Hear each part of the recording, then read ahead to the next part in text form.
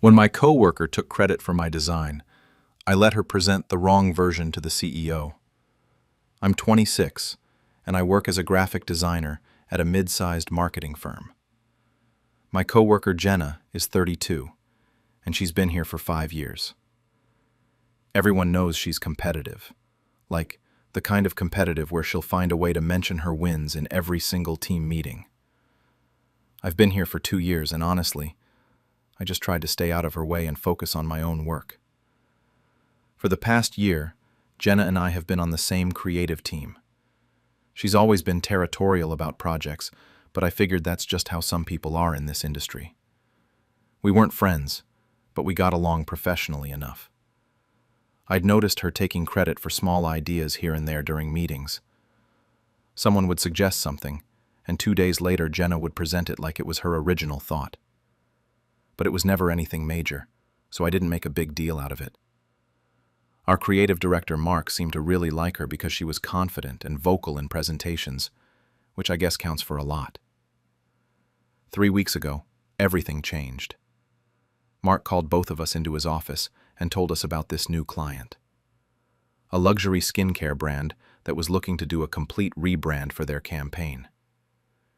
He wanted fresh perspectives, so he assigned both of us to create competing mock-ups. Whoever's design got approved would lead the entire account. This was huge, like career-changing huge for either of us. I completely threw myself into the research phase. I spent nights analyzing their target demographic, going through their competitors, really digging into their brand values and what made them different. I went through probably 15 different concept iterations before I even started on anything close to final.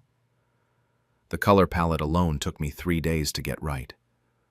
I was testing different fonts, playing with spacing, figuring out the visual hierarchy. I saved every single version in our shared team folder because I'm obsessive about tracking my progress and seeing how designs evolve. Everything was labeled chronologically, so I could go back and see what worked and what didn't. By week 2, I had something I was genuinely proud of. It was clean, sophisticated, exactly the vibe a luxury brand needs. Not trying too hard, just effortlessly elegant. I felt good about it for the first time in a while. Around this time, Jenna started asking me questions during our coffee breaks. Casual stuff about my approach, my creative process. She asked if she could see my work in progress a few times. I showed her some of my early drafts because I thought we were just being collaborative teammates. I didn't think anything of it. The night before our internal presentation to Mark, I was at my desk doing final checks on my file. It was around 8 p.m., and the office was mostly empty. That's when I noticed a new file had been uploaded to the shared folder. It was time-stamped 2 hours earlier. Jenna's submission.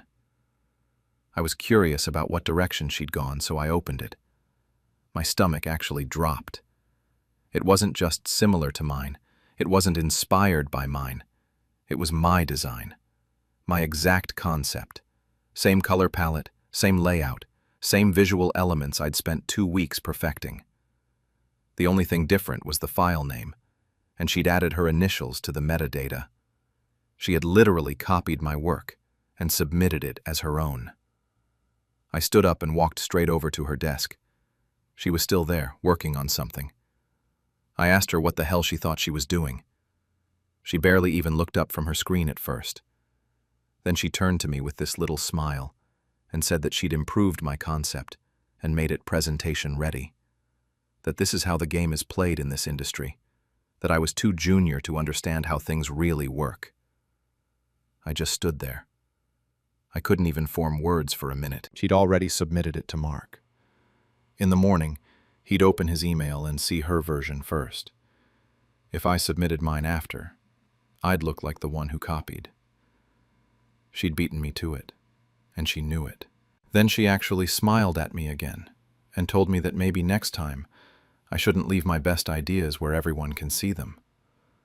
Like it was a lesson she was teaching me. I went back to my desk and sat down. My hands were shaking. I pulled up the shared folder again and just stared at it. At her file with my work inside it. at all my saved versions sitting right there in the chronological folders I'd created. Everything was documented. Every step of my process was right there, with timestamps showing I'd been building this for 2 weeks. That's when I started thinking. Really thinking. I could go to Mark in the morning, show him the timestamps, explain what happened. But would he believe me? Jenna had been here longer. She had his trust. And even if he did believe me, what would happen? A slap on the wrist for her, maybe? A stern talking to? She'd already proven she didn't care about playing fair. I opened up my old saved versions, started looking through the drafts from the beginning of the project. Found one from about 10 days ago, right before I'd figured out what actually worked. This version had all the problems I'd spent days fixing. The colors were off, kind of muddy and clashing instead of sophisticated. The tagline was way too wordy and didn't fit the space right. The spacing made everything look cramped and amateur. The font weights were all wrong, so there was no clear hierarchy. It looked exactly like what it was, an early draft from someone still figuring things out. I sat there looking at that flawed version for a long time. The office was completely quiet. Just the hum of computers and the building's ventilation system. I thought about Jenna's smug face, about her telling me this is how the game is played, about how many other people she'd probably done this to. Then I started working. I renamed my old, flawed draft to match Jenna's file name exactly, moved her stolen version, the good one, and renamed it to look like it was just another one of my random early concept drafts. Buried it deep in the folder hierarchy where nobody would look unless they were specifically searching for it. Made sure my actual final polished version was clearly labeled with the current date and my name on it. I saved everything, logged out, went home. Didn't sleep at all that night. The next morning, the internal presentation happened at 10, just our team and Mark. Jenna presented first. She used the design she'd stolen from me, the good version, because she'd already downloaded it to her own computer before I'd switched anything. She was so confident. Talked about her creative process and her vision for the brand, used all the reasoning I'd developed. Mark was nodding along, clearly impressed. Then it was my turn. I presented my real, final version. Mark liked both. Said he'd show the client both options at the big presentation in 3 days, and we'd see which direction they wanted to go. 2 days before the big presentation, Mark sent an email. He'd decided to streamline things. Only one design would be shown to the CEO and the client.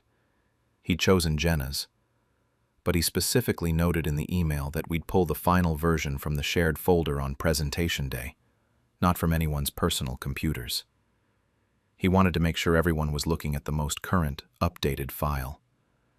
It was standard protocol, something he always did for client presentations. I read that email 3 times. Then I checked the shared folder again. Everything was exactly where I'd left it. Jenna's file name was pointing directly to my flawed early draft. My polished final version sat in the folder clearly labeled with my name and the current date. I closed my laptop and waited.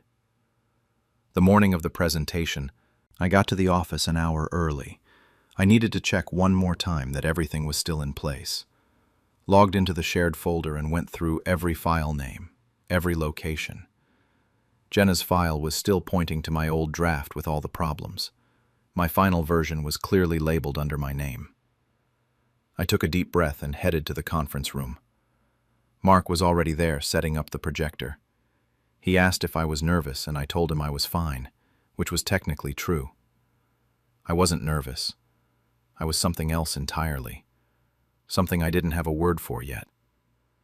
The CEO arrived first. He's this older guy in his 60s who usually only shows up for major client meetings. Then the client walked in. She was a woman in her 50s who'd built her skincare company from nothing over 20 years. She had this sharp energy about her, like she could spot bullshit from a mile away. They both sat down at the conference table. Mark made small talk while we waited for Jenna. Jenna came in 5 minutes late, which was bold considering. She looked completely put together, hair perfect, confident smile. She sat down across from me and didn't even glance my way. Mark pulled up the presentation from the shared folder.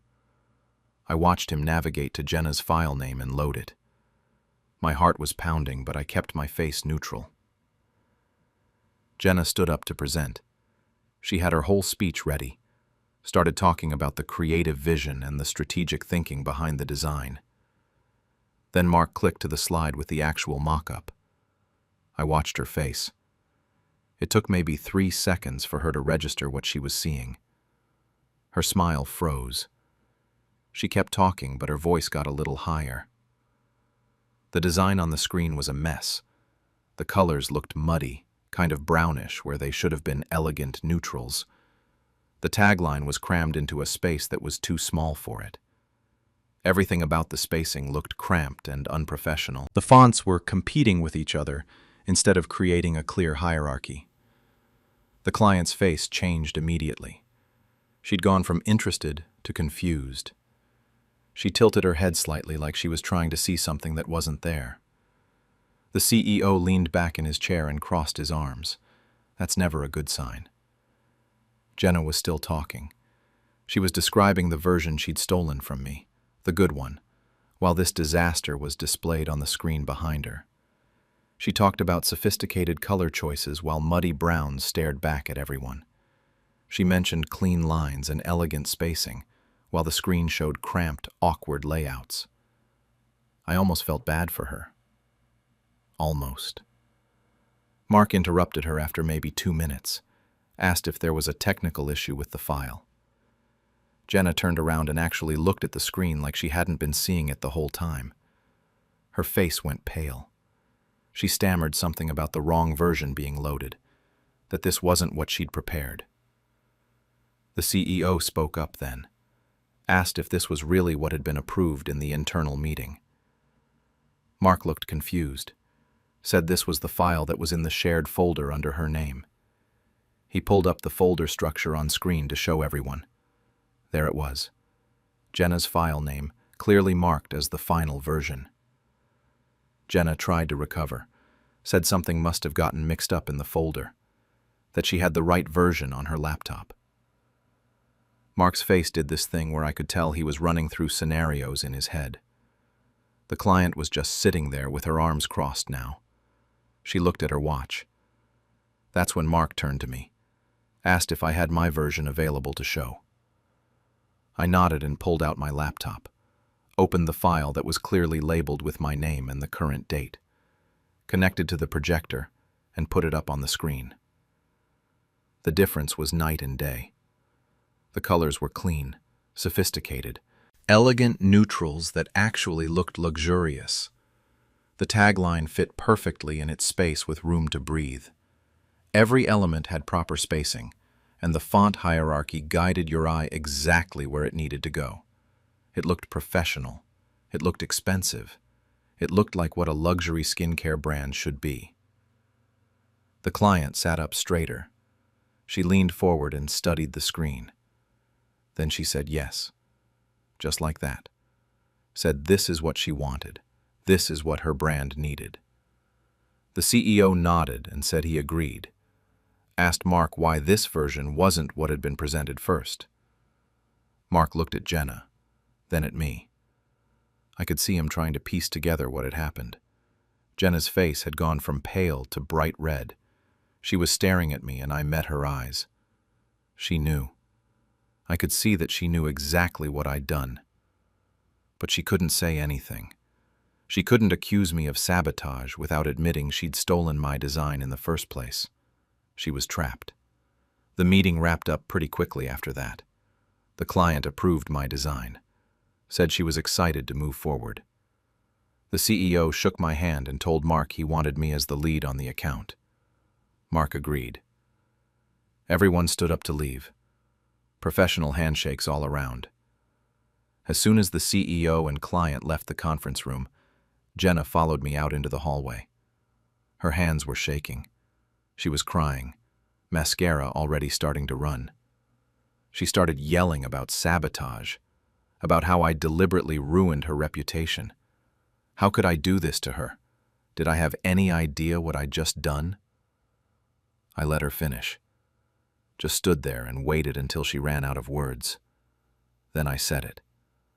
Told her maybe next time she should try original work. That this is how the game is played. Used her exact words from that night when she'd stolen my design. She just stared at me, mouth open, tears on her face. Didn't say another word. Just turned and walked away. I went back to my desk. My hands were shaking now too. Adrenaline or guilt or something else, I couldn't tell.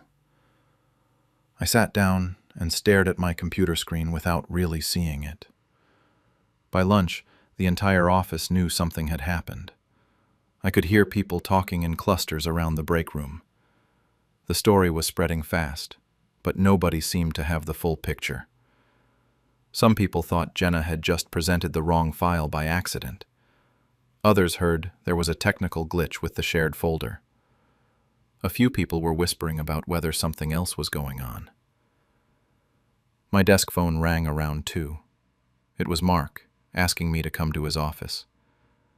I walked over and he closed the door behind me. He didn't sit down, just stood there looking at me for a long moment. Then he asked me directly if I knew why the wrong version of the design had been in the folder under Jenna's name. I'd already decided I wasn't going to lie if he asked directly. I told him the truth, that Jenna had copied my exact design and submitted it as her own the night before our first presentation, that she'd stolen 2 weeks of my work, that I'd protected what was mine.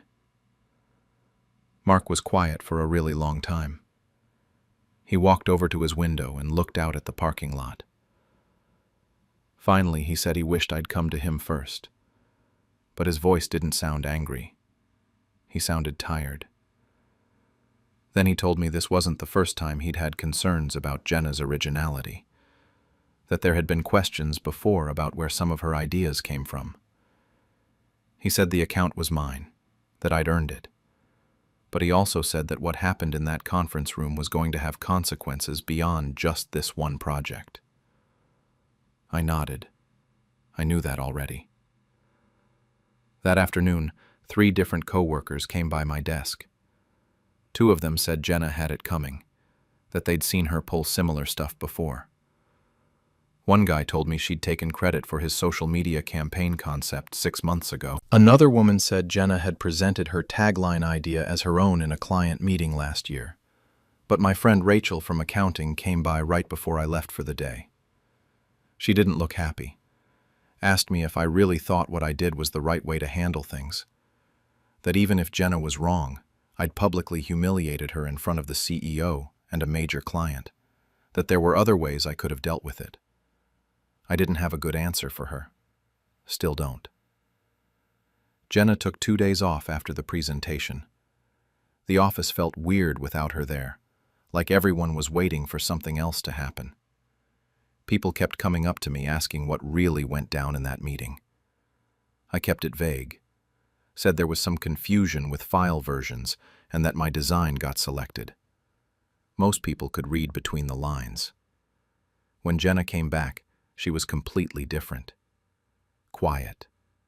She'd come in, go straight to her desk, and barely talk to anyone. She stopped attending the optional team lunches, stopped volunteering ideas in meetings. The few times I saw her in the break room, she'd leave as soon as I walked in. She wouldn't even make eye contact with me in the hallways. HR called her in for a meeting on her second day back. She was in there for over an hour. I don't know what was said, but when she came out, her eyes were red. Mark had apparently filed some kind of report about the presentation incident. I wasn't called in, so I don't know what story he told them, or what Jenna said in her defense. The office split pretty quickly into different camps about what happened. Some people thought Jenna got exactly what she deserved. Others thought I'd crossed a line.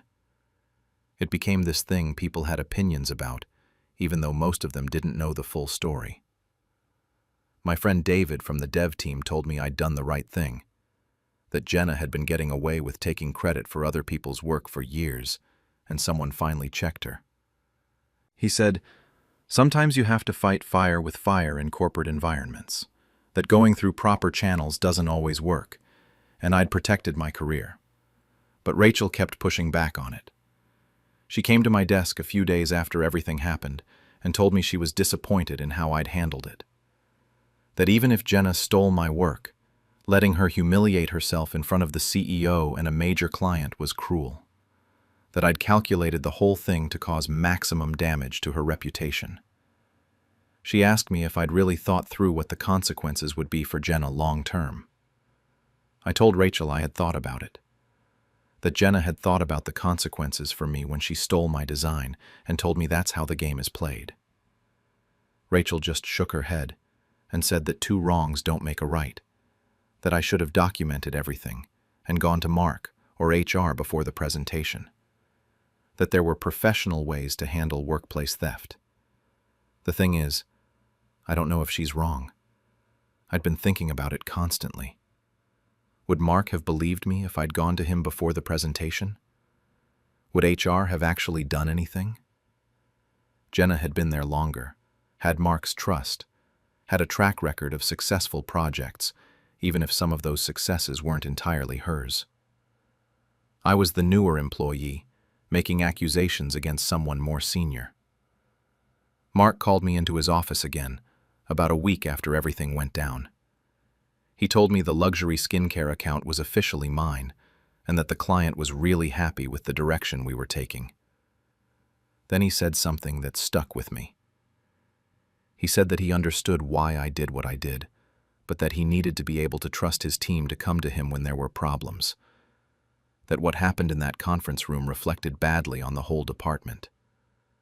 I asked him directly if he would have believed me if I'd come to him the night I found out Jenna stole my design. He was quiet for a moment. Then he admitted he didn't know. That it would have been a difficult situation to navigate because it would have been my word against hers. But he said we'd never know now, because I didn't give him the chance to handle it. He's not wrong about that either. Jenna's been sidelined from major projects since the presentation. She's still working here, but she's mostly on smaller accounts now. Basic stuff that doesn't require much creativity or client interaction. I've noticed other designers are more protective of their work now too. People don't share as much in team folders anymore. There's less collaboration happening because everyone's worried about their ideas getting stolen. I'm not sure how I feel about that. Like, I protected myself, but I also might have made the whole work environment more paranoid and less trusting. The luxury skincare campaign is going really well. The client loves everything we're doing. I've gotten compliments from the CEO about my work. My reputation in the company has definitely improved. People take me more seriously now. When I speak up in meetings, people actually listen. It's everything I wanted career-wise. But here's what I didn't expect. I feel weird about it. Not guilty exactly, but something adjacent to guilt. Sometimes I see Jenna sitting at her desk, looking small and defeated, and I wonder if I went too far. If there was a better way to handle it, that would have protected my work without destroying her like this. My friend from the junior designer team told me Jenna had done something similar to her about 6 months ago. Took her social media campaign idea and presented it as her own. She said she'd been too scared to say anything because she was new and Jenna was senior.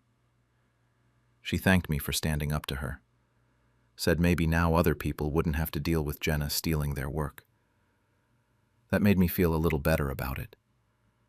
Like maybe I didn't just protect myself, but also protected future people from the same thing.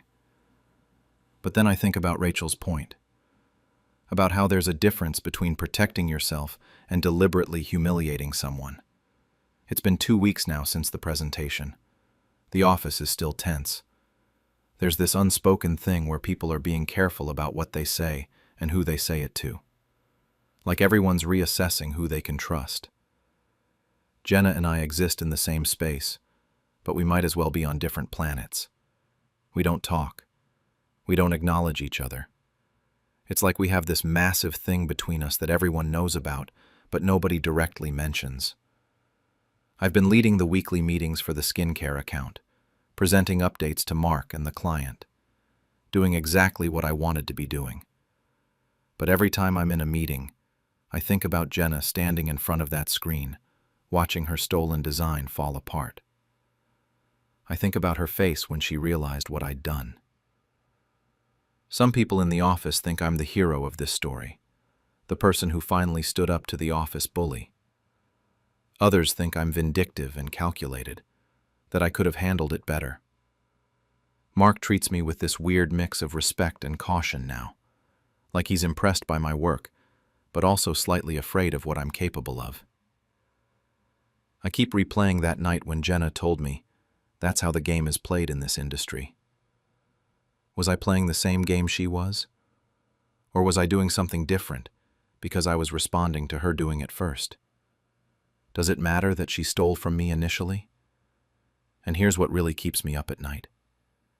If this happened again with a different coworker, would I do the same thing? Or was this specific to Jenna, specific to her smugness and her history of taking credit for other people's work? I don't know the answer to that. My career is better now than it was a month ago. The account is mine.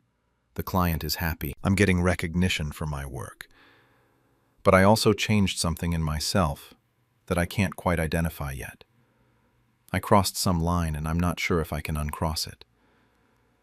Rachel still thinks I should have gone to HR. David still thinks I did exactly what needed to be done. Jenna won't look at me. Mark doesn't know whether to promote me or keep me at arm's length. And I'm here, successful and uncomfortable, wondering if protecting my work was worth whatever this feeling is. My wedding turned into revenge when I made my brother's lies collapse in front of everyone. I, 29-year-old Lafell, recently got married, but what should have been the happiest day of my life turned into something I never could have predicted. My older brother Evan, 32, and I have always had a complicated relationship. He's the golden child who could do no wrong in our parents' eyes, and I was always the difficult one just for having boundaries and opinions of my own. When my fiancé Daniel and I got engaged last year, I was over the moon. We'd been together for 4 years, and he proposed during a weekend trip to the coast. It was perfect. What wasn't perfect was when Evan offered to help with the wedding planning. I didn't want his help, honestly. But my parents pushed hard, saying it would be a good bonding experience, and that Evan had great taste and connections. Against my better judgment, I agreed. The problem started almost immediately. Small things at first.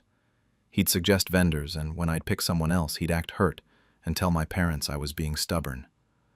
Then, the changes started happening behind my back. I found out he'd contacted our caterer and switched our menu to something cheaper, claiming I'd approved it. I hadn't. When I confronted him, he said he was just trying to help us stay within budget and that I was being ungrateful. My parents backed him up, saying he was doing us a favor and I should appreciate it. It got worse. 3 months before the wedding, I discovered he'd cut 5 of my friends from the guest list without asking me. Just removed them and told the venue we had a smaller headcount. His excuse was that we needed to keep costs down and that Daniel's family wasn't contributing as much as expected, so sacrifices had to be made. That didn't sound right to me because Daniel's parents had been nothing but generous, but Evan was so convincing that I started doubting myself. Daniel noticed I was stressed and sat me down one night. He told me something felt off about the whole situation and that we should start checking on things ourselves. That's when we started digging. 1 week before the wedding, Daniel's mom mentioned something that made my blood run cold. She said she was sorry our families couldn't split costs more evenly, but she understood that my family had already contributed so much to the venue deposit. Except my parents hadn't paid for the venue. Daniel and I had. Or at least, we'd given Evan the money to pay for it, since he claimed he could get us a discount through a connection. I checked our bank statements that night. We'd given Evan $8,000 for the venue deposit back in January. I called the venue directly the next morning and asked about our payment history. They told me they'd only received $3,000 as a deposit. $5,000 was just gone. I also started asking around. Turns out Evan had been telling everyone that Daniel's family refused to help financially and that I was being a bridezilla about the whole thing. He'd painted himself as the hero swooping in to save his ungrateful sister's wedding. I wanted to cancel everything. I wanted to scream. Daniel held me while I cried, and then he said something that changed everything. He asked if I wanted to let Evan get away with it, or if I wanted everyone to finally see who he really was. We spent the next 6 days collecting every receipt, every text message, every email. We had bank statements, screenshots, everything. And I decided I wasn't going to confront him privately. Not this time. The morning of the wedding, I was surprisingly calm. My bridesmaids kept asking if I was nervous, and I told them I was just excited. What I didn't tell them was that I'd barely slept, going over the plan in my head. Daniel and I had coordinated everything with the venue's AV person the day before. They thought we just wanted to display some photos during the reception, but we had something else in mind. Evan was everywhere that morning, playing the doting brother role perfectly. He kept checking on me, asking if I needed anything, making sure my parents saw how helpful he was being. I smiled and thanked him every time. My mom kept saying how lucky I was to have such a caring brother. I just nodded. The ceremony itself was beautiful. I wish I could have been more present for it, but I kept thinking about what was coming next. Daniel squeezed my hand during the vows like he knew where my mind was. We'd made a pact the night before that no matter what happened at the reception, we wouldn't let it ruin the fact that we were married. That part was ours. The reception started normally enough. Dinner was served, people were mingling, and Evan was working the room like he always does. Charming everyone, making jokes, being the life of the party. My parents looked so proud of him. Daniel's parents were polite, but I could tell they were uncomfortable. They'd figured out something was wrong during the planning process, even if they didn't know the details yet. Then it was time for speeches. My dad went first, then Daniel's dad, then my maid of honor. Everything was going according to tradition, and then Evan stood up. I don't even know if he was officially supposed to give a speech, but nobody was going to tell the golden child no. He started talking about how close we'd always been growing up, which was a lie, but everyone ate it up. He talked about how honored he was to help plan the wedding, and how it had been challenging at times but so rewarding. Then he said it. He said it had been an honor helping me through everything, especially when things got difficult with the planning and the budget constraints. I saw my opening. Before he could even sit down, I stood up and asked for the mic. He looked confused but handed it over, probably thinking I was going to thank him. I took a breath and said that since Evan brought up his help, I thought everyone deserved to know what that help actually looked like. The room got quiet. Daniel gave me a small nod from his seat. I laid it all out. The unauthorized menu changes, the deleted guests, the lies he'd told about Daniel's family refusing to contribute financially. And then the big one, the $5,000 he'd pocketed from our venue deposit. While I was talking, the AV person put everything up on the screens around the room. Bank statements, text messages, emails, all of it. You could have heard a pin drop. My parents looked like they'd been slapped. Daniel's parents looked vindicated, like everything suddenly made sense. My bridesmaids had their hands over their mouths, and Evan just stood there, his face going from confident to pale in about 10 seconds. He tried to laugh it off at first, saying I was just stressed and confused, so I told everyone I'd already sent digital copies to their emails and they could check for themselves. I watched people pull out their phones. I watched the realization spread across the room. Evan tried to say something else, but someone in the back yelled that they could see the bank transfer right there in their inbox. That's when he lost it. He knocked over his chair and stormed out, saying I was insane and that this was all some kind of misunderstanding. My parents immediately got up and rushed after him, but not before my mom turned to me with a look I'd never seen before. Pure rage. Within 5 minutes, my parents came back without Evan and pulled me aside. They didn't ask if I was okay. They didn't ask for my side. They asked how I could do this, how I could humiliate my brother at my own wedding, how I could air family business in front of everyone like this. My dad said I owed Evan an apology immediately, and that's when I realized this wasn't over, not even close. I told my parents right there at the reception that I wasn't apologizing for telling the truth. My dad said I'd ruined my own wedding over money and drama. My mom said I'd humiliated the entire family. I pointed out that Evan humiliated himself by stealing from us, but they weren't hearing it. Daniel's parents actually stepped in at that point and told my parents they were out of line. It got tense. At my own wedding reception. We decided to just continue with the night. Some guests left early, clearly uncomfortable with the whole situation. But most of my friends stayed, and Daniel's whole family rallied around us. My maid of honor got everyone back to dancing, and honestly, after the initial shock wore off, I felt lighter than I had in months.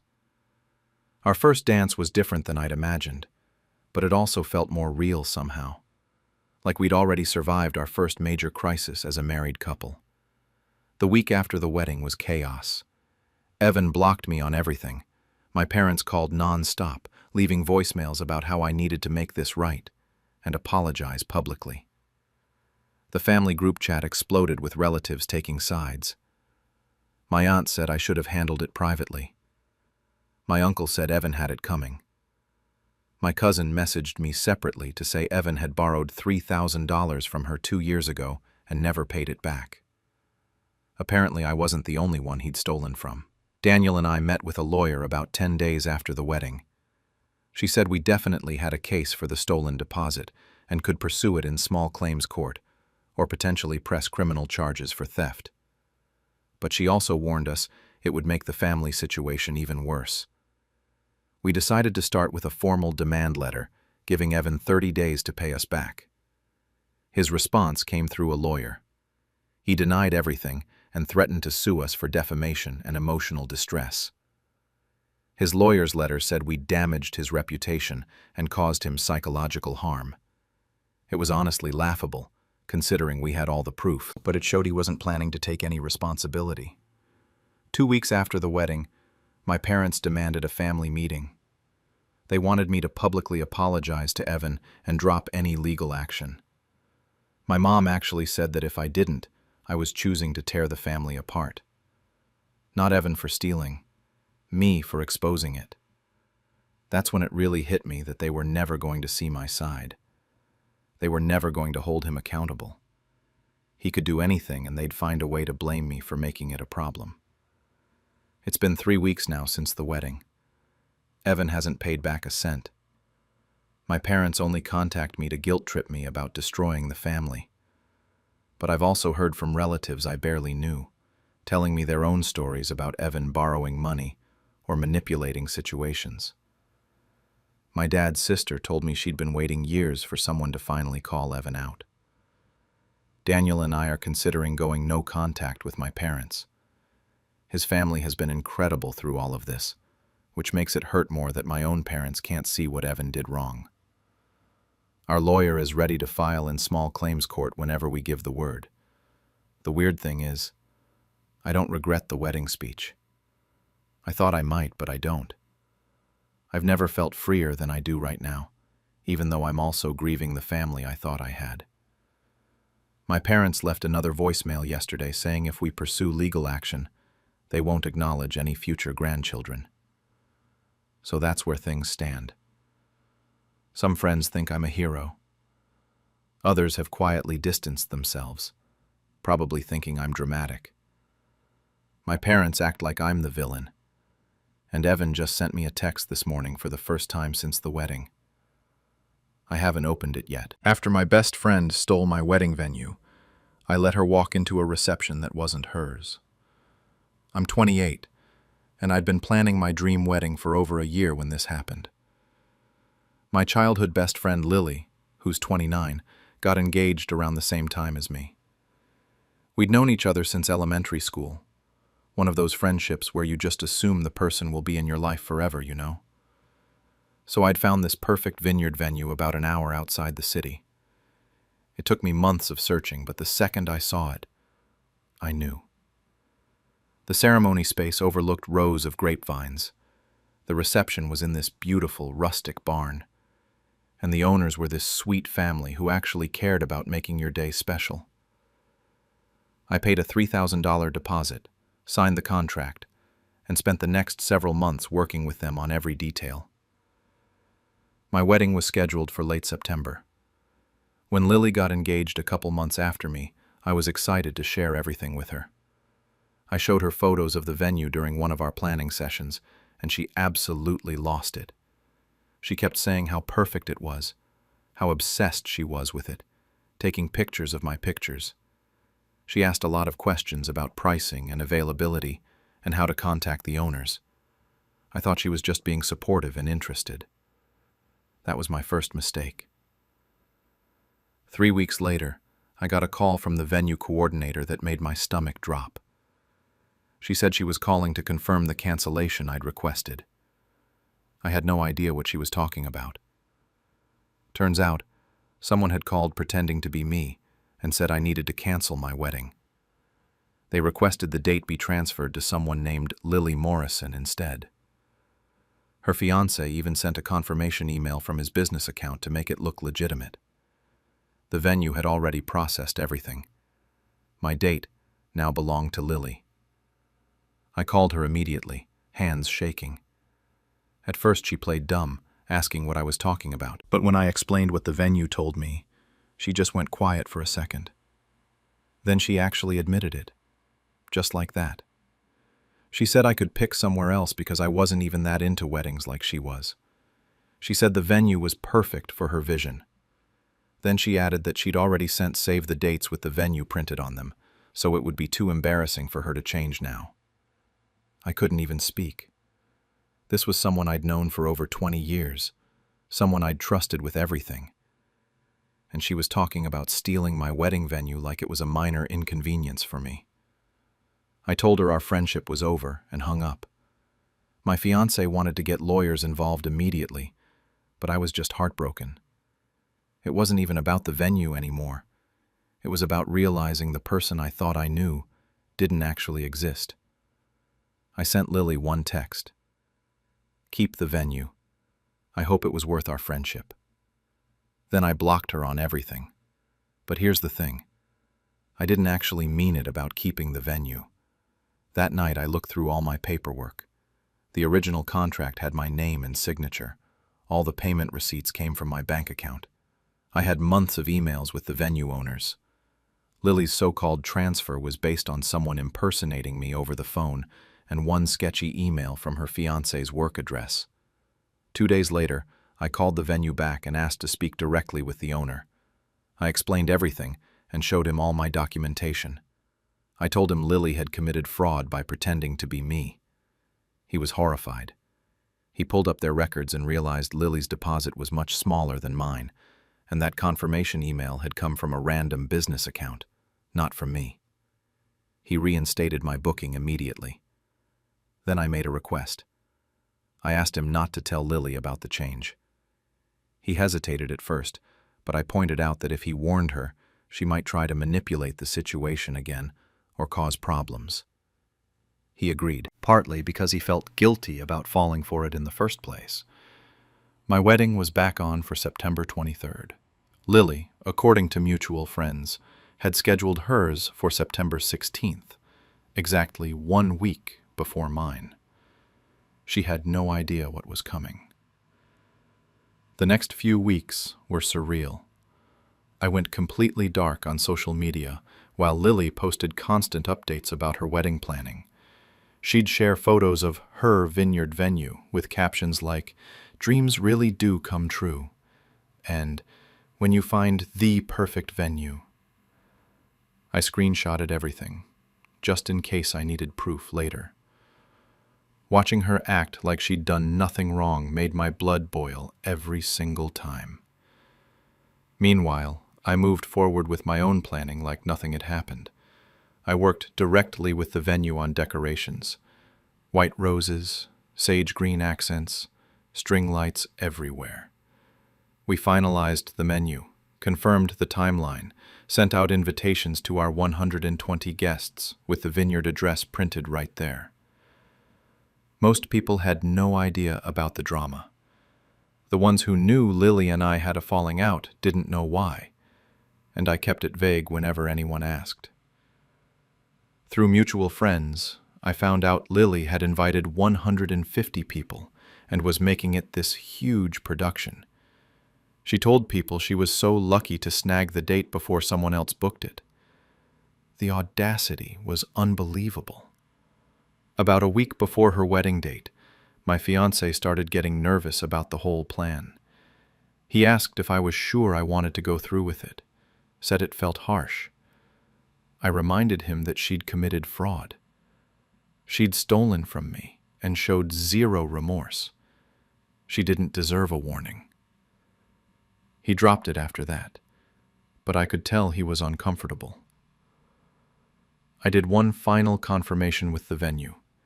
They assured me everything was set for September 23rd, and that they'd have security present on the 16th in case things got ugly. The coordinator actually admitted they were kind of looking forward to it after what Lily had pulled. September 16th arrived. I stayed home with my phone on, waiting. The ceremony was supposed to start at 3 p.m. Around 2, my phone started going crazy. Mutual friends were texting asking what was happening at the vineyard. Then Lily called. I'd unblocked her number specifically to witness the fallout. I didn't answer, but the voicemails started rolling in. She was screaming, completely hysterical. From what I pieced together from her messages and texts from friends who were there, she'd shown up with her entire bridal party to find the venue decorated completely wrong. Her colors were blush pink and gold. The venue was set up in white and sage green. When she asked the staff what was going on, they told her the venue was booked for a different event, and that she didn't have a reservation. She apparently lost it. Started screaming that she absolutely did have a reservation, that she had the confirmation email.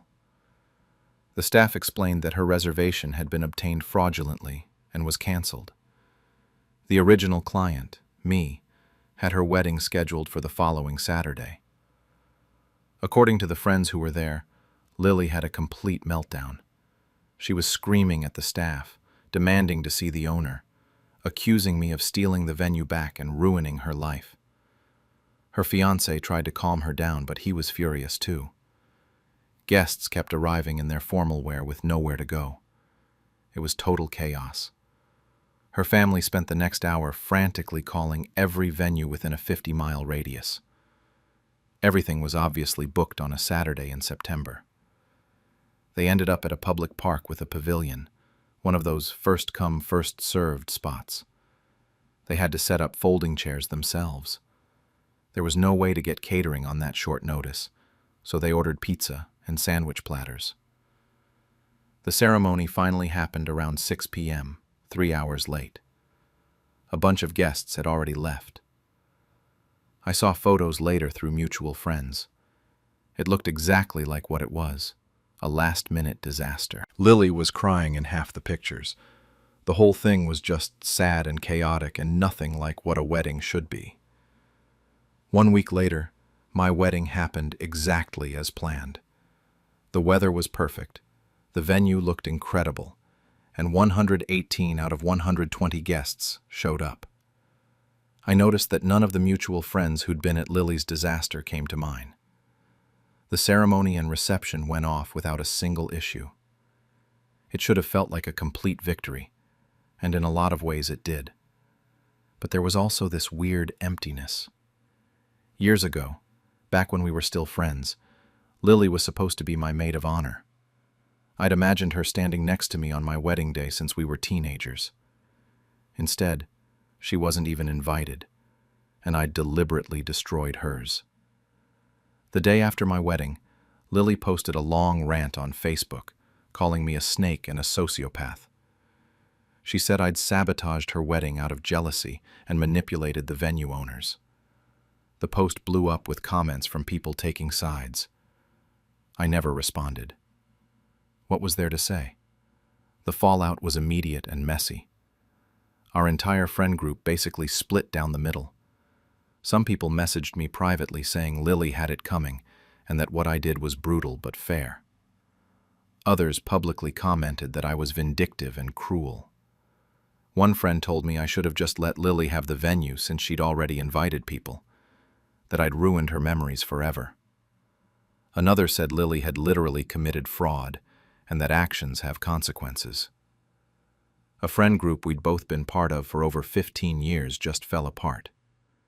People were forced to choose sides, and it got ugly fast. My family was completely supportive. My mom said Lily got exactly what she deserved. My sister told me it was savage and that she was proud of me. But my fiancé's family was a different story. His mom said she understood I'd been wronged, but that the whole thing felt mean-spirited. I could tell she saw me differently after that. More wary, less warm. A few weeks later, I overheard her whisper to someone at a family dinner that I was ruthless when I wanted to be. That comment stuck with me more than I'd like to admit. Through mutual friends, I heard that Lily's marriage got off to a rocky start. Her husband was apparently upset that she hadn't just apologized to me and picked a different venue from the beginning. He blamed her obsession with the vineyard for the entire disaster. They're still together as far as I know, but someone mentioned they went to couples therapy pretty early on. 3 months after both weddings, I started wondering if I'd gone too far. The rational part of my brain kept saying, she stole from me, she committed fraud, she showed no remorse. But the emotional part couldn't shake the images from those photos. Lily crying at a park pavilion on what was supposed to be the happiest day of her life. My fiancé would remind me that I'd given her chances to apologize and make it right, that she'd chosen not to. But it didn't make the guilt go away completely. There were unexpected consequences I hadn't considered. One of our mutual friends cut me off entirely, saying she couldn't be friends with someone capable of that level of revenge. My mother-in-law's attitude shift affected family gatherings in subtle ways. It made me wonder if I'd revealed something dark about myself that I couldn't take back. Then, 2 weeks ago, 5 months after everything happened, I got a letter in the mail. It was from Lily's mom, who I'd been close with growing up. She wrote that what Lily did was wrong, but what I did was cruel, that I'd broken Lily's spirit. She said she hoped my revenge was worth destroying a lifelong friendship and a young woman's joy on what should have been the happiest day of her life. The last line said that Lily had asked her to tell me she was sorry for what she did, that she wished she could take it back. Then she asked if I could say the same. I keep that letter in my desk drawer. I haven't responded. Lily is still blocked on everything. But sometimes I pull up old photos of us together. Childhood birthday parties, high school graduation, college road trips. I wonder if I should have just picked a different venue. Then I remember her saying I wasn't even that into weddings, how casual and dismissive she was about the whole thing, and the anger comes back. Last week I found out through Instagram that Lily is pregnant. My first reaction was this instinctive happiness for my old friend. Then I remembered we don't talk anymore, that we're not friends, that I deliberately humiliated her on her wedding day.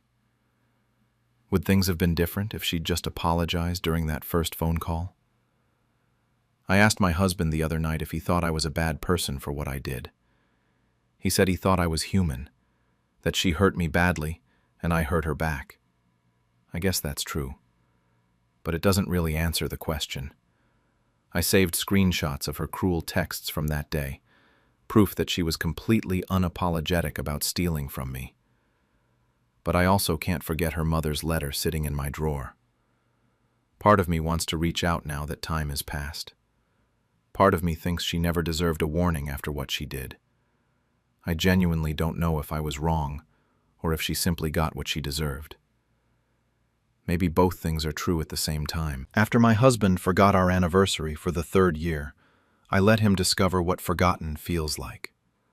I, 35F, have been married to my husband, Jake, 37M, for 7 years, and for the last 3 years, I've been the only one who seems to remember we're even married when our anniversary rolls around.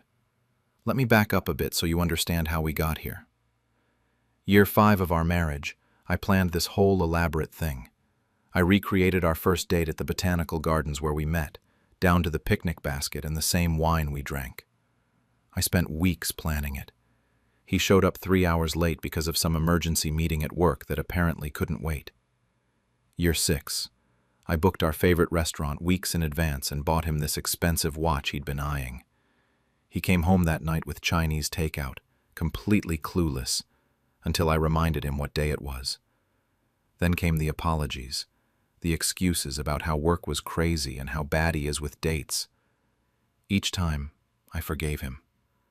I actually believed he'd do better. This year was different, though. Year 7. I'd already made reservations, bought him a gift, the whole thing. Part of me knew better, but I guess I wanted to give him one more chance. The morning of our anniversary, I dropped hints, mentioned the date casually while making coffee. He just nodded and talked about some project at work. That afternoon, I kept checking my phone. No text, no call, nothing. When he came home that evening, he walked in talking about his day like it was any other Wednesday. I finally asked him if he remembered what day it was. He actually guessed random things, thought maybe he was supposed to pick something up from the store. That's when it hit me. He genuinely had no idea, not a clue. I told him never mind, it was nothing. He went to watch TV.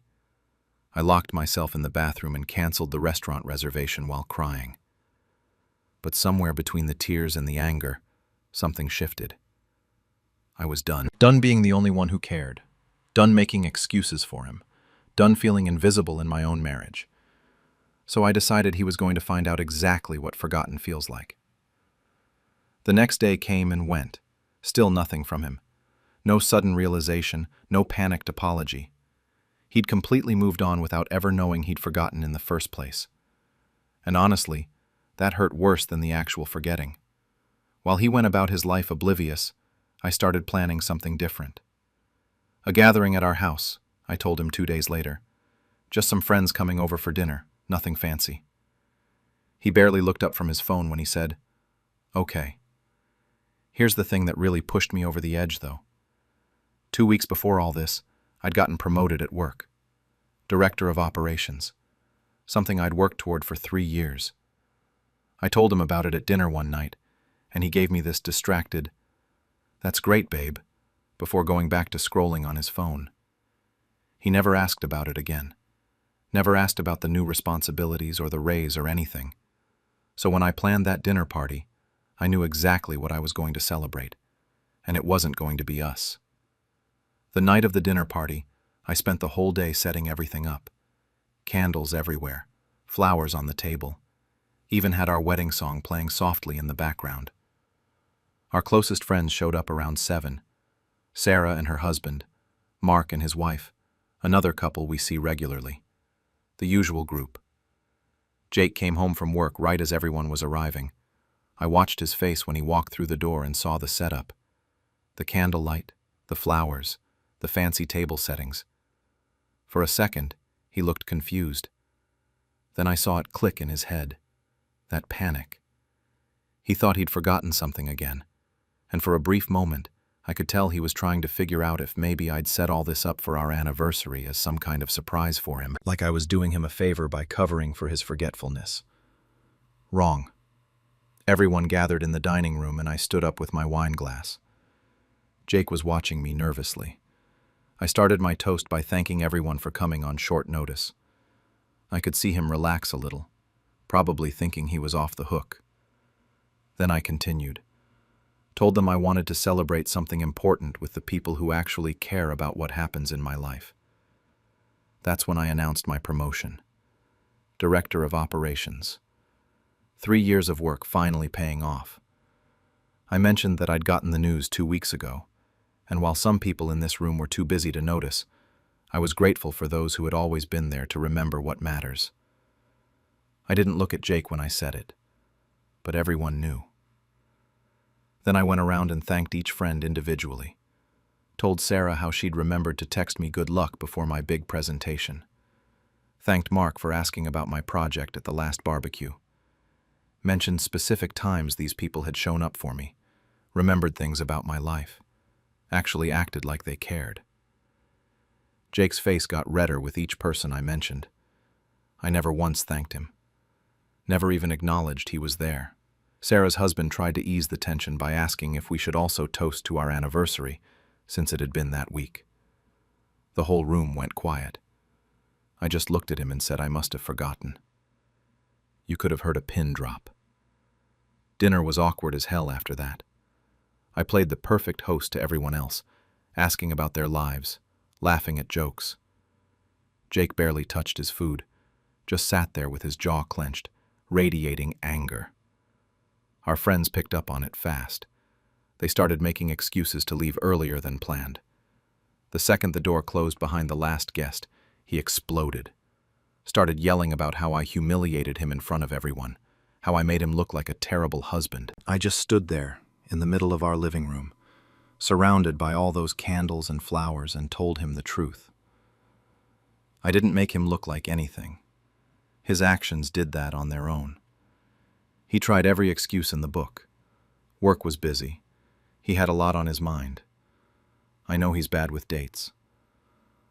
I cut him off and asked why I had to be something he schedules in his calendar. Why wasn't I important enough to just remember? He didn't have an answer for that. That was 3 weeks ago. Jake's been sleeping in the guest room ever since, waiting for me to apologize. I haven't. I don't plan to. We barely talk now. Just logistics. Who's picking up groceries? When the bills are due? That kind of thing. He walks past me in the kitchen like I'm a roommate he's mad at, not his wife. The funny thing is, he's the one who's sulking. But I'm sleeping better than I have in months. He told his mom his version of events, that I humiliated him for no reason in front of our friends. She called me last week, tried the whole guilt trip thing about embarrassing her son. I told her the same thing I told him. I didn't embarrass anyone. He embarrassed himself by forgetting our anniversary 3 years in a row, and not even noticing when I got promoted. She hung up on me. Our friends have been texting. They're split down the middle on this. Sarah thinks he had it coming, that someone needed to wake him up. Mark's wife said I went too far with the public humiliation angle. A few others are staying out of it completely. The story got back to Jake through mutual friends, and now he's even angrier because he thinks I'm playing the victim. I've been doing a lot of thinking about our marriage these past few weeks, about how much effort I put into remembering every little thing about his life, while he can't even remember the day we got married. About how I used to make excuses for him to other people, defending him when friends would raise eyebrows at yet another forgotten occasion. About how I convinced myself that his forgetfulness didn't mean he didn't love me. But here's what I keep coming back to. The look on his face at that dinner party when he realized he'd been forgotten. When he felt invisible for once. When he understood what it's like to be the person who doesn't matter enough to remember. Yeah, it was harsh. Maybe even cruel. But after 3 years of feeling exactly that way, watching him experience it for one night doesn't fill me with regret. People keep asking if I feel bad about what I did. The honest answer is complicated. I feel bad that our marriage got to this point. I feel bad that I didn't stand up for myself sooner. I feel bad that it took a public dinner party to make him finally see what he'd been doing. But do I regret making him feel what I felt? No, I don't. We've been at this standstill for weeks now. Someone mentioned marriage counseling, but neither of us has actually made an appointment. I think we both know what a therapist would say anyway. He wants an apology for the embarrassment. I want him to understand why I did it in the first place. Neither of us is budging. The truth is, I don't know what happens next. Maybe we go to counseling. Maybe we don't. Maybe this is just how our marriage ends, with him in the guest room, convinced he's the victim, and me finally standing up for myself after 7 years of being forgotten. Everything changed when I made my narcissistic sister face the consequences she deserved. I'm 33, and I've been dealing with my older sister Vanessa for my entire life. She's always been the golden child in our family. Beautiful, charming, and manipulative as hell. Our parents never saw through her lies. I'm not exaggerating when I say she could crash the car, blame me, and somehow I'd end up grounded while she got sympathy. That's just how it was growing up. Fast forward to adulthood and nothing really changed. Vanessa married this wealthy guy and spent years flaunting her perfect life.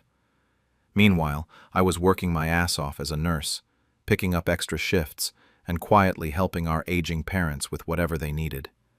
Doctor appointments, grocery runs, just being there. Vanessa would show up for holidays and act like she was doing everyone a favor. She'd constantly belittle my career, too.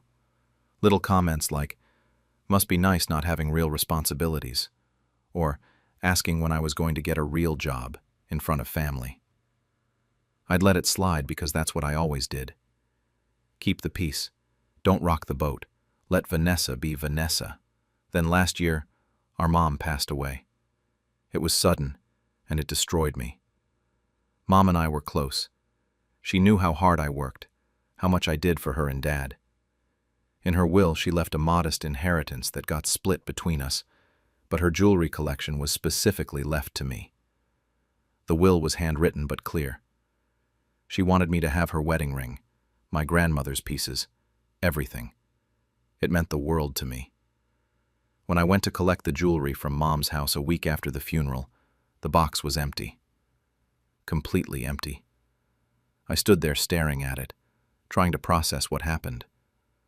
I called Vanessa immediately, and she acted all confused at first. Then she said Mom must have changed her mind before she died and gifted the jewelry to her instead. No proof, no witnesses, just her word against a written will. I didn't believe her for a second. Mom would have told me if she changed her mind. She would have updated the will or at least mentioned it. But Vanessa stuck to her story, and when I pushed back, she started crying about how I was attacking her during our time of grief. Dad stepped in and told me to let it go.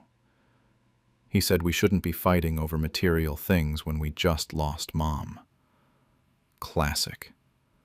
I could have fought her right then, could have gotten lawyers involved or caused a scene. But I knew Vanessa. I knew how she operated. She'd twist it around, play the victim, and somehow I'd end up being the bad guy who couldn't let her dead mother rest in peace. So I backed off. I told her fine, whatever. I let everyone think I'd moved on. But I hadn't moved on. Not even close. I decided right then that I wasn't going to fight her the way she expected. I was going to wait. I was going to be patient. And when the right moment came, I was going to make sure everyone saw exactly who Vanessa really was. Months passed, and I just watched. I stayed quiet, played nice at family gatherings, and waited for my opportunity. Then Vanessa announced her annual charity gala. This thing was huge for her. She'd been doing it for years, inviting all her wealthy friends and her husband's family to show off how generous and philanthropic she was. She always gave some speech about deep family values and helping others. It made me sick, but this year I saw my chance. I volunteered to help with the event. Vanessa was suspicious at first because I'd never offered before, but she needed the help, and I played it off like I was trying to move past our grief together. She bought it. The gala was at this fancy venue, and Vanessa was in her element. Designer dress, perfect makeup, working the room like she owned it. And there it was. Mom's jewelry. She was wearing my grandmother's necklace and had Mom's earrings on. Just wearing stolen heirlooms to her charity event like it was nothing. During the event, I told her I'd help manage the coat check and dressing room area. She barely paid attention, too busy schmoozing with donors. I slipped into her dressing room while she was giving her speech. Her jewelry box was right there on the vanity. I took pictures of everything. The pieces laid out, close-ups showing the distinctive details. I even got shots of her wearing them from earlier. My hands were shaking the whole time, but I made sure every photo was clear. I went back to playing helpful volunteer for the rest of the night. Smiled, made small talk, helped clean up. Vanessa even thanked me afterward and said we should do this more often. I just nodded. I waited 3 days after the gala. Then I put together a message with all the photos and a scan of Mom's handwritten will. I kept it simple, just the facts. The jewelry in the photos, the will clearly stating it was left to me, and a brief note about stolen heirlooms and family values. I sent it anonymously to our extended family group chat. Aunts, uncles, cousins. About 25 people saw it instantly. The group chat exploded within minutes. My phone wouldn't stop buzzing. People were shocked, asking if it was real, demanding answers. Within an hour, Vanessa's husband had seen it. His family had seen it. Her friends started asking questions. By the next day, 2 of her charity sponsors had pulled out. Her perfectly curated image was crumbling in real time. She called me that night, completely hysterical, sobbing so hard I could barely understand her at first. She was screaming about how I destroyed her reputation and ruined her life. I stayed calm. I told her I only revealed the truth she tried to hide. I said Mom would have wanted honesty, not deceit. She threatened to sue me, demanded I tell everyone it was fake, that I doctored the photos. I told her she could return the jewelry and apologize publicly if she wanted any kind of redemption. She hung up on me. The fallout kept getting bigger. Her husband was furious that he'd been lied to. His family, who cared deeply about their image, stopped speaking to her. More sponsorships dropped her charity work. Her social media went quiet for the first time in years. And I just watched it all unfold, feeling this weird mix of satisfaction and guilt that I still can't quite sort out. Dad called me 2 days after everything went down. He didn't even say hello, just started in on how I went too far. He said I humiliated Vanessa publicly instead of forgiving her like family should. He kept saying I should have handled it privately, that I made everything worse. I tried to explain that private conversations never worked with Vanessa, that she'd just deny and manipulate like she always did. He didn't want to hear it. He said I was being vindictive and that Mom would be disappointed in me. That one hurt more than I expected. The family split pretty much down the middle. Some of my aunts and uncles reached out privately to say they supported me, that they'd always suspected Vanessa wasn't what she seemed. A few cousins messaged saying I did the right thing, but others thought I was cruel for exposing her so publicly. They said it was a family matter that should have stayed private, even if Vanessa was wrong. Vanessa still hasn't returned the jewelry. She's sticking to her story that Mom gave it to her, and now she's claiming I'm harassing her. She posted some vague stuff on social media about family betrayal and people not knowing the full story.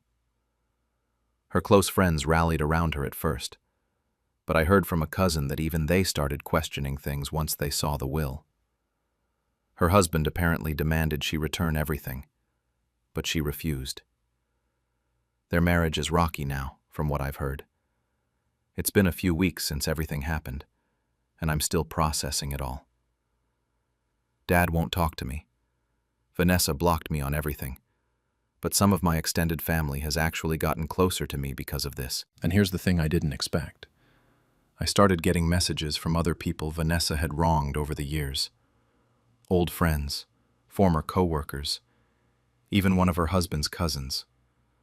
They all had stories about times she'd lied or manipulated or thrown them under the bus. I knew she was bad, but I didn't realize how many people she'd hurt. It made me wonder if Mom knew, if she saw who Vanessa really was, and that's why she made sure to put everything in writing. I'm not going to lie and say I regret what I did. Part of me feels like Vanessa finally got what she deserved. She spent years getting away with everything, and someone needed to hold her accountable. But another part of me wonders if I just became like her, if exposing her publicly was about justice or just revenge, maybe both. I don't know if I'll ever get Mom's jewelry back. I don't know if Dad will forgive me, or if Vanessa will ever admit what she did. What I do know is that I'm done being invisible. I'm done letting her get away with everything, while I stay quiet to keep the peace. People finally see her for who she really is, and whether that makes me the villain or not, I can live with it.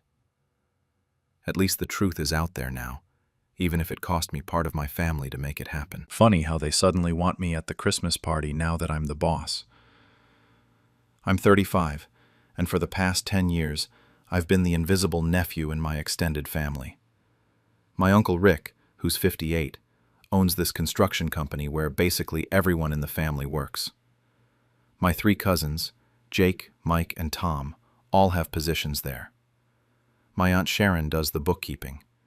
Even my youngest cousin Danny, who barely scraped through high school, got hired on immediately.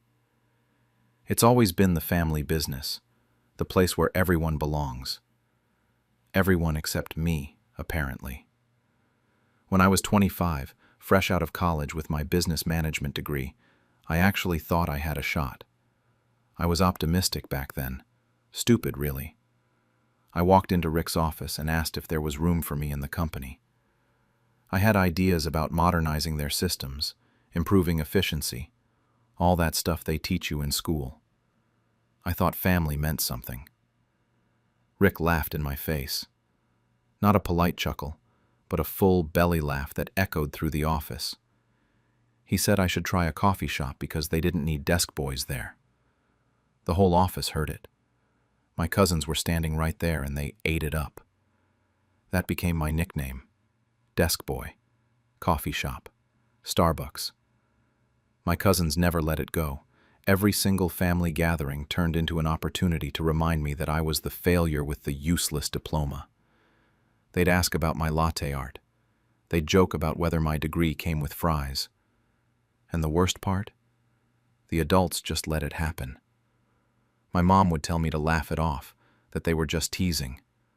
But when you're 30 years old and they're still seating you at the kids' table, while your high school dropout cousins sit with the adults and brag about their bonuses, it's not teasing anymore. The invitations stopped coming pretty quick. Some years I'd get a pity invite to Thanksgiving or Christmas, but I'd spend the entire time being their entertainment, their punching bag. So eventually, I just stopped going. And honestly, they didn't even notice I was gone. I spent those years building my own company instead. Started a small contracting business focused on green building and sustainable construction. It was brutal at first. I maxed out every credit card I had, worked 18-hour days, sometimes 20. My wife Sarah kept us afloat on her teacher's salary, while I scraped by on nothing. But I learned everything. Not just the desk work Rick had mocked, but actual project management, client relations, the whole operation from top to bottom. About 3 years ago, things shifted. We landed a government contract for eco-friendly municipal buildings, then another one, then another. Suddenly, we were the company everyone wanted to work with. Turns out there's a market for contractors who actually understand modern building standards and sustainability. Who knew? Meanwhile, Rick's company started falling apart. Clients were leaving. They wanted energy-efficient buildings and sustainable materials, and Rick's response was basically that they'd always done it the old way and weren't about to change now. That doesn't really fly anymore. 6 months ago, my phone rang. It was Rick. He never called me, never texted, nothing. So I knew something was up. He started with the buddy routine, called me buddy, said I'd done real well for myself, said family should stick together. Then he got to the point. He wanted to merge our companies. Save the family legacy, he said. Pool our resources. He pitched it as a partnership, 50-50, equals. I didn't answer right away. Let him squirm for about a week while I thought it over. When I finally responded, I had my lawyer draw up terms. Not 50-50. Not even close. I would take 65% ownership. I would be CEO. He would be a salaried project lead. My company's name would be primary on everything. He argued. He sputtered. He tried to negotiate, but his accountant must have shown him the real numbers, because his options were pretty clear. Take my deal, or watch his company die completely. He signed the papers. I don't think he actually understood what he was agreeing to. Or maybe he thought majority ownership was just a formality, and things would keep running the way they always had. Because when I walked into that office on my first day as CEO and started making actual decisions, the look on his face told me he'd made a serious miscalculation. My cousin's reactions were even better. Jake, who'd spent a decade calling me Starbucks, nearly choked during the staff meeting when I introduced myself as his new boss. Mike went completely pale. Tom just sat there staring at me like he couldn't process what was happening. That's when my phone started blowing up. Suddenly, everyone wanted to grab lunch and catch up. I got voicemails about how they'd always believed in me, always knew I'd be successful. Rick's wife, Lisa, who'd been one of the main people orchestrating my exclusion from family events for years, sent me a Facebook friend request. I ignored all of it, just focused on running the company. We implemented new systems, updated equipment that should have been replaced years ago, started bidding on contracts Rick's team never would have qualified for. And I was fair about it. I didn't fire anyone out of spite, didn't dock anyone's pay, didn't abuse my position. I just did my job. Then, 3 weeks ago, I got an email from Lisa. Subject line said, "Family Christmas Party, RSVP needed." This party is a huge tradition in their family, always has been. Big event every year, nice venue, open bar, fancy catering, the whole thing. And for the past 10 years, I wasn't invited. Not once. Sarah and I would spend Christmas alone while my entire extended family celebrated together, and then I'd see all the photos on Facebook the next day. Everyone laughing, everyone together, everyone except us. But now they wanted me there. Of course they did. Now that I was the boss, now that I controlled the company, suddenly I was family again. I looked at that email for a long time. Then I pulled up the budget reports and saw what they'd planned. The company had always paid for this party. Rick classified it as a business expense, even though it was obviously just a family gathering. This year they'd planned something even bigger than usual, almost $15,000 for the venue, food, and drinks. That's when I knew exactly what I was going to do. I replied to Lisa with one line, told her the event was out of budget. She wrote back within minutes asking what I meant, saying they'd had this party every year. So I explained that as CEO, I'd adjusted our spending priorities. The company wouldn't be funding family social events anymore. Rick called me immediately. He was shouting before I even said hello, asking what the hell I was doing, saying this was tradition, that his grandfather started this party. I stayed calm. Told him if his family wanted to continue the tradition, they were welcome to fund it themselves. He tried to argue that it was a business expense for employee morale. That's when I pointed out that for 10 years, this employee morale event had excluded me, an employee, and now a part owner, so clearly it wasn't really about all employees. He went quiet, then asked if I was really going to do this over some old jokes. I told him I wasn't doing anything except managing the budget responsibly. If he wanted to host a family party, he could organize and fund it himself. He hung up on me. Within an hour, my phone was melting. Jake texted me asking if I was seriously canceling Christmas. Tom called me pathetic. Mike sent this long message about how I was destroying the family over my own insecurity. My Aunt Sharon left a crying voicemail about tradition and family unity. It was like I'd committed some unforgivable sin, instead of just saying the company wasn't paying for their party anymore. My mom called that evening.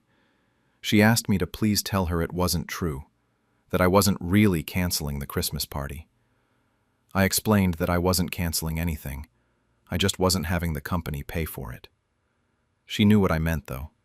She said I was being petty, that this was beneath me. I reminded her that nobody thought it was petty when I wasn't invited all those years. Nobody cared about family unity back then. She admitted they were wrong to exclude me, but then she hit me with that phrase, the one I'd heard my entire life. She said I was supposed to be the bigger person. Be the bigger person when your cousins mock you. Be the bigger person when your uncle humiliates you. Be the bigger person when your family forgets you exist. I'd spent my whole life being the bigger person, and where had it gotten me? I told her I was done with that. I was just being equal now. But here's the thing. I actually do think celebrating holidays with employees is good for morale. I'm not some Scrooge who hates Christmas, so I did plan a party, just not their party. I sent out invitations to every employee in the company, booked a smaller venue but still nice, arranged for good food, open bar, all the standard stuff. But I had one criteria for the guest list. This was for people who'd treated me with basic professional respect over the past 6 months since the merger. That eliminated Rick automatically. My 3 main cousins, Jake, Mike, and Tom, about 4 other family members who'd spent months sucking up to me while barely hiding how much they resented answering to me. They didn't make the cut. I did include my Aunt Sharon, though. She'd been cold to me for years, practically icy, but since the merger she'd been professional. Never warm, never friendly, but professional. She did her job, didn't undermine me, didn't talk behind my back as far as I could tell. That was enough. She got an invitation. The party happened last week. About 30 people showed up. We had it at this nice restaurant, nothing too fancy but comfortable. My employees actually seemed happy to be there. Multiple people told me it was the best company event they'd been to in years. Probably because it wasn't dominated by Rick and his family talking over everyone else and treating it like their personal family reunion. Of course, the excluded family members found out. Danny, my youngest cousin, who's actually been decent to me over the years and made the guest list, apparently let something slip. I'm not mad at him about it. He's 23 and got put in an awkward position. But once they knew, everything exploded. The messages were different this time. Angrier, more desperate. Rick texted saying I was humiliating them in front of the whole company. Jake wrote that I was destroying the family over my own ego. Lisa sent this long email about how I was drunk on power and had become the villain. She said I was making a mockery of family values and everyone could see my true colors now. The accusations of being power-hungry stung more than I expected. Maybe because there was a tiny part of me that wondered if they were right. But then I'd remember sitting at home every Christmas while they all celebrated without me, and that doubt would disappear pretty quick. My mom came over 2 days after the party. She'd been crying. I could tell from her face before she even sat down. She asked me what happened to me, when I became so cruel. I told her I wasn't being cruel. I was doing exactly what they did to me for 10 years. She asked if this was revenge, if I was really that petty. I asked her back if it was petty to have boundaries, to remember how I was treated, to expect basic respect. She said it was petty to use my power to hurt people, that I was the boss now and should be better than this. Sarah was in the kitchen making coffee when this conversation started. She came out and sat next to me on the couch. She told my mom, with respect, that she wanted to know where this energy was when they were hurting me, when they called me a failure, when they excluded me year after year. My mom said that was wrong too, but two wrongs don't make a right. Sarah pushed back, said this wasn't about right or wrong. It was about consequences. They could host their own party, fund their own traditions. They weren't entitled to my money just because I was successful now. My mom insisted it wasn't about the money. It was about family. And Sarah, bless her, didn't back down. She said it wasn't about family when they excluded me. My mom left upset. She hasn't called me since that conversation. Rick isn't speaking to me at all. My cousins started a group chat without me. I only know because Danny accidentally sent me a screenshot of them discussing what to do about the tyrant. That's what they're calling me now. The tyrant. The company itself is doing fine. Better than fine, actually. Productivity is up across the board. We just landed another major contract, one of the biggest we've ever had. The employees who came to the party have been more engaged, more positive in their work. Morale is genuinely better. But my personal inbox is a disaster. I have messages from extended family members I barely know. Some are angry, calling me names, saying I've let success go to my head. Some are trying to guilt-trip me with stories about family traditions and how disappointed my grandparents would be if they were alive to see this. And then there are a few, interestingly enough, from relatives on the outskirts who are saying they understand. That Rick's side of the family had this coming, that they've been pulling this kind of exclusionary stuff for years, and it's about time someone stood up to them. My aunt from my dad's side called yesterday. I haven't talked to her in probably 5 years. She married into the family late and never really connected with Rick's crew. She said she heard what happened and just wanted me to know something. She told me they did the same thing to my father. I had no idea what she was talking about. She explained that before I was born, my dad wanted to work with Rick too. Rick shut him out, called him soft because he had a college degree, said he wasn't cut out for real work. My dad apparently never told me about it. I called my mom later, after I'd processed that information. Asked her if it was true. She was quiet for a long time, then admitted it was. She said that's why she wanted me to be the bigger person. She didn't want me carrying the same anger my father did. But that's the thing she doesn't understand. I'm not angry. I'm really not. I'm not doing this out of rage or some burning need for revenge. I'm just done. Done pretending that family means something when it's only been conditional my entire adult life. Done being grateful for scraps of inclusion. Done being the bigger person while everyone else gets to be small. Sarah asked me that night if I regretted any of it. I told her not even a little. She said good, that she was proud of me. And I appreciate that. I really do.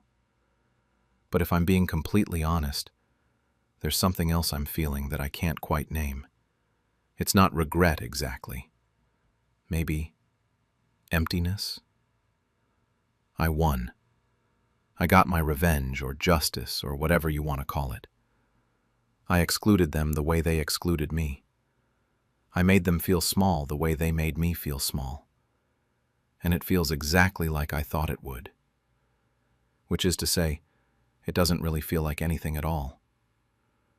The family is planning their own Christmas party now. I heard through Danny that they're all chipping in money, having it at Rick's house instead of some fancy venue. Potluck style, everyone bringing dishes. It's going to be smaller, obviously, without the company funding. But they're doing it. I'm not invited, which isn't surprising. Sarah isn't either. My mom is invited, though, and she's torn about the whole thing. She feels guilty going without me. I told her to go. I actually meant it, too. I don't want her caught in the middle of this more than she already is. She's my mom, and I love her, but she's also Rick's sister, and that's not a position I'd wish on anyone. If she wants to go to their party, she should go, because here's what I'm starting to realize. I don't actually want to go. Even if they invited me right now, even if they apologized for everything, I don't think I'd want to sit at their table anymore. I don't want to pretend the last 10 years didn't happen. I don't want to smile and make small talk with people who made me feel worthless until I became useful to them. I built something without them. My company is thriving. My marriage is solid. I have employees who respect me and a wife who supports me. Maybe that's enough. Maybe that has to be enough. Or maybe I'm just telling myself that because it's easier than admitting I might have gone too far. I don't know anymore. My mom's words keep playing in my head on repeat. That I've become cruel, power-hungry, petty. And then there's Rick's message from this morning. He said I proved I'm not family, that I'm just a businessman, and he hopes it was worth it. I keep waiting to feel guilty, to wake up one morning and realize I made a huge mistake. But every time I start to doubt myself, I remember something. I remember scrolling through Facebook alone on Christmas and seeing all their smiling faces. I remember the coffee shop comment. I remember being called desk boy in front of everyone. I remember being invisible until the moment I became useful. So no, I don't feel guilty. Not yet anyway. But I don't feel victorious either. I thought this would feel better, if I'm being honest. I thought there would be some satisfaction in watching them scramble, in making them feel excluded for once. Instead, it just feels hollow. Sarah and I are planning our own Christmas now, just the two of us, maybe inviting a few friends. It'll be small and quiet. No drama, no tension, no walking on eggshells. Honestly, it sounds perfect. We're talking about cooking together, watching movies, just enjoying each other's company. The kind of Christmas I haven't had in years because I was always either being excluded or anxious about being excluded. Work is fine. Better than fine, actually. We had a company meeting yesterday, and the energy was different. People seem more relaxed, more willing to speak up with ideas. I think maybe they were always walking on eggshells around Rick, too. And now that the dynamic has shifted, they feel like they can actually contribute. We're getting more done in less time. The numbers don't lie. Rick barely speaks during meetings now. He shows up, does his job as project lead, and leaves. No more holding court. No more dominating every conversation. My cousins are similar. Professional but cold. They do what they're told and nothing extra. Jake especially seems to resent every interaction we have. I can see it in his face every time I give him an assignment. Part of me wonders if I should try to clear the air with them. Have some kind of conversation about boundaries and respect and moving forward. But another part of me thinks that ship has sailed. You can't unsay 10 years of insults. You can't undo a decade of exclusion. And I'm not sure I want to pretend we can. Danny is the only one who still talks to me normally. He came by my office last week and apologized for letting the party information slip. I told him not to worry about it, that it would have come out eventually anyway. He asked me if I was okay, which was surprisingly thoughtful. I told him I was fine. I think he knew I was lying, but he didn't push it. He mentioned that the family is really struggling with this. Not financially, they can afford their own party, but emotionally. They feel rejected and hurt, and they don't understand why I can't just let it go. He said Rick has been talking about how he gave me an opportunity by agreeing to the merger, and this is how I repay him. That narrative bothers me more than it probably should. Rick didn't give me an opportunity. His company was failing, and mine was succeeding. He needed me more than I needed him. But he's rewriting history now, making himself the generous uncle who got betrayed by his ungrateful nephew. And my family is buying it. Or at least some of them are. I got a call from my cousin on my mom's side yesterday. We've never been close, but we're friendly enough. She said she heard about everything and wanted to give me some perspective. Apparently, this isn't the first time Rick's side of the family has pulled something like this. There's a pattern of exclusion, of making people feel less than, of only valuing people when they're useful. She said my dad dealt with it, my grandfather dealt with it, and now I'm dealing with it. She told me I did the right thing setting boundaries. That conversation helped more than I expected. It reminded me that I'm not crazy, that this pattern has been going on for generations, and someone had to break it eventually. Maybe that someone is me. But then I think about my mom crying in my living room, and I feel like garbage. I think about how the holidays are going to be fractured now, probably permanently, and I wonder if I could have handled this differently. Been more diplomatic, maybe. Found a middle ground. Except I tried middle ground for 10 years. I tried being understanding and forgiving and the bigger person. And where did it get me? Excluded and mocked. So maybe there is no middle ground with people like this. Maybe the only option was to either keep accepting their treatment or draw a hard line. I drew the line. And now I'm living with the consequences. Sarah keeps telling me I did the right thing. Her parents think I did the right thing too. They never liked how my family treated me, and they're glad I finally stood up for myself. My friends are mostly supportive, though a few have said they think I could have been less harsh about it. One friend said canceling the party was justified, but hosting a different one that excluded them was twisting the knife. Maybe he's right. I don't know. The thing is, I don't regret hosting the party for my employees. That wasn't about my family. That was about appreciating the people who actually show up and do good work every day. The people who treat me with basic respect. Why shouldn't I celebrate with them? Why should my family drama prevent me from doing something nice for my employees? But I can see how it looked. I can see how it felt like a calculated insult. And maybe part of me did want them to feel insulted. Maybe part of me wanted them to know what exclusion feels like. If that makes me petty, then I guess I'm petty. Christmas is in 3 weeks. Sarah asked me this morning if I thought any of this would blow over by then. I told her probably not. These kinds of rifts don't heal fast, if they heal at all. She asked if that bothered me. I told her I wasn't sure yet. The truth is, I'm still figuring out how I feel about all of this. Some days I feel completely justified. Other days I wonder if I've become exactly what they accused me of being. A petty tyrant who can't let go of old grudges. But then I remember that I didn't create this situation. I didn't exclude myself from family events for 10 years. I didn't mock and belittle myself. I didn't treat myself like I was worthless. They did that. All I did was stop accepting it and set some boundaries. If those boundaries make me the villain in their story, then maybe I'm okay being the villain. Guess they didn't expect the quiet old man to record every conversation before they tried to take my house. I'm a 78-year-old widower, and my 2 kids, my son Marcus, 43, and my daughter Linda, 41, just tried to steal my house out from under me.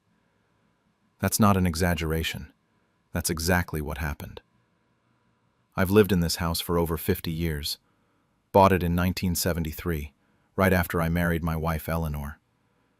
We raised both kids here, paid off the mortgage in 2001, and this was supposed to be where we'd grow old together.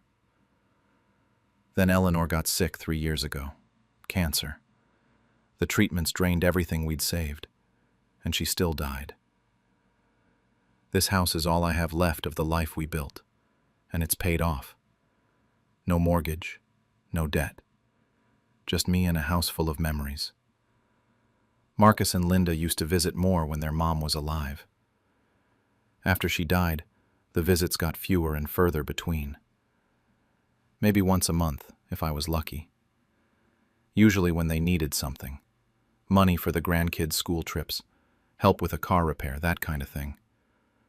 I helped when I could, even though the medical bills had wiped me out pretty good. They're my kids. That's what you do. About 4 months ago, things started changing. Marcus called and asked if I was getting around okay. Was I having trouble with the stairs? Could I still drive at night?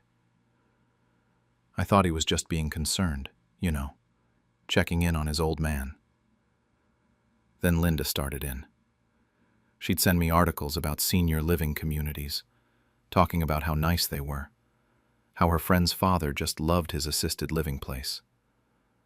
I told her I was fine, that I wasn't interested, but she kept pushing. I started noticing they were coordinating. Marcus would call on a Tuesday asking about my mobility, and Linda would call that same evening, mentioning some facility she'd read about. It felt rehearsed. I'm old, not stupid. Something was going on. Then about 6 weeks ago, Linda came over for coffee. She went to use the bathroom and left her purse on my kitchen table. Her phone buzzed with a text from Marcus, and when I glanced over, I saw it said something about the realtor getting back to us. I didn't want to snoop, but my gut was screaming at me. While she was still in the bathroom, I looked in her purse. There were printouts, articles about selling property for elderly care, information about power of attorney, even a brochure for an assisted living facility circled with notes in the margins. My hands were shaking when she came back. I didn't say anything. I just smiled and poured more coffee and waited. 2 weeks ago, they invited me to dinner, both of them together, no grandkids. They said they needed to talk about something important. We met at this Italian chain restaurant, the kind with unlimited breadsticks. I knew before we even sat down that this was it. This was the conversation. Marcus did most of the talking. He said they were worried about me living alone. What if I fell? What if I had a medical emergency and nobody was there? He made it sound like they'd been losing sleep over it. Linda jumped in with the emotional stuff, about how Mom would want me somewhere safe, somewhere with people around to help. Then they got to the real point. They'd found this great assisted living facility. They'd already toured it. Really nice place, they said, but expensive. The solution was obvious, at least to them. Sell the house. Use that money to pay for my care. They'd already contacted a realtor, already had an estimate on what the house would sell for, already picked out the facility. I asked when they'd planned all this. They looked at each other, and Marcus said they'd been discussing it for a few months. They thought it was the responsible thing to do. Linda said they were trying to help me before something bad happened. I asked if they'd talked to a lawyer about any of this, and Marcus got defensive. He said they were trying to help me, and I was acting like they were the enemy. I told them I needed time to think about it. They seemed relieved, like they'd expected more of a fight. Linda hugged me on the way out and said to take my time, but not too long. Marcus said we should talk again in a few days. I drove home that night with my hands gripping the steering wheel so tight my knuckles went white. I wasn't thinking about their plan. I was thinking about how to protect myself from it. The next morning I called my buddy Jim from the VFW.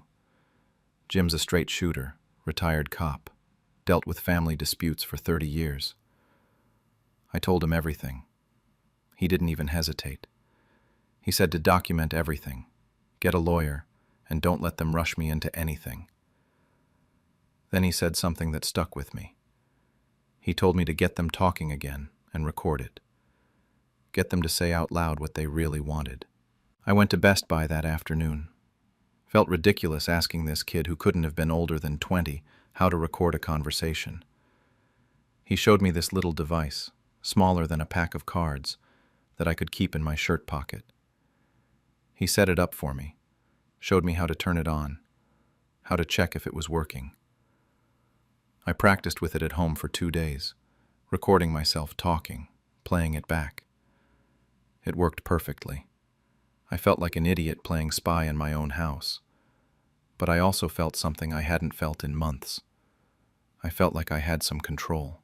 3 days after that dinner, I called both my kids and invited them over for coffee. I told them I'd been thinking about what they said and wanted to talk more. They jumped on it. Said they could come over that afternoon. I turned on the recorder before they even knocked on the door, put it in my shirt pocket, and made sure it was running. I played confused and concerned. Told them I'd been thinking about the assisted living idea, that maybe they had a point about safety. Marcus leaned forward like he'd been waiting for this. He laid out their whole timeline. List the house within 2 weeks. Close the sale within 60 days. Move me into the facility by early next month. I asked what would happen to the money from selling the house. That's when they really started talking. Linda said they'd manage it for me, make sure it was used properly. Marcus added that after they set aside what I needed for the facility, they'd split the remainder to help with the grandkids' college funds. Just like that. Like it was already decided. I asked how they'd split it, and Marcus said 50-50 obviously, since they were my only kids. Linda said it made sense because the money would come to them eventually anyway when I died, so this way they could use it when it was actually needed. She said her oldest was looking at colleges next year, and my son's twins needed braces. I pushed a little more. Asked if they'd talked to their spouses about this. Marcus said yeah, Jennifer was already looking at taking the kids to Disney World once everything settled. Linda said Dave wanted to use their share to finally finish their basement. The part that got me was when I asked about keeping the house, just staying here and managing on my own. Marcus actually got irritated, said I was being selfish, that this wasn't just about me. Linda said the house was too much for me to handle, and I needed to accept that I couldn't live alone anymore. They'd made up their minds, and I was just supposed to go along with it. I got it all on tape, every word. That same afternoon I drove to my lawyer's office. Bill's been my lawyer for 30 years, came to my wedding back in '73. I played him the recording. He sat there listening, and when it finished, he looked at me and said my kids had no legal right to do any of this without my consent. But we needed to act fast before they tried to pressure me into signing something. We drafted a new will right there. The house goes to the local veterans charity when I die. Bill and Jim are co-executors. I also signed a power of attorney document that specifically excludes Marcus and Linda from ever making medical or financial decisions for me. Bill suggested we make a video statement too, just in case they tried to claim I wasn't thinking clearly. So we did. I sat in front of his camera and explained everything. Said I was of sound mind, that I knew exactly what I was doing, and why. I even played part of the recording in the video. I waited 2 weeks before I told them. I invited them back over, but this time Jim came with me as a witness. I told them about the new will, that the house was going to charity, that they weren't getting anything. Marcus went pale. Linda started crying immediately. Marcus said I was giving away Mom's house to strangers, and I told him I was protecting it from being sold off so they could take vacations. Linda tried the guilt trip, saying they were only trying to help, that they were my children. That's when I told them I had the recording. Marcus demanded to hear it, so I played it. Their own voices talking about splitting the money, about Disney World and basement renovations and college funds. Marcus lost it, started yelling about how I'd recorded my own kids, how I'd betrayed them. I told him he'd tried to take my house. Linda was sobbing, saying I'd destroyed everything. Jim had to step in and tell them to leave. They did, but not before Marcus said I'd regret this. That was 6 weeks ago. I haven't heard from either of them since. Marcus sent one text the day after our blowout. It said I'd betrayed the family and not to expect them to be there when I actually needed help. Linda sent an email a few days later. Long one, full of stuff about how I'd destroyed the family legacy, how I was choosing strangers over my own grandchildren, how Mom would be ashamed of me. I tried to respond, wrote out this whole thing explaining that the house is the legacy, that it's the home their mother loved, where they grew up, where we built our life together. I told them I wasn't trying to hurt them, just protect what was mine. Neither of them responded. Word got around the family pretty quick. My nephew called, asked what was going on. Linda's mother-in-law sent me a card saying she was praying for our family. Some people think I overreacted. My cousin Janet said they were my kids, and I could have just said no without changing my will. But others get it. Jim from the VFW told me I did the right thing, that it was my house and my choice. My neighbor Sarah, who checks on me most days, said she was proud of me for standing up for myself. The hardest part is the grandkids. They haven't called. Not once. Marcus's twins used to FaceTime me every Sunday. Linda's daughter would text me pictures from her soccer games. All of that stopped. I know their parents told them something about Grandpa, probably that I'm mean or crazy or chose charity over family. That hurts more than anything Marcus or Linda said to me. I sit in this house now and I think about everything. This is the same house where I carried Eleanor over the threshold in 1973. Her garden is still out back. Tomatoes and herbs she planted years ago that keep coming up every spring. The kitchen still has the countertops she picked out when we remodeled in '89. The bedroom upstairs is where we brought both babies home from the hospital. Some days I wonder if I did the right thing. Maybe I should have just explained calmly why I wanted to keep the house. Maybe I didn't need to go nuclear with the will change and the recording. Maybe there was a middle ground where I could have protected myself without blowing up whatever relationship we had left. But then I remember their faces at my kitchen table. The way they talked about splitting the money. Not a conversation about my safety or my happiness. A business transaction. They'd already spent it in their heads. Disney World. Basement renovations. College funds. They didn't care about where I wanted to live. They cared about their inheritance, and they didn't want to wait for me to die to get it. Yesterday, something new happened. I got a letter from a lawyer I've never heard of.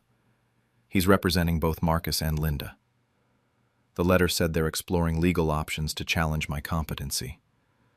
They're claiming the recording proves I'm paranoid, that changing my will so drastically indicates mental decline and possible dementia, that I'm not capable of making sound decisions anymore. Apparently, they tried to talk to my doctor.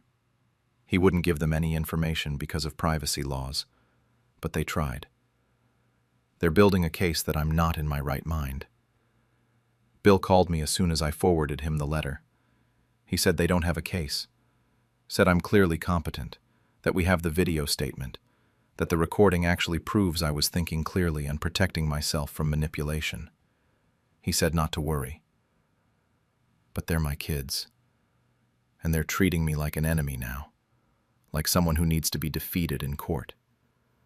I protected what's mine.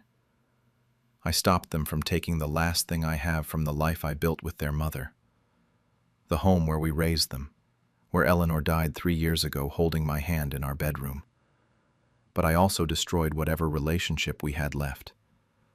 My son and daughter are paying a lawyer to prove I've lost my mind so they can take my house anyway. So I'm asking honestly, was I wrong to record them? Was I wrong to change my will? They say I destroyed the family over a house, but they were willing to put me somewhere I didn't want to go and sell off 50 years of memories so their kids could go to college debt-free. Who's really in the wrong here? Guess who got banned from the wedding they tried to hijack? I, 24M, recently got engaged to my fiancé, and my older sister Claire, 30F, immediately decided this was her moment to shine. The thing is, Claire and my fiancé barely talk. They've met maybe a dozen times in the 3 years we've been together, and most of those interactions were at family dinners, where Claire spent the entire time talking about herself. But the second I announced the engagement, Claire was suddenly my fiancé's best friend and self-appointed wedding coordinator. It started the day after we told the family. Claire called me and said she wanted to be co-maid of honor. Not a bridesmaid. Co-maid of honor. I told her that my fiancé already had her best friend lined up for that role, and Claire said they could share it. When I mentioned this to my fiancé later, she looked confused and uncomfortable, but said she'd think about it. That should have been my first clue to shut it down immediately. Within a week, Claire was calling my fiancé directly with ideas. Except they weren't ideas. They were demands. She needed to approve the dress code because she didn't want the wedding to look cheap in photos. She had opinions about the venue we'd chosen. The flowers my fiancé wanted were apparently tacky and overdone. The color scheme was boring. Every single choice my fiancé made, Claire had a criticism ready. My fiancé would come home from work and find 3 missed calls from Claire. She'd open her messages and see paragraphs about why her cake flavor choice was wrong, or why her preferred photographer's style was outdated. At first, my fiancé tried to be polite about it. She'd thank Claire for her input and say she'd consider it, but Claire took that as an invitation to push harder. I need to explain how Claire has always been. Growing up, everything revolved around her. She was the oldest, the golden child, the one who could do no wrong. When she graduated high school, we had a massive party. When I graduated, we went to dinner. When she got into college, my parents bought her a car. When I got into college, I got a congratulations card. I'm not bitter about it anymore, but it's relevant because our parents never told her no. They never set boundaries. So Claire grew up thinking she was entitled to be the center of attention in every situation. Back to the wedding planning. About 3 weeks after the engagement, my fiancé started crying more. I'd find her on the couch at night just staring at her phone, and when I asked what was wrong, she'd show me another message from Claire. One time it was a full essay about how the venue we chose was too small and people would be uncomfortable. Another time it was a voice message about how my fiancé's dress ideas sounded like something from a bargain bin. Claire kept using words like embarrassing and low class. I finally confronted Claire after I came home and found my fiancé crying in our bedroom. She told me Claire had called her for an hour that afternoon, explaining why all of her ideas were wrong and how Claire had much better taste. I was furious. I called Claire immediately and told her to back off. She needed to stop calling my fiancé, stop criticizing everything, and let us plan our own wedding. Claire laughed. She actually laughed and said I was being dramatic. Then she said something that made my blood run cold. She told me if I thought she was bad now, I should wait until the wedding. She said it like a threat, like a promise that she was going to make the actual day miserable. That's when I knew this wasn't going to stop on its own. For about a week after that conversation, things were quiet. Claire didn't call. She didn't text. My fiancé started to relax a little, and we made real progress on planning.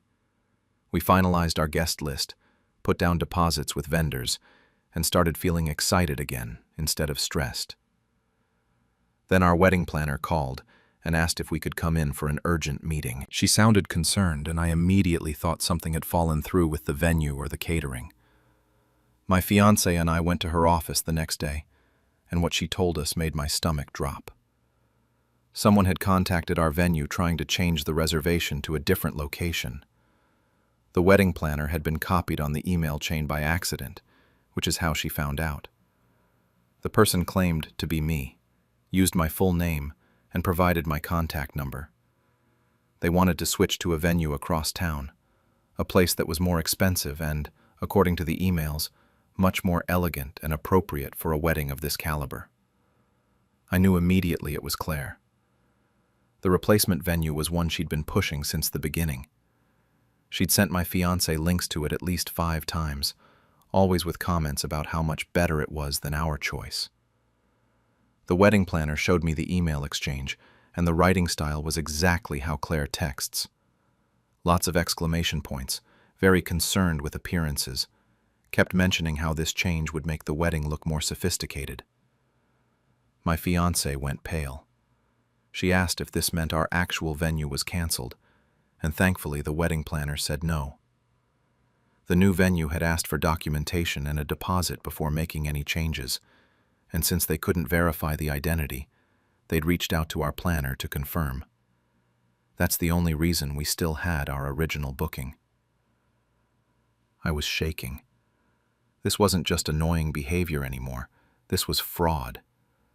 Claire had impersonated me to try and change our wedding venue without our knowledge or consent.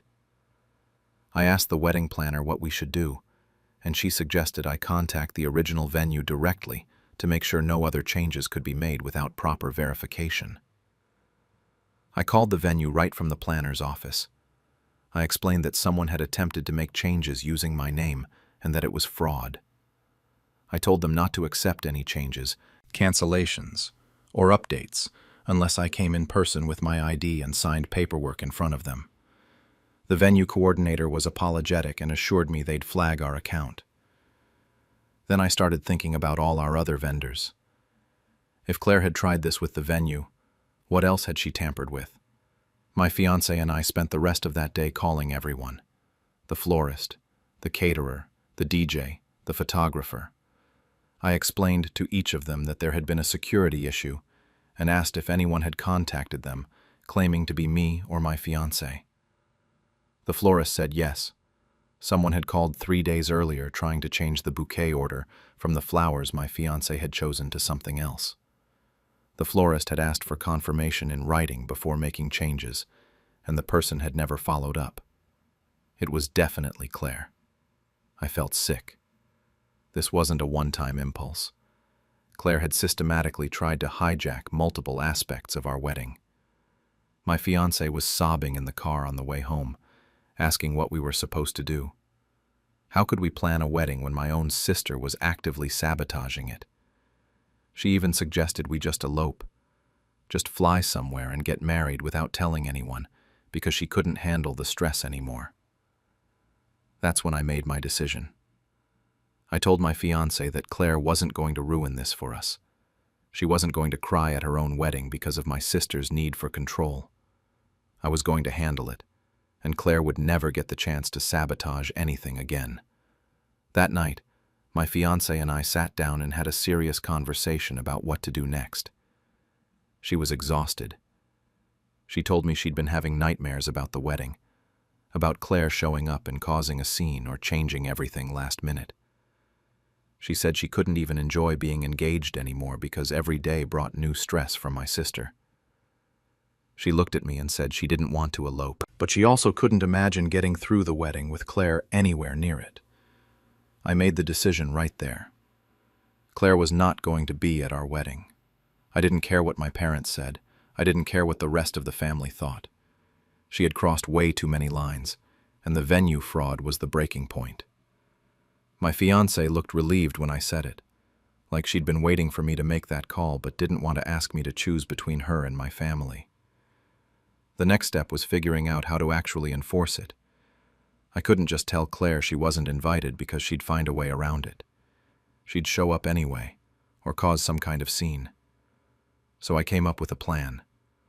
I drafted an email to our entire guest list, explaining that due to security concerns, the wedding guest list had been finalized. Anyone not explicitly confirmed by us would be denied entry at the venue.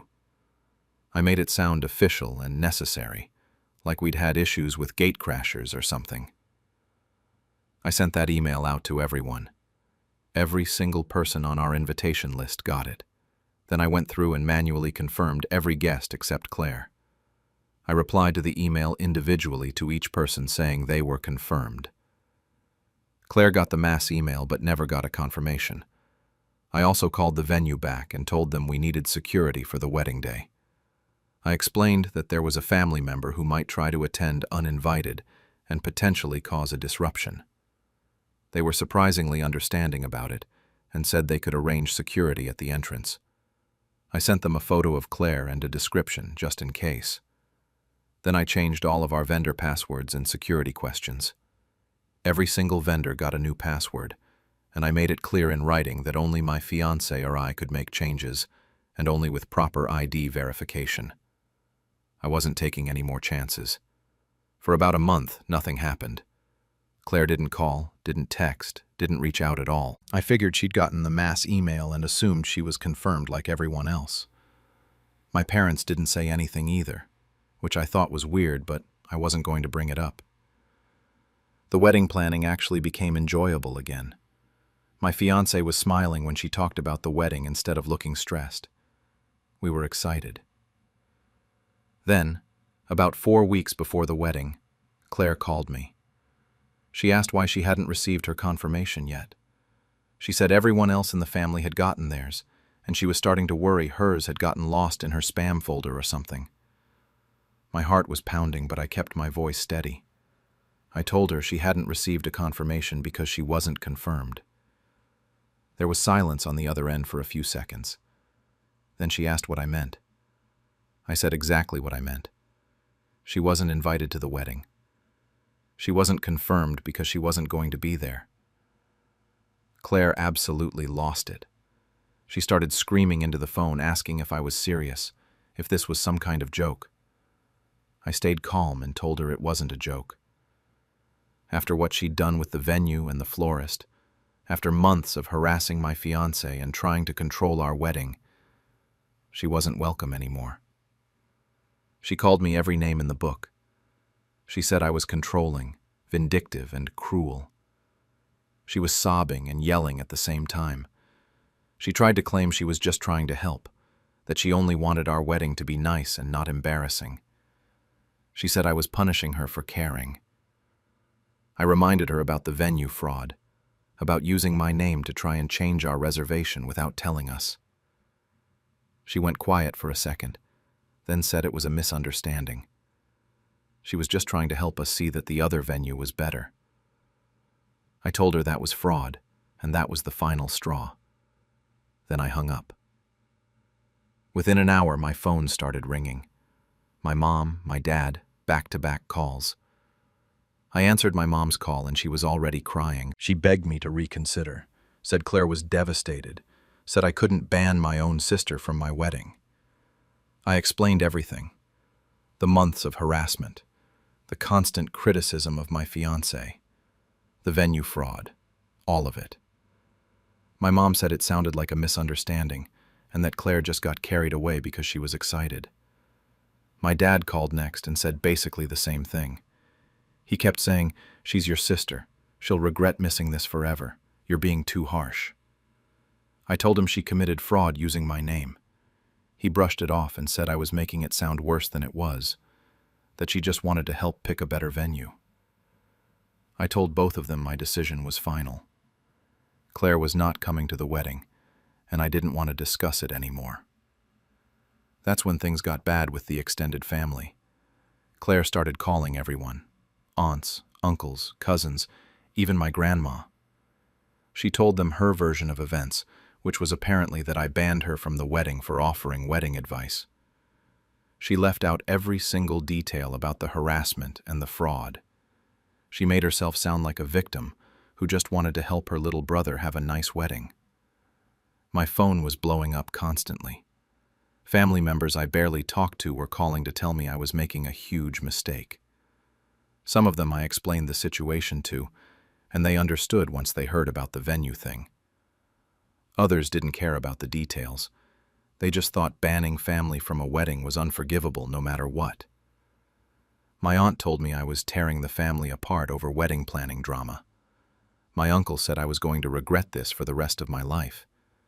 A few cousins reached out privately and said they supported me. They'd seen how Claire acted at family events and weren't surprised she'd pulled something like this. That helped a little, but the majority of my extended family was on Claire's side because they only knew her story. The next few weeks leading up to the wedding were tense. My parents were barely speaking to me. Short texts, cold phone calls, nothing warm or supportive. They were still coming to the wedding, but I could tell they were doing it out of obligation.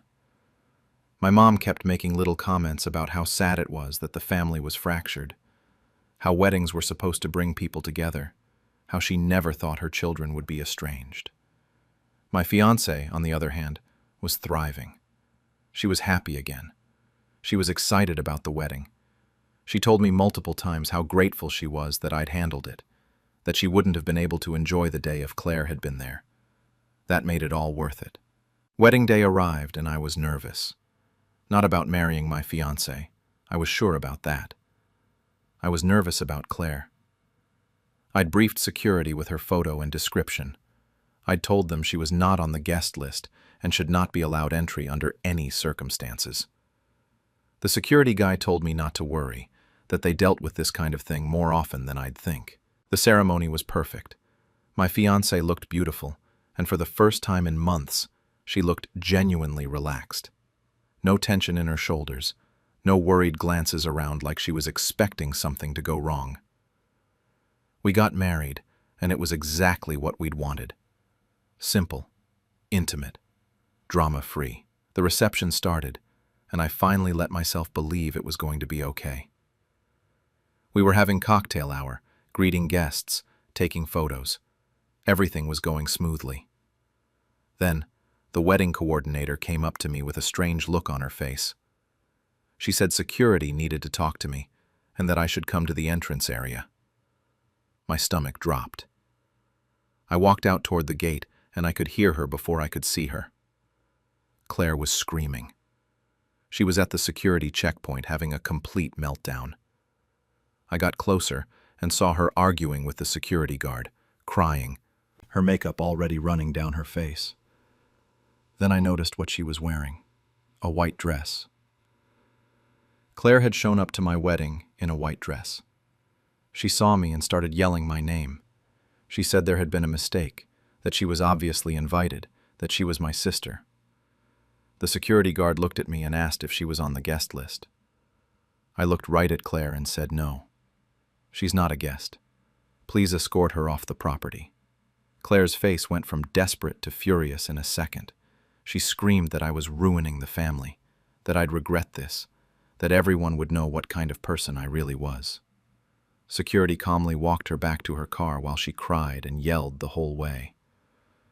I stood there shaking, watching my sister get removed from my wedding, and all I could think was that she'd actually tried to crash it wearing white. I walked back into the reception, still shaking. My fiancée, now my wife, saw my face and immediately knew something had happened. I pulled her aside and told her Claire had tried to crash the wedding. I told her about the white dress, about security having to escort her out. I expected her to be upset or stressed, but instead she just hugged me and said she was glad I'd handled it before the wedding. She said if I hadn't banned Claire in the first place, that scene would have happened during the ceremony or the reception, and it would have ruined everything. The rest of the night was perfect, genuinely perfect. No drama, no tension, no one trying to control things or make it about themselves. My wife was relaxed and happy in every moment. We danced, we ate, we celebrated with people who actually cared about us. Looking back at the photos later, you can see the difference. In every single picture, my wife is genuinely smiling. Not the stressed, forced smile she'd had during the engagement. Real happiness. My parents left early. They didn't cause a scene, but they made a point of leaving right after dinner. My mom gave me a stiff hug and said she hoped I was happy. My dad barely said goodbye. I could tell they were furious about what happened with Claire, even though they hadn't witnessed it themselves. Claire had probably already called them crying from the parking lot. For 3 days after the wedding, I didn't hear from my parents at all. No congratulations text, no call to see how the honeymoon planning was going. Nothing. On the 4th day, my mom finally called. She didn't ask how the wedding went or if we were happy. She immediately started in on how I'd humiliated Claire and torn the family apart. She said Claire was devastated and barely leaving her room. She said I'd taken things way too far and been needlessly cruel. My dad texted me separately, saying I needed to apologize. He said Claire just wanted to be part of my day, and I'd rejected her in the worst possible way. He said banning her was bad enough, but having security remove her was a new low. I was furious reading that text because they were acting like I was the villain in this situation. I sent both of them screenshots of the venue fraud paperwork. The emails were someone using my name and number tried to change our reservation. I didn't say anything else, just sent the screenshots. Neither of them responded. I haven't heard from them since, except for occasional short texts about practical family matters. Nothing warm, nothing personal. Claire, on the other hand, has been very vocal.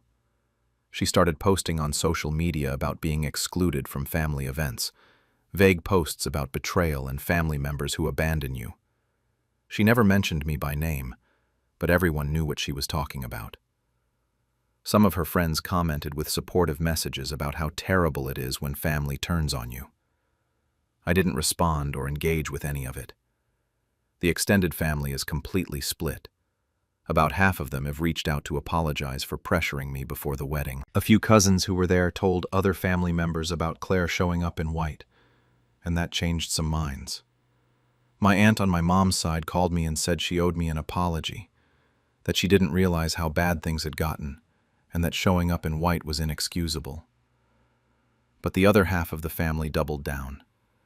They think I'm a monster for banning my sister and having her physically removed. They say family should forgive family, that weddings bring out stress in everyone, that I should have been the bigger person. My uncle told me last month that I'm going to regret this when I'm older and realize how much I damaged the family over wedding drama. Some relatives have stopped inviting me to family events because my presence would make things awkward with Claire. My grandma's birthday party last month, I wasn't invited because Claire was going and they didn't want conflict. A cousin's baby shower, same thing. It's like I'm being quietly excluded to keep the peace, even though I'm not the one who committed fraud or tried to crash a wedding in a white dress. The relatives who have heard the full story from me have completely cut off Claire. My cousin who got married 2 years ago told me she's not inviting Claire to anything anymore after hearing what happened. She said she remembered Claire trying to give unsolicited advice at her wedding too, and now it made sense. A few family members have said they're reevaluating their relationships with Claire entirely because the fraud thing was so far over the line. My wife has been amazing through all of this. She told me she's never been more grateful for anything I've done. She said if Claire had been at the wedding, she would have had a panic attack. She's not exaggerating either. The months of harassment from Claire had given her so much anxiety that she was having trouble sleeping. Now she looks at our wedding photos and she's genuinely happy in every single one. She said she doesn't regret anything and would make the same choice again. I go back and forth on how I feel about it. There are moments when I see how hurt my parents are, and I feel guilty. They're getting older, and the idea that this rift might never heal sometimes keeps me up at night. But then I remember finding my wife crying because Claire called her low class. I remember the venue fraud paperwork. I remember Claire showing up in white, ready to make a scene at our wedding. Every time I remember those things, I know I made the right choice. The family group chat still occasionally blows up about it. Someone will make a comment about an upcoming holiday and whether everyone will be there, and it turns into a whole thing about the wedding and the family being divided. Claire posted something on Facebook last week about betrayal by people you share blood with. My younger cousin showed me the post and said half the comments were supporting her and half were calling her out. That same cousin told me Claire's in therapy now. Apparently she's been diagnosed with depression, and she's telling everyone that I'm the cause of it. That I damaged her mental health by rejecting her so publicly. My mom mentioned it too, like it was supposed to make me feel bad and reconsider everything. Some family members think I should apologize for the sake of family unity, that even if I was justified in being angry, the way I handled it was too harsh. My wife thinks we should go no contact with anyone who's still defending Claire's actions. She doesn't understand how they can know about the fraud and the harassment and still think I'm the bad guy. She's probably right, but they're still my family. I'm not ready to cut off everyone just because they have a different opinion about what happened. I honestly don't know if I'll ever have a relationship with my sister again. Part of me misses having a sister, misses what our relationship used to be before all of this. But another part of me knows that relationship was never really healthy. Claire has always needed to be the center of attention, and our parents always enabled it. This was just the first time I refused to go along with it. It's been 2 months since the wedding now. Claire and I haven't spoken at all. My parents are cold and distant. Some extended family treats me like I don't exist. Others have become closer because they finally see who Claire really is. My wife is happy and healthy, and says marrying me was the best decision she ever made, partially because I protected her from my family's dysfunction. Was banning Claire the right call? I think so. Should I have given her one more warning? Maybe, but I genuinely don't think it would have made a difference. She had that warning when I confronted her about the harassment, and her response was to commit fraud. Would she have stopped if I'd been gentler about it? Definitely not. She showed up in white to crash the wedding. That tells me everything I need to know about whether she would have behaved if I'd let her attend. The real issue I keep coming back to is whether I'm supposed to sacrifice my wife's mental health and our wedding day to keep the peace with someone who has repeatedly shown she doesn't respect boundaries. My parents think I should have. They think family loyalty means tolerating whatever Claire does because she's my sister. I don't agree with that, but I also can't make them see it my way. So here I am, happily married, with a wife who got the drama-free wedding she deserved, but with a family that may never forgive me for it. Some days I think it was worth it. Other days I wonder if there was a better way to handle everything. But mostly, I just think about how my wife looked on our wedding day, genuinely happy and relaxed. And I know I'd make the same choice every single time. Guess who got cut out of the will? I, 27M, run a small IT business that's actually doing pretty well, and somehow that made me the successful one in the family. My cousins, Jake, 29, and Marcus, 31, have spent their entire adult lives bouncing from one get-rich-quick scheme to another, mooching off relatives whenever things inevitably fell apart. And they always fell apart. I need to give some context here because it matters. My grandmother Helen raised me for a good chunk of my childhood after my parents got divorced and neither of them could really get their act together. She's the one who pushed me to apply for scholarships, who let me use her address when I needed stability for college applications, who believed I could actually make something of myself. We were close. Like, actually close. Not the fake kind of close where you only show up on holidays and birthdays. Jake and Marcus? They saw Grandma maybe 3 or 4 times a year, always around major holidays, and always with their hands out. It was like clockwork.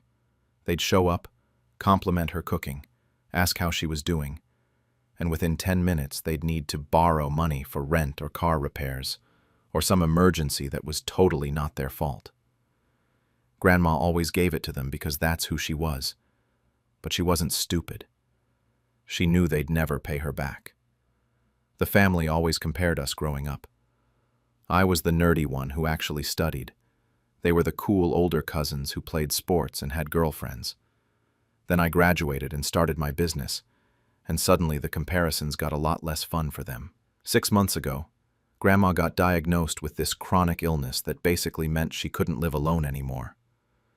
Nothing immediately life-threatening, but she needed help with daily stuff, getting to doctor appointments, managing medications, that kind of thing. I didn't even hesitate. I packed a bag and moved into her spare room the same week. Started driving her to appointments twice a week, sometimes 3 times when things got complicated. Her insurance was garbage and kept denying medications her doctor prescribed, so I paid out of pocket. We're talking hundreds of dollars some months. But it was Grandma. What was I supposed to do? Jake and Marcus visited exactly twice in those first 3 months. The first time, Jake needed $500 because his roommate bailed on rent.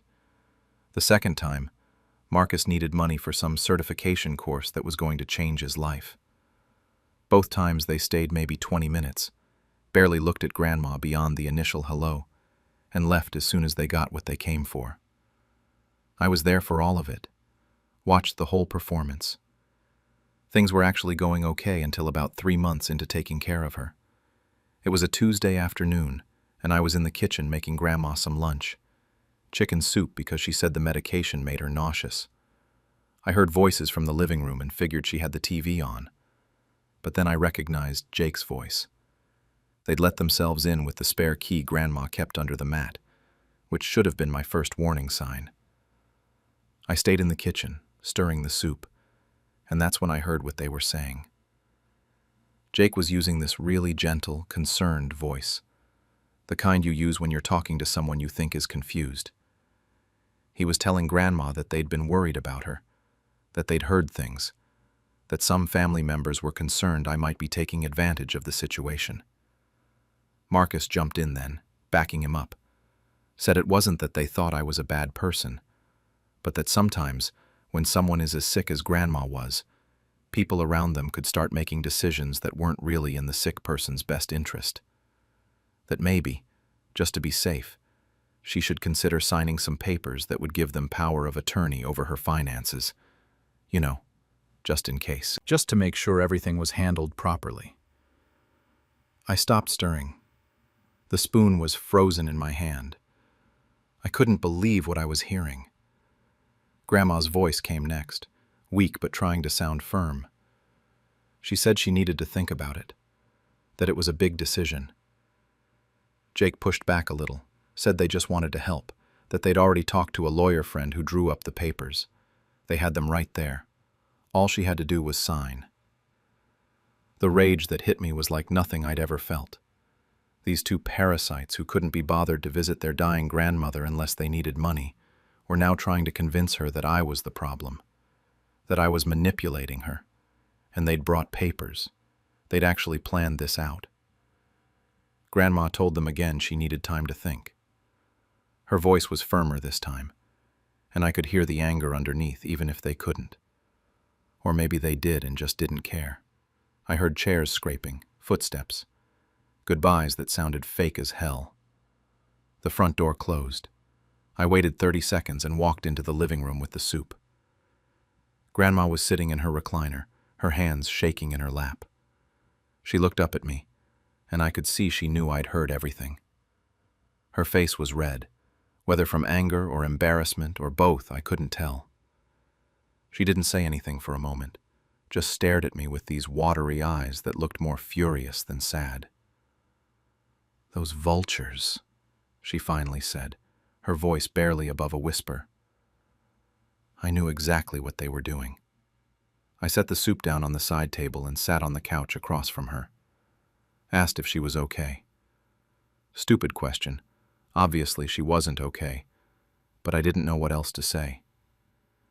She told me this wasn't the first time, that Jake had been calling her over the past few weeks. Just checking in, he said, asking questions about her finances, making little comments about how it must be hard for me to run my business and take care of her at the same time. Planting seeds. Marcus had been doing it too, she said, just more subtle. Asking if she'd updated her will recently, suggesting she make sure everything was in order. They'd been working on her for weeks and I'd had no idea. I felt sick. These were people we'd grown up with, people who were supposed to be family, and they were actively trying to turn my dying grandmother against me so they could get their hands on whatever she had left. Grandma reached over and grabbed my hand. Hers was cold and still shaking. She looked me dead in the eye and said she wanted to call her lawyer. Right now. Today. I asked if she was sure, if she wanted to wait until she felt better, but she cut me off. She was sure. She'd never been more sure of anything in her life. I made the call. Her lawyer said he could come by the house the next morning. Grandma nodded when I told her and squeezed my hand again. Then she smiled. And it wasn't a sad smile or a weak smile. It was something else entirely. Something that looked almost mischievous despite everything. She leaned back in her chair and closed her eyes. "They wanted to play games with a dying woman," she said quietly. "Let's see how they like the game I'm about to play." That night I barely slept. I kept thinking about Jake and Marcus in the living room, their rehearsed concern, the papers they'd brought with them, the calculation in it all. The next morning was going to change everything. I could feel it. I just didn't know exactly how yet. The lawyer showed up at 9 in the morning, right on time. His name was Robert Chen, and he'd been handling Grandma's legal stuff for like 15 years. He brought his briefcase and his laptop and set up at the dining room table like this was just another Tuesday for him. I guess it probably was. Grandma was already dressed and sitting at the table when he arrived. She'd put on actual clothes instead of her usual pajamas, even did her hair. I could tell she'd been up for a while. Probably couldn't sleep either. She had this look on her face, determined and clear-eyed in a way I hadn't seen since before she got sick. Mr. Chen asked how she was feeling, and she told him she was feeling sharp enough to make some changes. He pulled out the existing will first, went through it with her. I was there as a witness, but also because Grandma wanted me there. The old will split everything pretty evenly between me and the cousins, with a few specific items going to other family members. Standard stuff. Grandma listened to him read through it, and then said she wanted to change almost everything. Everything was going to me. The house, her savings account, her jewelry collection that included some pieces from her own grandmother. All of it. Mr. Chen didn't even blink. He just started typing on his laptop, asking clarifying questions, making sure he had the details right. But then Grandma said she wanted to leave one specific thing to Jake and Marcus. Mr. Chen looked up, waiting. The couch from the basement, she said. That old ratty brown couch that had been down there for probably 20 years. I remembered that couch. The cousins used to make fun of it when we were kids, said it smelled like old people and mothballs. They'd refused to sit on it during family gatherings, made a whole production out of it. And now Grandma wanted to leave it to them, specifically. Mr. Chen wrote it down without comment. Then Grandma asked for paper and an envelope.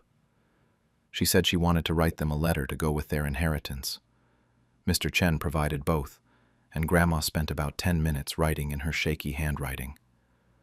I couldn't see what she was writing from where I sat, but I could see her face. That mischievous smile was back. When she finished, she folded the letter carefully, put it in the envelope, and sealed it. Then she asked me to go get her phone. I brought it to her, and she pulled up her photos, scrolled back to one from a few months ago. It was a selfie of her, smiling at the camera, really, genuinely smiling. She asked Mr. Chen to print it out. He looked a little confused, but sent it to the portable printer he'd brought. Once it printed, Grandma took the photo and slid it into the envelope with the letter. She pressed the envelope flat and handed it to me. She told me that when the time came, I needed to hide this envelope deep in the couch cushions. Make sure it was really wedged in there so they'd find it eventually, but not right away. She wanted them to have to search for it, or maybe just stumble across it weeks later. The whole thing felt surreal, but I promised I would. Mr. Chen witnessed the new will, had me sign as the second witness, and made copies of everything. The whole process took maybe an hour and a half. After he left, Grandma looked exhausted but satisfied. She reached across the table and grabbed my hand again, same as the night before. Told me thank you for being there when it mattered, for showing up when no one else did. I told her she didn't need to thank me, that it wasn't even a question, but she shook her head. She said she knew exactly what she was doing, and that Jake and Marcus had made their choice. They wanted to play games with a dying woman, she said again. Now they were going to learn what happens when you underestimate someone just because they're sick. That moment stuck with me. The way she said it, the steel in her voice. She wasn't being vindictive for the sake of it. She was making a point. They'd tried to manipulate her, tried to paint me as the villain, and she was calling them out in the only way she could. 2 months later, Grandma passed away. It was peaceful as these things can be. I was holding her hand when it happened. She just kind of drifted off in her sleep one afternoon and didn't wake up. The hospice nurse said it was exactly how most people hope to go. The funeral was 3 days later. Jake and Marcus showed up in these expensive-looking suits, probably borrowed money from someone to buy them. They put on the grieving grandson act, hugging relatives, talking about how much they'd miss her. I watched Marcus actually tear up during the service, which might have been genuine or might have been performance. Hard to tell with him. After the service, back at Grandma's house for the reception, they cornered me in the kitchen. Jake did most of the talking. Said we needed to discuss Grandma's assets, that there were arrangements to make, estate stuff to handle. Marcus just stood there nodding, trying to look concerned and responsible. I told them the lawyer would be in touch with everyone who needed to be contacted. Jake pressed a little, asked if I knew what was in the will. I said I did, and left it at that. The look that passed between them was something else, like they were trying to figure out if I knew about their little power of attorney scheme. The will reading was scheduled for the following week. Mr. Chen's office downtown, one of those old buildings with wood paneling and leather chairs that cost more than my first car. The whole extended family showed up.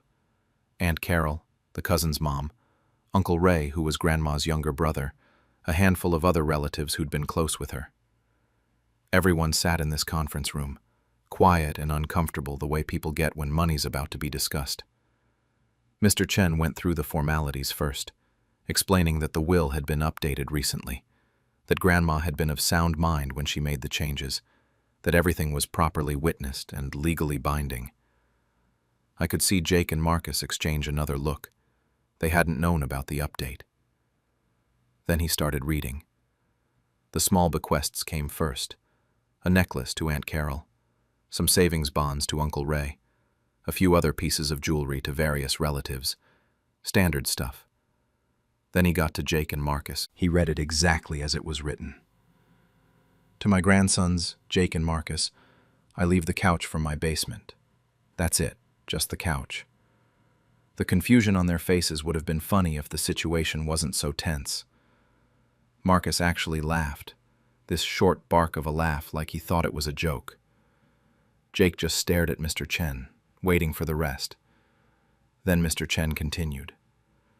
To my grandson, and he said my name, I leave the remainder of my estate. He listed it all. The house, the savings account, the investment portfolio I didn't even know she had, the jewelry collection, minus the pieces already mentioned, her car, everything. The entire estate, except for a couch and a few small items. Jake stood up so fast his chair fell backward. He started yelling about manipulation, about elder abuse, about how this couldn't be legal. Marcus was right behind him, face red, demanding to see the original will. Mr. Chen stayed completely calm, explained again that the will had been properly updated, that he'd personally verified Grandma's mental competency, that there were 2 witnesses and medical documentation supporting her decision-making capacity. Aunt Carol was crying, asking how this could have happened. Uncle Ray looked uncomfortable, but didn't say anything. Jake was still yelling, threatening to contest it, saying his lawyer would tear this apart. Marcus grabbed his brother's arm, trying to pull him toward the door. As they left, Jake turned and pointed at me, said this wasn't over, that I'd stolen from them, that the whole family would know what kind of person I really was. The door slammed behind them. The conference room went silent. A few relatives got up and quietly left. Others came over to offer condolences that felt weird and hollow. Uncle Ray pulled me aside on my way out, told me I'd done right by her, that I shouldn't let them bully me. But even he looked uncertain, like he wasn't completely sure whose side he should be on. I went home that night and pulled the envelope out of my safe where I'd been keeping it. Looked at it for a long time. 3 days later, I had the couch delivered to Jake's apartment. I knew what was inside it, but they didn't. All I could do was wait. The delivery company called me when they dropped off the couch at Jake's place. He wasn't home, so they left it in the building lobby, which honestly made it even better. I imagined him coming home from work to find this ugly brown couch just sitting there with his name on the delivery slip. The thought almost made me smile. My phone stayed quiet for about 4 hours. Then the calls started. First was a voicemail from Jake, angry but controlled, saying I needed to come pick up the junk I dumped at his apartment, that he didn't have room for it and didn't want it. He called it a slap in the face, leaving them some worthless piece of furniture while I got everything else. I didn't call back. An hour later, another voicemail. Marcus this time, trying to sound reasonable, saying they should all sit down and talk like adults. That Grandma wouldn't have wanted the family torn apart like this. That surely we could work something out. I deleted it. Then nothing for about an hour. Radio silence. I knew they'd gotten the couch into one of their apartments by then. Knew they were probably sitting on it or near it, complaining about me, about Grandma, about how unfair everything was. I kept checking my phone, waiting. When it finally came, it wasn't a call. It was a text from Jake. Just a photo at first, no message. I opened it and there it was. The envelope, opened. Grandma's letter visible in the photo, her handwriting shaky but readable. I could make out the first line. Maybe if you visited me for love and not for money, you'd have more than a couch. Then my phone started ringing. Marcus calling. I almost didn't answer, but something made me pick up.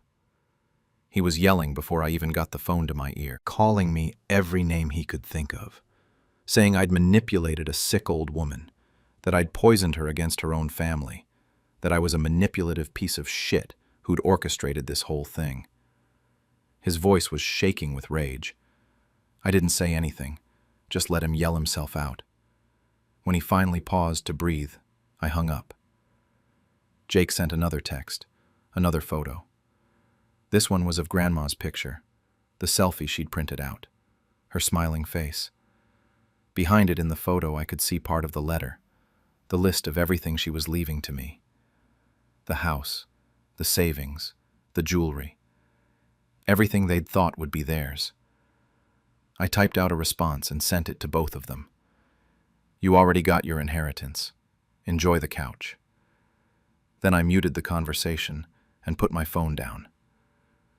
My hands were shaking a little, not from guilt or regret, just from adrenaline. This was really happening. Grandma's final move. Her last word on people who'd tried to use her. The extended family group chat exploded the next day. Aunt Carol sent a long message about family values and how Grandma would be heartbroken to see us fighting like this. How blood was thicker than water, and I was tearing the family apart over money. Uncle Ray responded, defending me, saying I'd been the only one who actually showed up when it mattered. That seemed to open the floodgates. Cousins and aunts and uncles I barely knew started weighing in. Some on my side, most trying to stay neutral, but implying I should just share to keep the peace. One cousin I hadn't talked to in 5 years sent a private message saying I should give Jake and Marcus at least half, that it was the right thing to do, that Grandma probably wasn't thinking clearly at the end. That last part made me see red. I responded in the group chat, kept it short, said that Grandma knew exactly what she was doing, that she'd been evaluated by doctors and found completely competent, that her lawyer had verified everything, that maybe if people cared so much about what she wanted, they should have visited her more than twice in 6 months. Aunt Carol's response was immediate. She said I was being cruel and vindictive, that I was using Grandma's death to hurt her sons, that she'd raised me better than this, which was rich considering she'd barely been around when Grandma was actually raising me. Half the family blocked me after that, just straight up removed me from their contacts. Jake and Marcus tried to contest the will, exactly like they'd threatened. They hired a lawyer, filed paperwork, the whole thing. Mr. Chen called me about it, said not to worry. They were claiming undue influence and diminished capacity. Said I'd isolated Grandma and manipulated her when she was vulnerable. Their lawyer requested all her medical records, testimony from her doctors, documentation of her mental state. It went nowhere. Grandma's doctor submitted a statement saying she'd been sharp as ever, just physically declining. The hospice nurses backed it up. Mr. Chen had his own documentation from the day we updated the will. The judge dismissed the contest after about 6 weeks. Apparently, you need actual evidence, not just hurt feelings and greed. That should have been the end of it, but Aunt Carol wasn't done. She started sending flying monkeys. Random relatives would call or text asking if I'd reconsidered, saying that maybe I didn't need all that money, that my business was doing fine, that Jake and Marcus were struggling and could really use some help. One aunt even suggested I sell the house and split the proceeds 3 ways, like that was some kind of reasonable compromise. I stopped responding to most of them. The ones I did respond to got the same answer. Grandma made her decision. She knew what she was doing. I'm respecting her wishes. End of discussion. It's been 2 months now since the couch incident. Jake and Marcus haven't spoken to me at all, which is honestly fine. Better than fine. I don't need people like that in my life. Aunt Carol sends passive-aggressive posts on social media about family betrayal and people who forget where they came from. I haven't blocked her, but I've muted her. Maybe someday I'll just remove her entirely. I started the process of selling Grandma's house last month. I thought about keeping it, but I can't live there. Too many memories, and they're all bittersweet now. Everything reminds me of her, of those last months taking care of her, of the way she smiled when she sealed that envelope. A realtor thinks it'll sell fast. Good neighborhood, well-maintained, priced right. Some of Grandma's jewelry I'm keeping, the pieces that meant something, that have history. Her wedding ring, a bracelet her mother gave her, a few other things. The rest I'll probably sell eventually. The money from everything, the house sale and the savings and the investments, I'm putting most of it back into my business. Grandma always believed in what I was building. Seems right to use what she left me to make it even better. Late at night sometimes I think about all of it. About Jake and Marcus finding that letter. About the look on their faces when the will was read. About Aunt Carol's texts and the family members who chose sides. I don't feel guilty exactly. They made their choices long before Grandma got sick. They showed up for money, not for her. They tried to turn her against me to get what they wanted. And when that didn't work, they tried to paint me as the villain. But I'd be lying if I said it doesn't bother me sometimes. The family split is real. Thanksgiving is coming up, and I already know half the family won't talk to me. Christmas will be worse. There are cousins I grew up with who won't return my calls now. Aunts and uncles who've decided I'm some kind of monster who manipulated a dying woman. Part of me thinks Grandma's revenge was perfect. That she saw Jake and Marcus for exactly what they were and responded accordingly. That the couch and the letter were brilliant, the kind of move that makes a point you can't ignore. Another part of me wonders if I should have tried to talk her out of it. If I should have convinced her to just split things more evenly to avoid all this drama. Some people keep telling me I should give Jake and Marcus something anyway, not because they deserve it, but to keep the peace. To make the family whole again. Like money can fix what they tried to do. Like I owe them something for their greed and their schemes. I think about what Grandma said that day after we updated the will. About how they wanted to play games with a dying woman. About how they were going to learn what happens when you underestimate someone. She wasn't being cruel. She was being honest. They showed her who they really were, and she responded in kind. I sleep fine at night. My business is growing. I've got the people who matter still in my life. The ones who stood by me, who understood what really happened, who knew Grandma well enough to know she wouldn't have done this without good reason. That's enough. but the family is split, and it's probably not getting fixed anytime soon. Maybe that's okay. Maybe some things aren't meant to be fixed. Guess who isn't in the will anymore after calling me just the caretaker? I'm 40, and 8 months ago, I moved back home to take care of my dad after he had a stroke. My older brother Dean is 45, lives about 3 hours away, and manages to visit maybe twice a year if we're lucky. The rest of the time he just calls to tell me everything I'm doing wrong. Dad and I have always been close. Growing up, we were the ones who'd spend weekends working on cars in the garage or heading out to the lake at 5 in the morning to fish. Dean was always too busy with his own thing, even as a kid. That distance never really changed as we got older. When Dad had his stroke last February, everything in my life stopped. I was working as an accountant for a mid-sized firm, had my own apartment about an hour away, but none of that mattered anymore. Dad needed help, and I wasn't going to let him go through this alone. Dean showed up exactly once right after the stroke happened. He swooped into the hospital, took charge of all the conversations with doctors like he'd been there the whole time, made a big show of being the concerned eldest son, and then disappeared back to his life.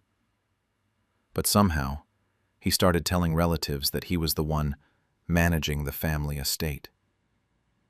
I'm still not sure what estate he thinks he's managing, since the only thing Dad owns is the house and some savings.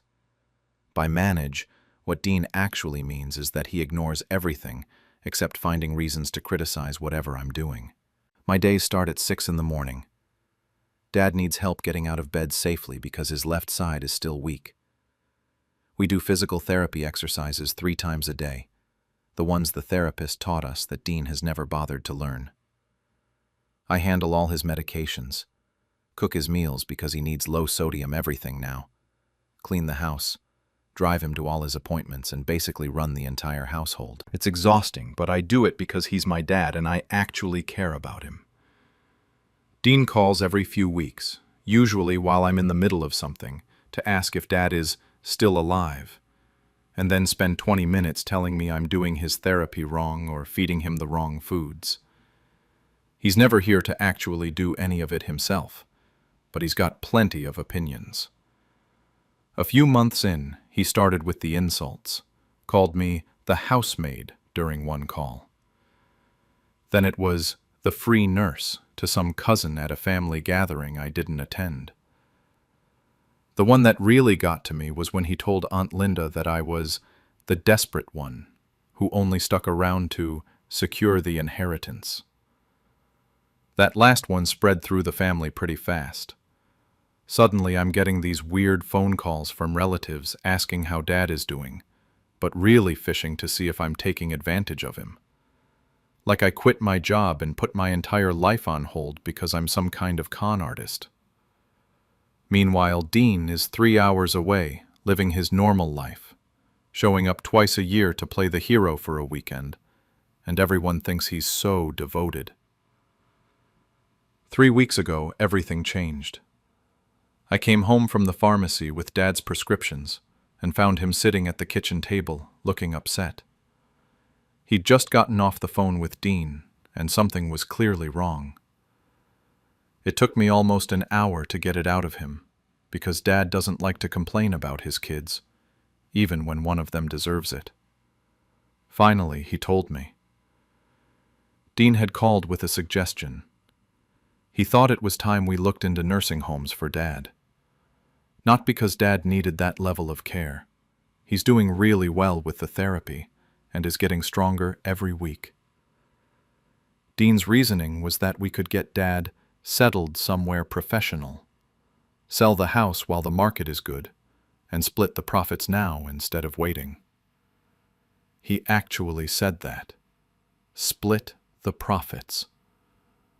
Like Dad was already dead, and we were just liquidating assets. Dad was heartbroken. He kept saying it over and over while I made him tea he didn't drink. He wants to warehouse me, like I'm already dead. I'd never seen my father look so small. This was the man who taught me how to change a tire when I was 10, who built half the furniture in this house with his own hands, who worked 40 years at the plant to give us a good life. And his oldest son wanted to stick him in a facility so he could cash out early. Then Dad said something that stuck with me. He was staring at his hands, the left one still curled a bit from the stroke, and he said quietly, "I know who actually cares about me." That was it. He didn't elaborate, didn't need to. The next morning at breakfast, I asked Dad if he'd thought about reviewing his estate plans lately. He looked at me for a long moment, then admitted his will was ancient.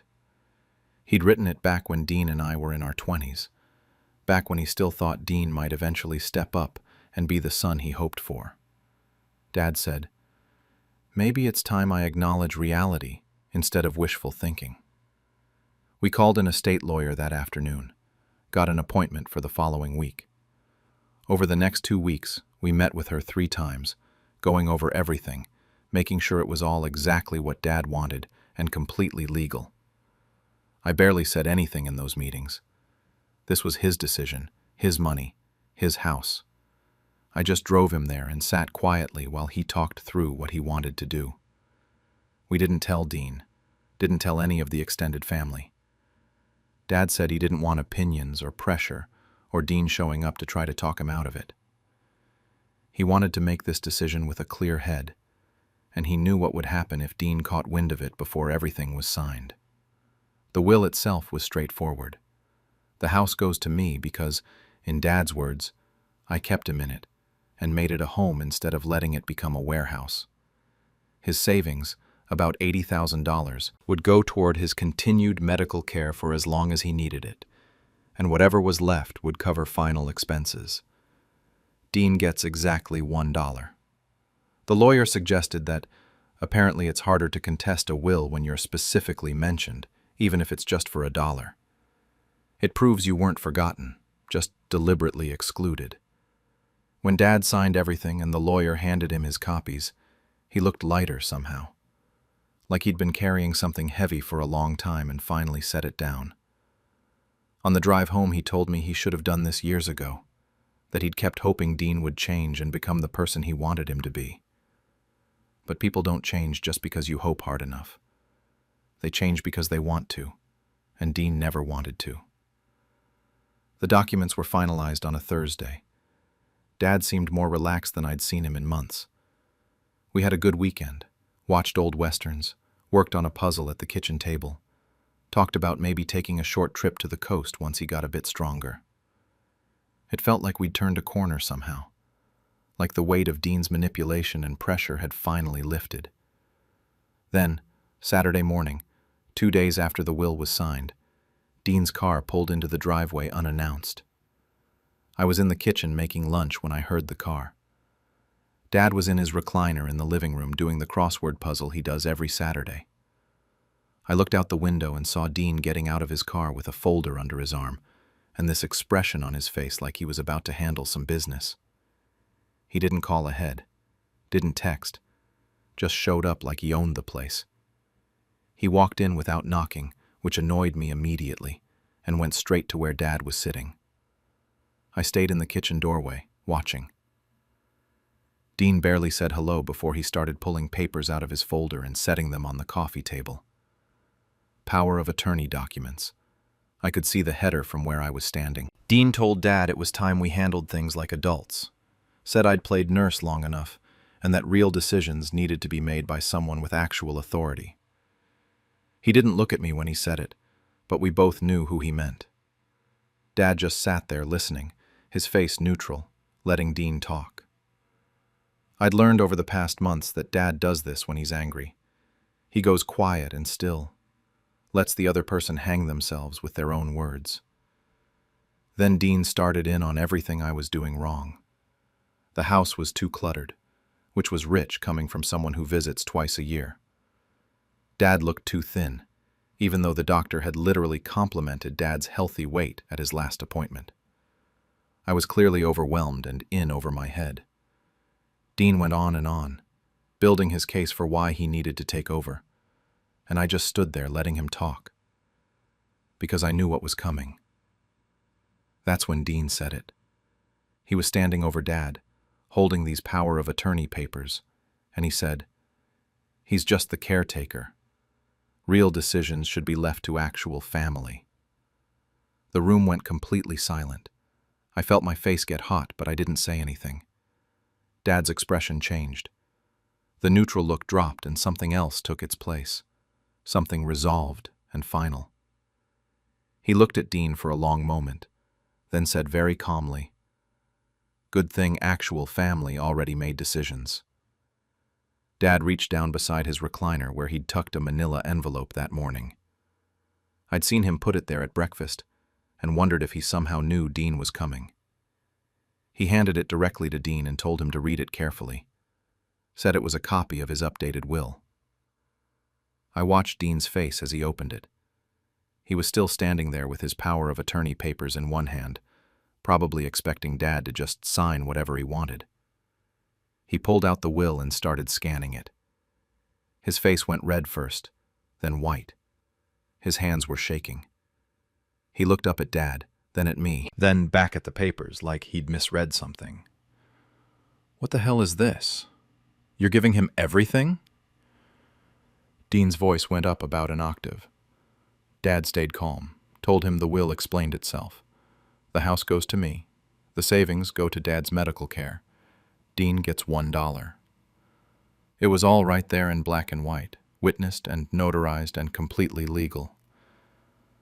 That's when Dean completely lost it. He started yelling that I'd manipulated Dad, that I'd isolated him and poisoned him against his own son. Called it elder abuse. Said I'd brainwashed a sick old man who didn't know what he was doing. Every accusation he could think of just came pouring out. He called me a parasite. Said I'd stolen his house, his inheritance, everything that should have been his. I still didn't say anything, just leaned against the doorframe and let him rant. Sometimes the best thing you can do is let someone show exactly who they are without interference. Dean kept going back to the $1 thing. He must have said it 5 times. $1? $1? You're writing me out for $1? Like the specific amount was more insulting than being excluded entirely. Which I guess was the point. The lawyer knew what she was doing when she suggested it. Dad tried to speak a few times, but Dean just talked over him. Kept calling me a thief. Kept saying I'd stolen what was rightfully his. Kept demanding to know what lies I'd told to make this happen. He was pacing now, waving the will around, completely unhinged. This was the same guy who tells everyone he's the responsible son, the one managing things, the mature one. Finally, Dad had enough.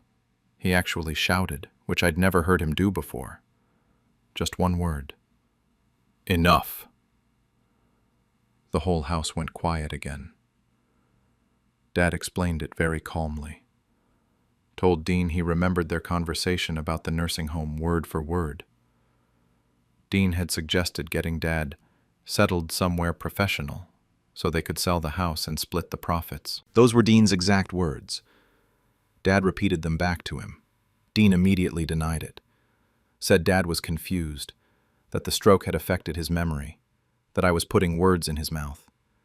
He tried to spin it like he'd just been exploring options for Dad's care, that I'd twisted an innocent conversation into something sinister. Dad cut him off. I remember every word, Dean. You said, we could split the profits and you'd be taken care of professionally. You weren't thinking about my care. You were thinking about your bank account. Dean's face did something I can't quite describe. It was like watching someone realize they'd been caught and scrambling to find a way out, but knowing there wasn't one. He looked at me with pure hatred and called me a conniving bastard. Said I'd planned this whole thing from the beginning, that moving home to care for Dad was just a long con to steal his inheritance. Then he stormed out. Didn't say goodbye to Dad. Didn't close the folder of power of attorney papers he'd brought. Just grabbed his keys and left, slamming the front door so hard a picture frame fell off the wall in the hallway. I heard his car peel out of the driveway, tires squealing like he was in a movie. Dad was shaking, not from fear or anything like that, but from adrenaline and emotion. I helped him to his bedroom so he could lie down for a bit. He kept apologizing, which made no sense because he had nothing to apologize for. I told him he did the right thing, that he rewarded the person who actually showed up. He nodded but didn't say much else. I think the reality of having to do that to his own son, even though it was justified, still hurt him. Within an hour, my phone started blowing up. Text messages, missed calls, voicemails. Dean had clearly started making calls the second he got in his car. Aunt Linda, Uncle Bob, cousins I hadn't talked to in years. All of them wanted to know what happened, what I'd done, why I'd manipulated Dad into cutting Dean out. Dean's version of events was already spreading through the family like wildfire, and in his version, I was the villain who'd stolen everything from my poor devoted brother, who'd sacrificed so much for our father. I turned my phone off and went to check on Dad. He was lying in bed staring at the ceiling. When I asked if he was okay, he said he was fine, that he'd known this would happen. Then he said something I'll never forget. I should have set boundaries with Dean decades ago. I enabled him by always hoping he'd change. That's on me, not you. I left him to rest and went back to the living room. Dean's power of attorney papers were still scattered on the coffee table. I gathered them up and threw them in the recycling bin. Then I sat down in Dad's recliner and tried to process what had just happened. My phone was still off, but I could imagine the messages piling up. By tomorrow, the entire extended family would know. By the end of the week, I'd probably be labeled the bad guy in a story where I'd done nothing but take care of my father. The envelope with the will was on the floor where Dean had dropped it. I picked it up and put it back beside Dad's chair. He'd need to keep it somewhere safe. Something told me this wasn't over, not by a long shot. I turned my phone back on that evening and had 37 missed calls. The voicemails were brutal. Aunt Linda was crying, begging me to make this right with Dean, saying family shouldn't treat each other this way. Uncle Bob left a message calling me a conniving bastard, the same phrase Dean had used, so I knew exactly whose version of events he'd heard. Cousin Sarah sent a long text about how family doesn't do this to family, and how disappointed she was in me. Dean had called everyone, every single relative who might listen. And his story was simple. I'd manipulated a sick old man, isolated him from his real family, and stolen an inheritance that should have been split equally between brothers. In Dean's version, he was the devoted son who'd been making hard decisions about Dad's care while I played the martyr for sympathy. He told people I'd taken advantage of Dad's weakened mental state after the stroke to turn him against his own son.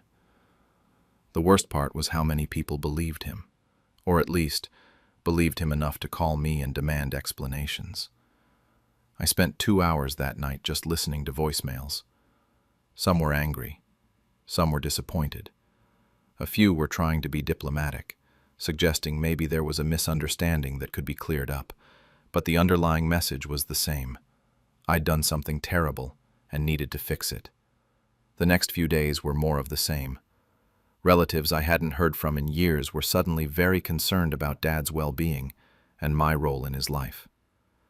Several people said I should share the inheritance equally because that's what families do. Like the house and savings should be split down the middle, regardless of who actually did the work or who Dad wanted to have it. A couple of cousins tried to explain to me that Dean had his own life and responsibilities, that he couldn't be expected to drop everything and move home like I did, so it wasn't fair to punish him for having a career and family of his own. That logic made my head hurt. Dean chose to live 3 hours away. Dean chose to visit twice a year. Dean chose to call me a housemaid instead of respecting what I was doing, and somehow I was supposed to reward him for those choices by handing over half of everything Dad wanted me to have. Some relatives stopped speaking to me entirely. Uncle Bob blocked my number. A few cousins unfriended me on Facebook. Dean posted this vague status about sacrifice and betrayal that got dozens of sympathetic comments from people who had no idea what actually happened. He didn't name me directly, but everyone knew who he meant. About a week after the confrontation, Dean's lawyer sent a letter to Dad's address. It was full of legal language, but the basic threat was clear. Dean intended to contest the will on grounds of undue influence. The letter claimed Dad wasn't mentally competent to make these decisions, that I'd isolated him and coerced him, and that the will didn't reflect Dad's true wishes. I showed it to Dad and he just shook his head. He called our lawyer the same day. Our lawyer wasn't worried. She said the will was rock solid.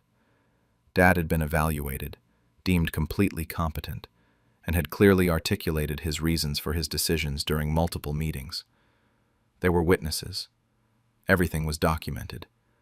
She said Dean could try to contest it, but he'd be wasting his money and time. That made me feel better, but I knew the legal threat wasn't really the point.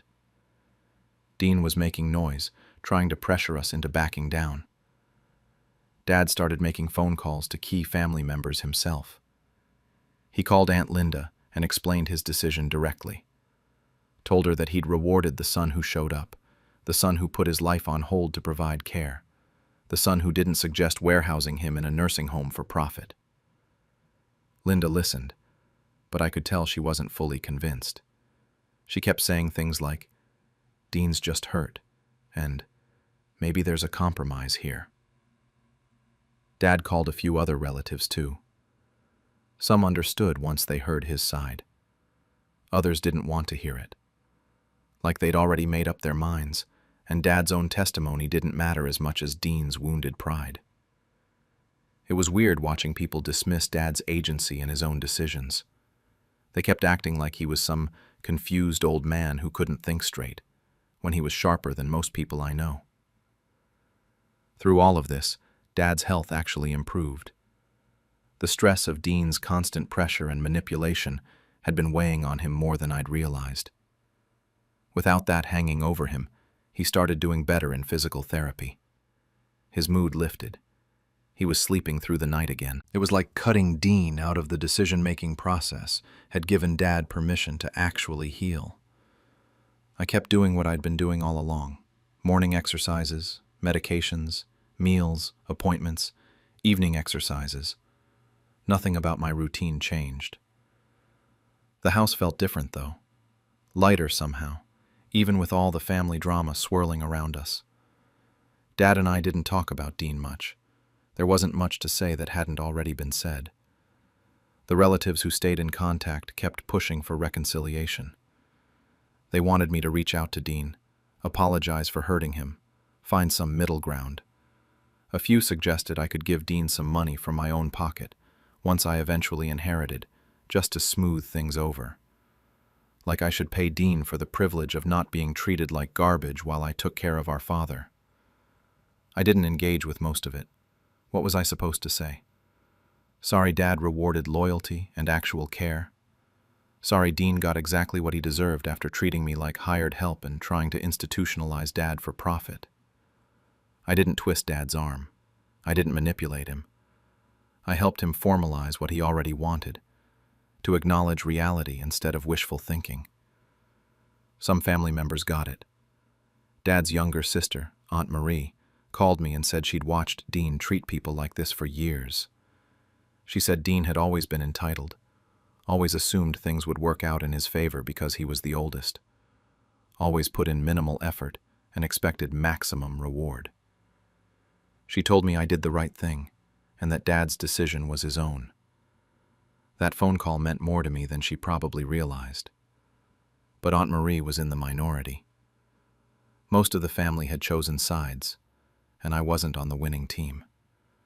Family gatherings were going to be weird for the foreseeable future, assuming I even got invited to any. Dean had positioned himself as the victim, and people love a good victim story, especially when it means they don't have to examine their own assumptions about how families should work. It's been 3 weeks now since Dean stormed out of the house. He hasn't visited Dad, hasn't called him either as far as I know. The man who claimed to care so much about our father's well-being Hasn't checked in once since finding out he's not getting the house. That should tell everyone everything they need to know, but somehow it doesn't. The family is split, pretty much down the middle now. Half think I did what needed to be done. Half think I'm a manipulative villain who stole my brother's inheritance through coercion and isolation. The ones who think I'm wrong keep using the same phrases. Family comes first. Blood is thicker than water. You should have shared. Like sharing is some moral imperative that trumps everything else, including who actually showed up and did the work. Dad doesn't have regrets about the will.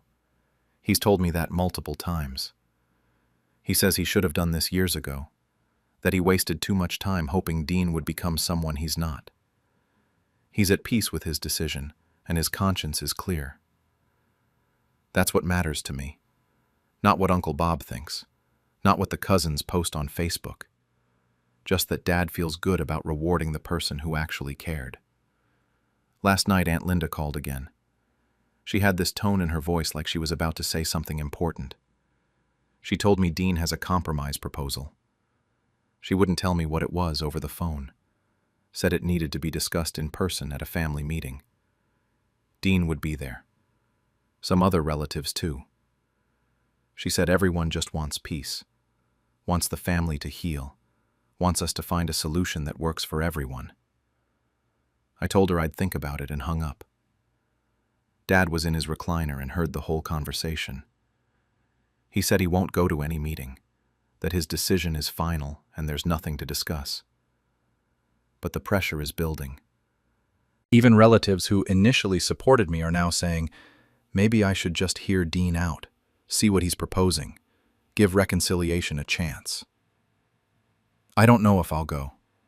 Part of me wants to stand firm, tell them all to back off and respect Dad's decision like adults.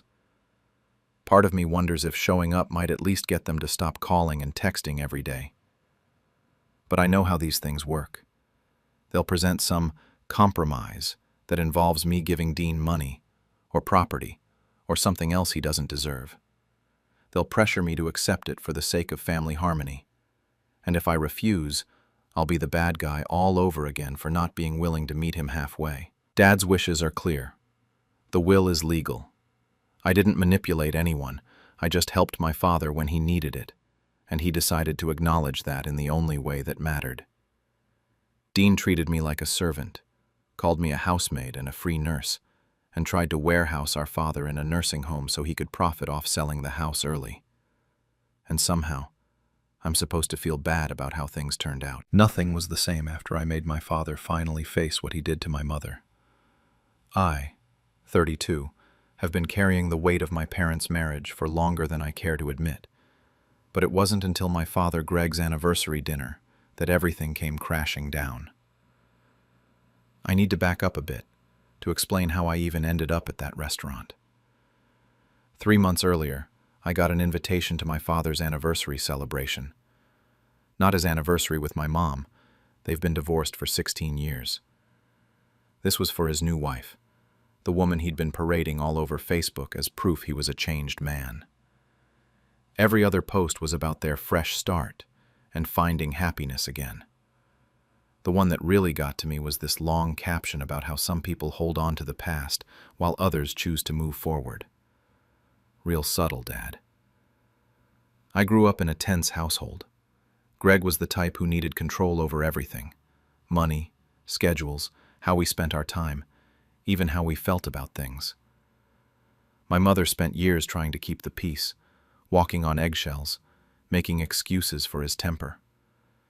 When I was 16, she left after one particularly bad fight. He told everyone she'd abandoned us, just packed up and walked out on her family. I believed him. For years, I actually believed him. It wasn't until college that I found out the truth. Mom and I reconnected my sophomore year, and she finally told me everything. He'd been hiding debt in her name, draining her savings account, threatening to destroy her credit if she tried to leave.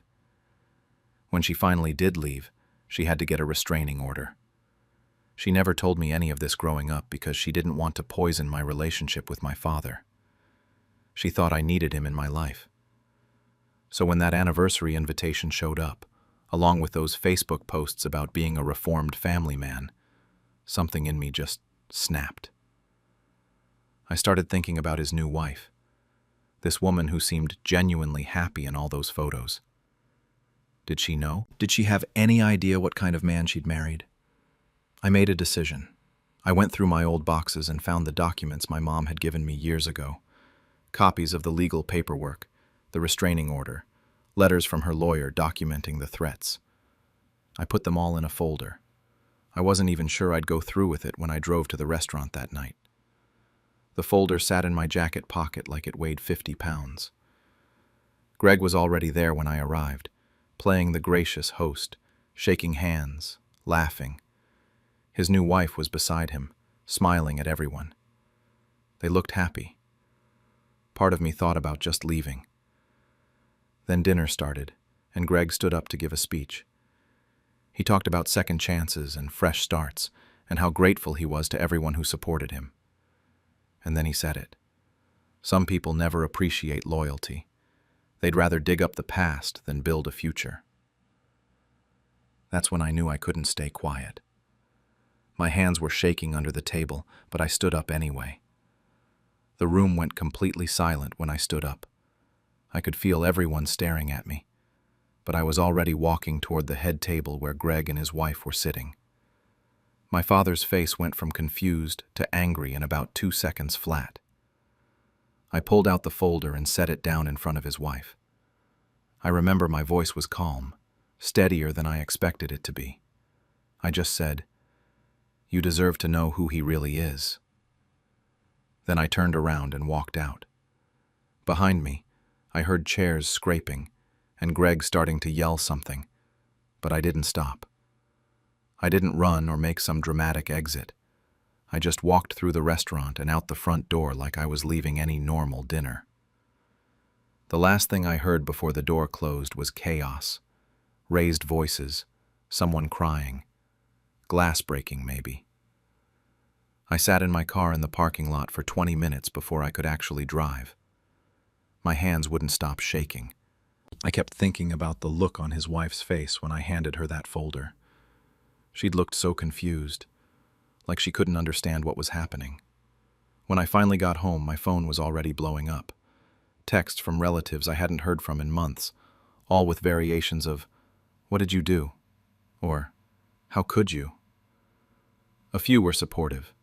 My cousin Sarah sent me a simple, "About time."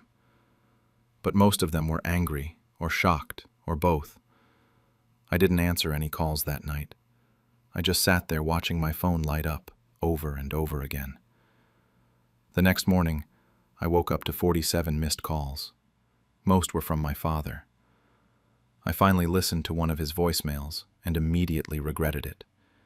He was screaming, barely coherent, calling me every name in the book. According to him, his wife had read through the entire folder right there at the table, confronted him in front of everyone, and then left the restaurant. She'd apparently packed her things and left the house by morning.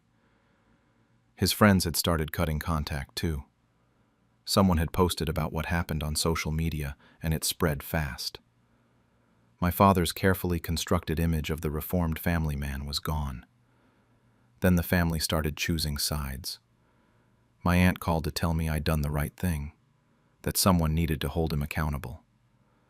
My uncle called an hour later to tell me I was cruel, that I'd destroyed an old man over something that happened decades ago. That phrase kept coming up. It was so long ago, and why drag up ancient history? A few family members even shared their own stories about Greg, things I'd never heard before. Apparently, I wasn't the only one who'd been keeping secrets. But the worst calls were from the relatives who said I should have handled it privately, that humiliating him publicly was too far. Maybe they were right. I don't know. My father spent decades hiding who he really was. I'd spent one night exposing it, and now I couldn't tell if I'd done something brave or something cruel. 2 weeks have passed since that dinner, and I still haven't spoken to my father. The family is completely divided at this point, Half of them won't talk to me. The other half won't talk to him. Holiday gatherings are going to be a nightmare. My mom finally called a few days after everything went down. She'd heard about it through the family grapevine. Her reaction was complicated. She seemed vindicated in some way, but also worried about me. She said she never asked me to fight her battles, that she'd made peace with what happened years ago. I think part of her was concerned I'd sacrificed too much for something that wasn't mine to fix. We talked for a long time that night. She told me she understood why I did it. But she also said that exposure doesn't always equal healing. Sometimes it just creates new wounds. I've been thinking about that a lot. Through various family members, I've gotten updates about Greg. His wife hasn't come back. She filed for separation last week. He's been quiet on social media, which is probably the smartest thing he's done in months. Some of his friends tried to reach out to him, but apparently he's not handling any of this well. He's still maintaining he did nothing wrong, that the documents were taken out of context, that my mom was equally to blame. Same old Greg. The weirdest part was when his wife actually reached out to me. She sent a brief email thanking me for telling her the truth, even though the way I did it was harsh. She said she'd had some concerns, but dismissed them because he seemed so genuine. She wished I'd told her privately, but she understood why I didn't trust that approach. I don't know if that makes me feel better or worse about the whole thing. What keeps me up at night is wondering if I did this for the right reasons. Was I protecting her, or was I punishing him? Maybe it was both. Maybe I'll never really know. Some of the family members who are still talking to me keep saying that abusers count on silence, that someone needed to speak up. The ones who aren't talking to me say I'm bitter, that I ruined a man's life over something from decades ago that didn't even happen to me. Both sides make sense in their own way, which is the most frustrating part. My father tried to reach out through my uncle last week. He wanted to talk things through and clear the air. I haven't responded. I don't know what there is to say. He's never once actually apologized or admitted what he did was wrong. He just wants me to take it back somehow, to fix what I broke. I honestly don't know if I did the right thing anymore. That folder felt like evidence when I walked into that restaurant. Now it feels like a grenade I threw into the middle of everyone's lives, including my own. Reddit, I need outside perspective on this. Am I the asshole for revealing my father's past abuse in front of his new wife, instead of letting the past stay buried? So I let my stepbrother fail his dream job interview, and apparently that makes me the villain. I'm 26 and I work in IT for a well-known tech company. My stepbrother Logan is 28, and he's spent the better part of the last decade making my life absolutely miserable. I'm talking constant put-downs, calling me a nerd, mocking my computer science degree, telling anyone who would listen that I only got my job because of diversity quotas. The guy dropped out of college halfway through sophomore year and has been bouncing between dead-end jobs ever since. Retail, delivery driving, warehouse work, whatever he could get. Our parents got married when I was 15 and Logan was 17. His dad married my mom, and from the very first day we met, Logan made it crystal clear that he thought I was beneath him. My stepdad owns a small business and has always been the type to side with Logan no matter what happened. I learned pretty quickly to just keep my head down, focus on my grades, and stay out of their way as much as possible. I moved out for college but ended up moving back in about a year ago.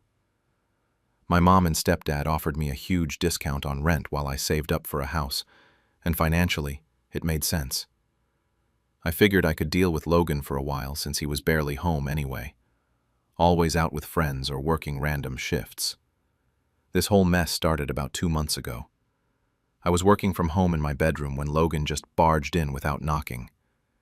He does that all the time, acts like basic privacy doesn't apply to him. He looked at me and said his company was hiring and I needed to refer him, not ask, tell, like it was a given. I looked up from my laptop and told him he didn't have any IT experience. His response was that it didn't matter because we're family, and I could vouch for him. I tried to explain that referrals are based on actual professional qualifications, and given how he'd treated me over the years, I didn't think I was the right person to be vouching for him. He laughed in my face, asked if I was seriously still mad about some jokes, told me to grow up and that this was about his career. I told him if it was about his career, he should build it himself. Reminded him that he'd spent years telling me I didn't earn my position, so he should prove he could earn his. That set him off. He started yelling about how selfish I was, how family is supposed to help family, how he deserved the job more than half the people already working there. My stepdad heard all the shouting and came in, and of course he immediately took Logan's side. Told me I was being petty and childish, and that I should help my brother out. I held firm. No referral. Logan stormed out saying he'd get the job without my help anyway, and that he'd prove he was better than me. I figured that was the end of it. Logan talks a big game but rarely follows through on anything. But 2 weeks later he came home with this huge grin on his face, announcing he'd gotten an interview.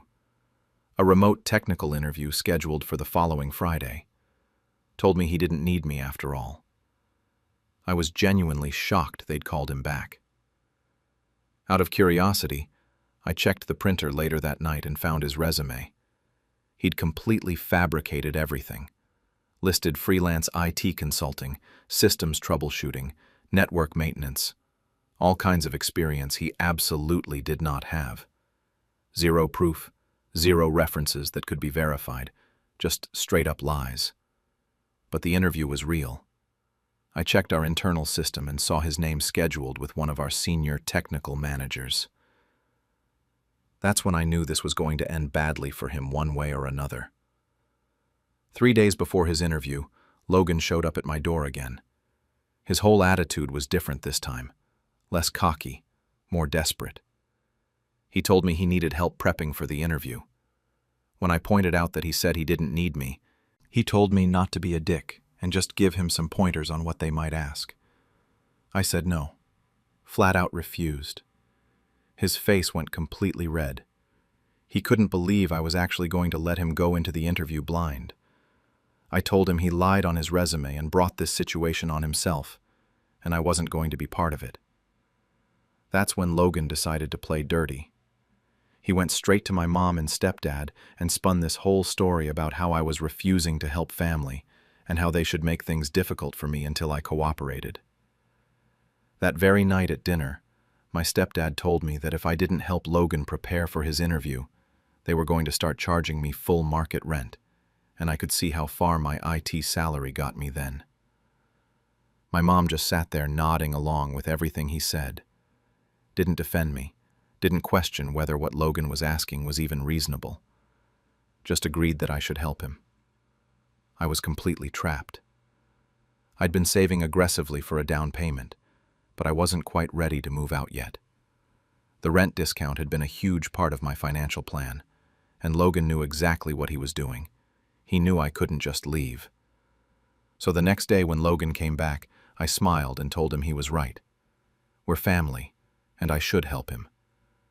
I said I'd put together some study materials and coach him through the basics. The relief on his face was instant. He actually thanked me, said he knew I'd come around eventually, told me this job was going to change his life, and he wouldn't forget that I helped him. I spent the next 2 days creating the most beautiful collection of completely wrong information you could imagine. Outdated commands that haven't been relevant since 2010, acronyms I completely made up that sounded technical enough to be believable. Troubleshooting methods that would actually make problems worse instead of fixing them. I even threw in some fake insider knowledge about what our company supposedly looks for in candidates. The best part was telling him the interview would definitely be cameras off because that's just how remote interviews work now, so he could read from his notes the whole time and they'd never know. Logan studied everything I gave him like his life depended on it. He kept coming to my room asking follow-up questions, wanting clarification on certain points, and I just kept feeding him more garbage. He even bragged to my stepdad about how prepared he felt, how he was definitely going to crush this interview thanks to my help. He never once thought to fact-check anything, never looked anything up online, never asked anyone else for a second opinion, just trusted everything I told him completely. Interview day finally arrived. I was working from home that day, so I was in my room when Logan set up his laptop in the living room. I could hear everything through my door. He had my fake study guide printed out and sitting right next to his computer, ready to reference. Then I heard the interviewer's voice asking him to turn on his camera. The silence that followed was perfect. Logan stammered something about thinking the interview was cameras off, and the interviewer told him they always do video interviews. I heard him fumbling to turn his camera on, his voice already shaky and nervous. The interviewer started with softball questions, really basic stuff that anyone with even minimal IT knowledge would know. And Logan, reading straight from my notes, gave the most spectacularly wrong answers possible. I had to bite my lip to keep from laughing out loud as I listened to him confidently spout complete nonsense. Every answer made it more and more obvious that he had no idea what he was talking about. The interviewer's tone shifted from friendly to confused to annoyed within about 10 minutes. And then the interview was over. Ended early. I heard the interviewer say they'd be in touch and disconnect the call. For a moment there was just silence from the living room. Then Logan absolutely lost it. Logan started screaming from the living room, just yelling obscenities at his laptop, at the wall, at nothing in particular. I stayed in my room, still pretending to work, listening to him lose his mind. Then my door slammed open. He didn't knock, just burst in looking absolutely furious. His face was red and he was shaking. He started shouting at me, asking what I told him, demanding to know what information I gave him for the interview. I looked up from my laptop as calmly as I could and told him I gave him exactly what he asked for. Interview prep. He lost it even more, told me everything I said was wrong, every single thing. The interviewer looked at him like he was insane. I just sat there and said that was weird. I must have gotten my wires crossed somehow. That's when he figured it out. He accused me of doing it on purpose, of sabotaging him deliberately. I pointed out that I gave him the help he demanded. Not my fault he didn't know enough about IT to fact-check any of it. Which, by the way, was exactly why I didn't want to refer him in the first place. He told me I knew he didn't know anything about this stuff, that I set him up. I stood up and told him no, he set himself up when he lied on his resume, when he faked all his experience, when he tried to force his way into a job he had no business applying for. I just gave him what he asked for. He threatened to tell our parents. I told him to go ahead, tell them how he lied to a company, how he demanded I help him cheat in an interview, and how he got mad when his own lies caught up with him. He actually ran downstairs to find my stepdad. I could hear the whole argument from my room.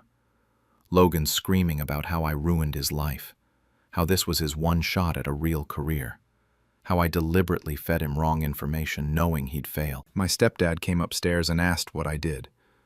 I told him I helped Logan prepare for an interview he wasn't qualified for. My stepdad said I knew Logan didn't know this stuff, that I should have properly prepared him. I reminded him that Logan shouldn't have applied for an IT job if he didn't know anything about IT. That Logan told me repeatedly he didn't need my help, and that he deserved the position more than me. So I let him prove it. My mom got involved at that point. She called a full family meeting in the living room, all four of us sitting there while Logan went on about his future being destroyed, about how this was his chance to finally have a career and I took it away from him out of spite. My stepdad backed him up, saying I was vindictive and cruel, demanded that I call HR and fix the situation, get Logan another interview, explain that there was a misunderstanding. My mom just kept shaking her head, looking disappointed in me, said I was being petty and that family doesn't do this to each other. I let them all finish their speeches, let them get everything out. Then I explained a few things. First, I couldn't fix anything with HR even if I wanted to. Logan bombed a technical interview because he lied about his qualifications. That's completely on him. There's no misunderstanding to clear up. He failed because he didn't know what he was doing. Second, they forced me to help him, threatened my housing situation to manipulate me into doing what Logan wanted. After years of him treating me like garbage, mocking my education, telling everyone I didn't earn my position, they backed him up and threatened me. So I told them what was going to happen next.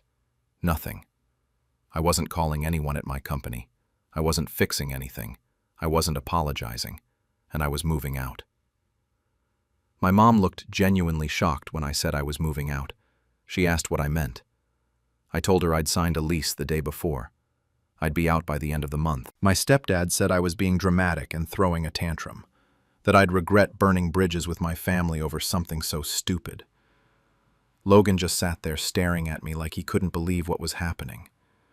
I told them I wasn't burning bridges. They burned them when they chose Logan's entitled attitude over basic respect for me. I was just done pretending everything was fine. The next day I started packing. I'd found a one-bedroom apartment about 20 minutes away. It was more expensive than what I'd been paying my parents, but my savings could handle it. More importantly, I wouldn't have to deal with any of them anymore. My mom tried talking to me a few times while I was packing, kept saying I was overreacting, that Logan made a mistake, but that didn't mean I should leave. I told her Logan didn't make a mistake. He made a series of choices, and those choices had consequences. I was just removing myself from the situation. She tried the guilt trip angle, said I was her son and she didn't understand why I was doing this to her. I reminded her that she sat there and let my stepdad threaten me, let Logan blackmail me, and didn't say a word in my defense. So maybe she should think about why I felt the need to leave. My stepdad barely spoke to me during those 2 weeks, just glared at me whenever we were in the same room, made passive-aggressive comments about people who abandon family when things get tough. I ignored all of it. Logan was the worst, though. He went from angry to bitter real quick, started muttering insults whenever I walked by, told his friends I sabotaged him out of jealousy, made posts on social media about fake family members who stab you in the back. Never mentioned me by name, but it was obvious who he meant.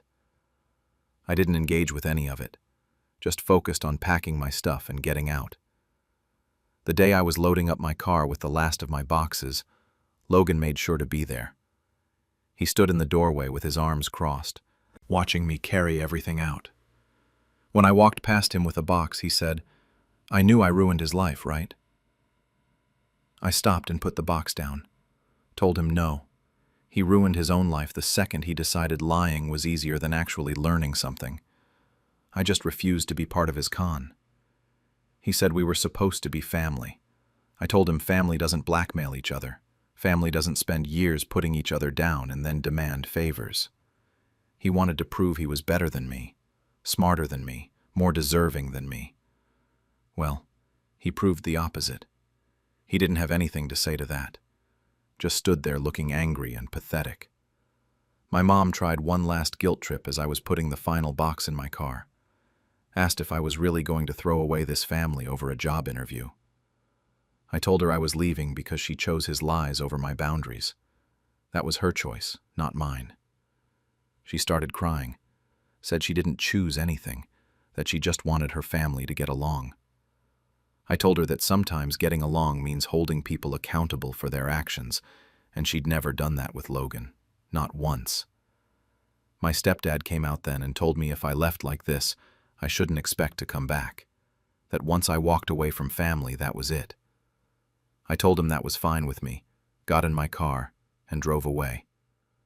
I didn't look back, didn't feel sad or guilty or conflicted, just felt relieved. The apartment was quiet when I got there. Started unpacking my stuff, setting everything up the way I wanted it. No one barging into my room. No one making snide comments. No one expecting me to fix their problems while treating me like dirt. For the first time in years, I felt like I could actually breathe. It's been about 3 weeks since I moved out. The apartment is smaller than I thought it would be, but it's mine. No family drama, No stepbrother barging in, no parents guilt-tripping me over dinner. Just peace and quiet. Logan is apparently working at a car wash now. I heard this through my mom, who still calls me every few days trying to get me to come back. She mentioned it like it was supposed to make me feel guilty, like I was supposed to feel bad that he's washing cars instead of working in IT. I don't. He applied for a job he wasn't qualified for, lied about his experience, and faced the consequences. The car wash is honest work, which is more than I can say for what he tried to pull. According to my mom, he's still telling everyone who will listen that I sabotaged his career.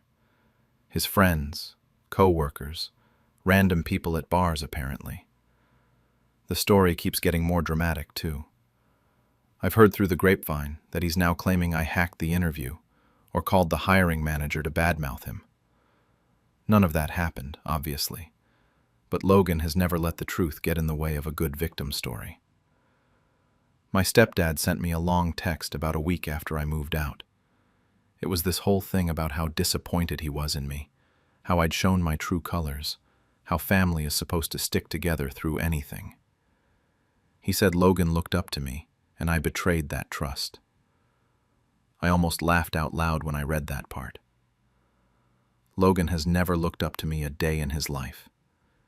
He's looked down on me, sure, but never up. I didn't respond to the text. There was nothing to say. My stepdad made his choice when he threatened to kick me out for not helping Logan cheat his way into a job. He doesn't get to lecture me about family values now. My mom is a different story. She keeps calling and texting, asking when I'm going to get over this. She says she understands I was upset, but that I'm taking it too far. That Logan apologized, even though he hasn't apologized to me directly. She wants me to come to dinner, talk things out, move past all of this. I told her I'd think about it, but honestly, I don't know if I want to. Every conversation with her turns into her trying to defend Logan or minimize what happened. She keeps saying he just made a mistake, that he's struggling, that I should be the bigger person. Never mind that he spent years making my life miserable. Never mind that he tried to manipulate and blackmail me. None of that seems to matter to her. The thing is, I don't think she's malicious. I think she genuinely doesn't see what the problem is. In her mind, Logan needed help, and I'm his brother, so I should have helped him. The fact that he treated me like garbage for years doesn't factor into her equation. The fact that he wanted me to help him lie and cheat doesn't register as wrong to her. It's just family helping family. But that's not what family is supposed to be. At least, not to me. My friends have had mixed reactions to the whole situation. I told my best friend everything over beers about a week ago. He sat there listening to the whole story, and when I finished, he said I didn't set Logan up to fail. Logan was always going to fail that interview. I just made it happen faster and in a more spectacular fashion. Some of my other friends think I went too far. They say I should have just kept refusing to help instead of actively sabotaging him. That giving him wrong information was cruel and vindictive. One friend said I stooped to Logan's level by doing it. I've thought about that a lot. Maybe they're right. Maybe I should have just kept saying no and dealt with whatever consequences came from that. Moved out sooner, paid more in rent, whatever. But at the same time, Logan was never going to pass that interview. He had zero IT knowledge and lied about all his experience. The outcome would have been exactly the same whether I helped him or not. The only difference is this way: he can't say he failed because I refused to help him. He failed because of the help I gave him, which means he has to confront the fact that he didn't know what he was doing. Though knowing Logan, he's probably still not confronting that reality. Easier to blame me than admit he screwed up. Work has been fine. Better than fine, actually. No one at the company knows about the Logan situation except HR. They flagged his application as not eligible for rehire after the interview disaster, which is standard procedure for people who lie on their resumes. My manager has no idea Logan is related to me, and I'm planning to keep it that way. I've actually been more productive at work since moving out. Not having to deal with constant family drama means I can focus on my projects. I'm up for a promotion in a few months, and my manager has been hinting that it's looking good for me. Logan would probably say I don't deserve it, that I'm only getting it because of diversity quotas or favoritism, or whatever excuse makes him feel better. But I know I've earned it. The only family member who's reached out in a normal way is my aunt, my mom's sister. She called me last week and said she'd heard what happened from my mom. She told me Logan sounded like an entitled brat, and that my mom should have stood up for me instead of backing my stepdad. It was validating to hear someone from the family acknowledge that I wasn't crazy or overreacting. She also told me that this wasn't the first time Logan had pulled something like this. Apparently, a few years ago, he'd borrowed money from my stepdad's business and never paid it back. Just expected it to be forgiven because he's family. My aunt said my stepdad wrote it off and never talked about it again. She said enabling Logan has been a pattern for years, and maybe what I did was the wake-up call he needed. I don't know if it will be a wake-up call, though. From what I've heard, Logan is still playing the victim, still telling everyone I'm the bad guy, still acting like the world owes him something. Part of me feels guilty. Not for what I did exactly, but for how it all went down. I keep wondering if there was a better way to handle it. Some path where I could have stood my ground without it turning into this massive family explosion. But then I remember Logan barging into my room demanding I refer him. I remember my stepdad threatening to kick me out if I didn't help. I remember years of put-downs and insults and being treated like I was less than. And the guilt fades pretty quick. I've been sleeping better since I moved out. I didn't realize how much stress I was carrying until it was gone. No more walking on eggshells. No more wondering when Logan would start something. No more feeling like I had to justify my existence in my own home. My apartment is quiet. Sometimes too quiet, honestly. But I'll take too quiet over constant tension any day. I don't know what happens next with my family. Maybe my mom will eventually understand why I left. Maybe my stepdad will realize that unconditionally backing Logan doesn't actually help him. Maybe Logan will get his act together and stop blaming everyone else for his problems. Or maybe none of that will happen. Maybe this is just how things are now. Me in my apartment, them in their house, and a bunch of burned bridges in between. I'm okay with that if that's how it has to be. I gave them chances. I set boundaries. I asked for basic respect. They chose Logan's entitlement over all of that. So now I'm choosing myself, my peace, my sanity, my own life without their drama. And honestly, I don't regret it. Strange how my family finally noticed me. When the farm started making money again, I'm a 67-year-old widow, and I've been living on this family farm, the same one my late husband and I nearly lost years ago, completely alone for the past 5 years. Well, alone except for the memories and the work that never really stops, even when you're by yourself. When my husband died, I thought my children would rally around me. Instead, my eldest son James, my daughter Sarah, and my youngest Marcus all had the same solution: sell the farm and move somewhere practical. My sister Patricia jumped on that bandwagon too, calling me every other week to talk about retirement communities and how I was too old to be working land. They made it sound so reasonable, so sensible. But this farm was everything my husband and I built together. I couldn't just let it go. I told them no. That's when everything changed. The visits stopped first. Then the phone calls became shorter, colder. James started saying I was being stubborn. Sarah said I was stuck in the past. Marcus told his kids I was too busy with the farm to see them, which wasn't true. I would have driven the 3 hours to see them any day if he'd let me. Patricia stopped calling altogether after I refused to discuss selling for the 10th time. Holidays came and went. I set the table for one. They didn't see the struggle because they chose not to. I was renting equipment I couldn't afford, planting what little I could manage with my aging body and limited funds. Some months I had to choose between fixing the irrigation system or buying groceries. I chose the farm every time, which meant some nights I went to bed with just crackers and tea in my stomach. I lost weight I couldn't afford to lose. The farmhouse started falling apart. Roof leaked, porch boards rotted, paint peeled. But I kept going. My husband and I had poured 40 years into this land. I wasn't about to let our legacy die just because it was hard. Even when James called me crazy for clinging to dirt. Even when Sarah stopped returning my calls. Even when I spent Christmas alone for the third year in a row. Then 2 years ago, everything shifted. A local company started partnering with small farmers for organic produce exports. They were paying fair prices, real prices, not the scraps the big distributors had been offering.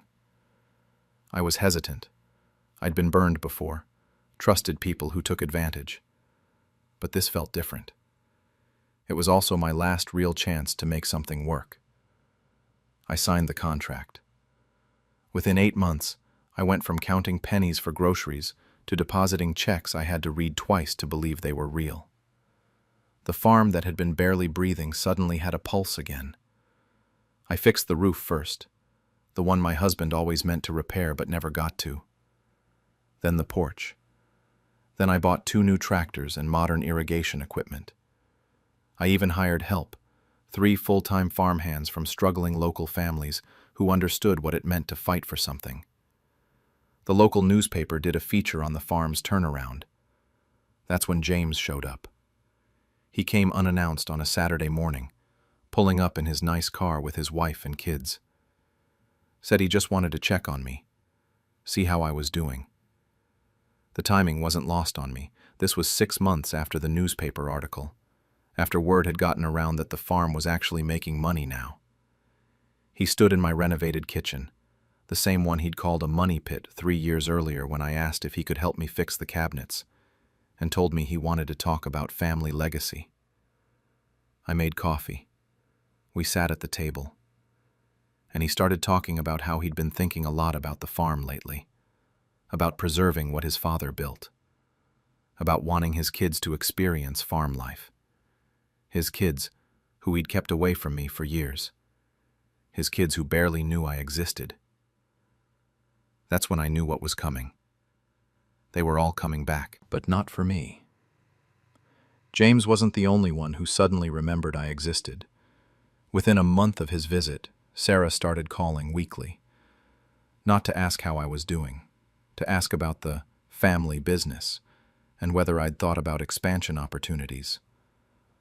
Marcus, who hadn't spoken to me in 4 years, showed up with a folder full of investment advice and ideas for maximizing profit margins. They all became very interested in my financial decisions. Patricia took a different approach. She started dropping by unannounced, bringing pie and old photo albums, talking about the good old days. Then she'd slip in comments about family helping family, about how she'd always supported me. One afternoon she reminded me that she'd loaned me $200 back in 2015, when the tractor broke down. Never mind that I'd paid her back within a month, or that she'd spent the next 2 years telling me to sell. She suggested, very casually, that maybe she should be added to the deed since we were in this together. The contrast was almost funny. Where were they when I was eating canned soup for weeks straight? When I called James because the tractor broke down, and he told me that's exactly why I should sell. When I asked Sarah to visit for my birthday and got a voicemail excuse. When Marcus told his kids that Grandma was too busy with her farm to see them, making me the villain in their eyes. I remember Patricia at my husband's funeral, pulling me aside while I was still numb with grief, saying at least now I could be practical and move on.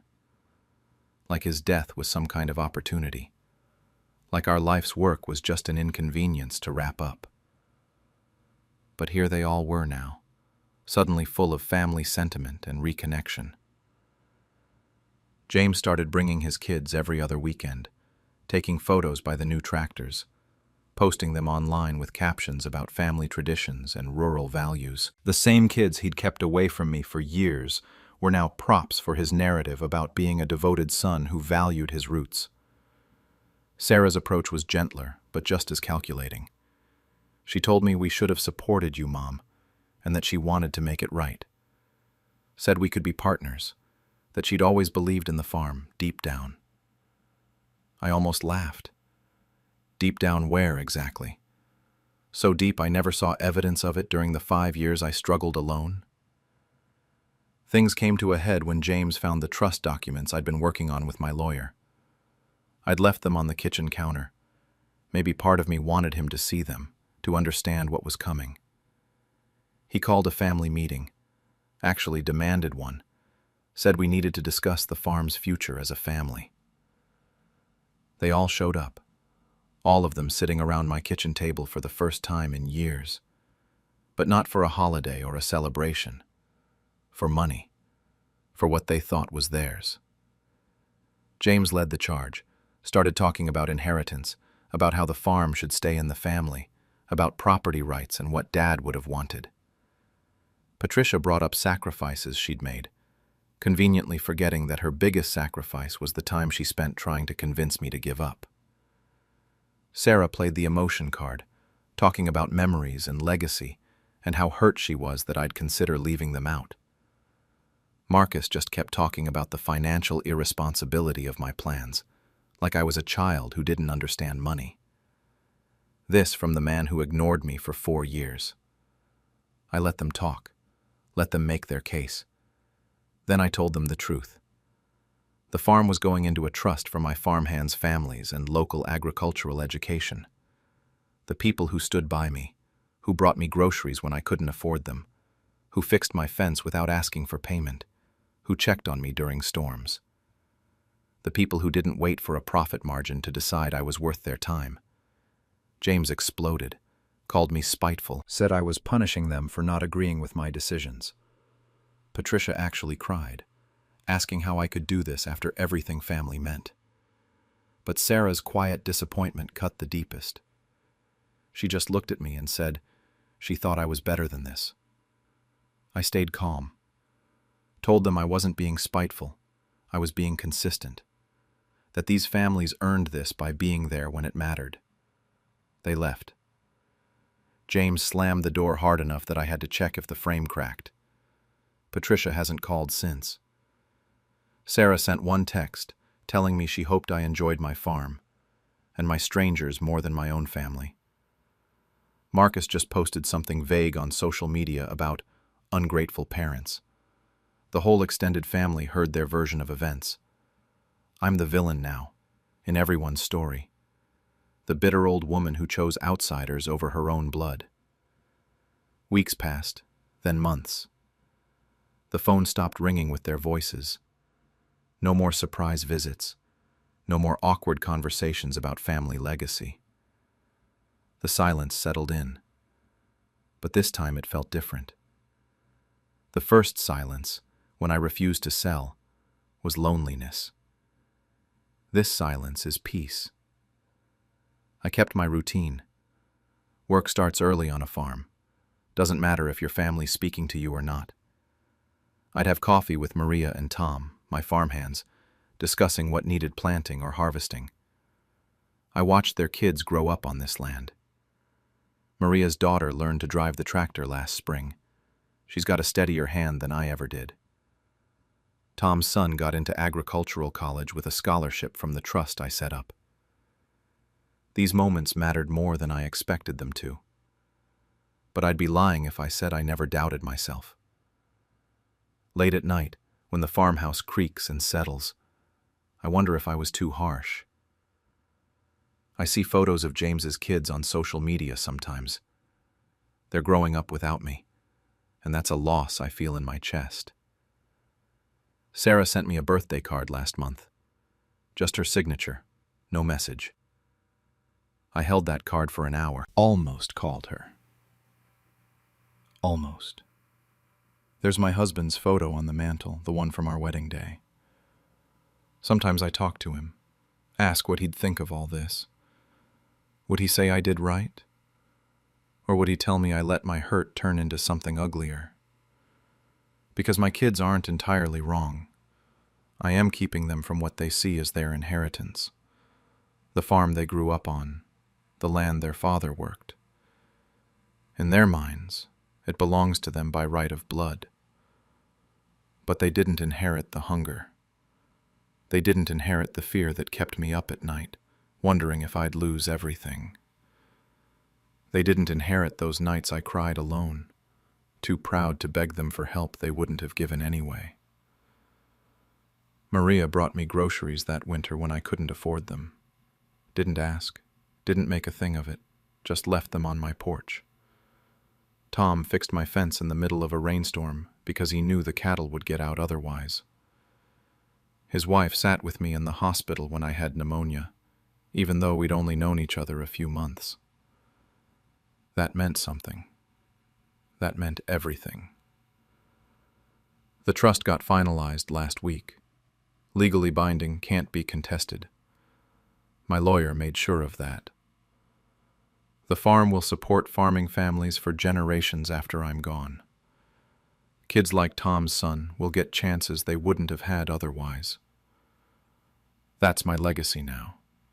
Not blood, but soil and opportunity.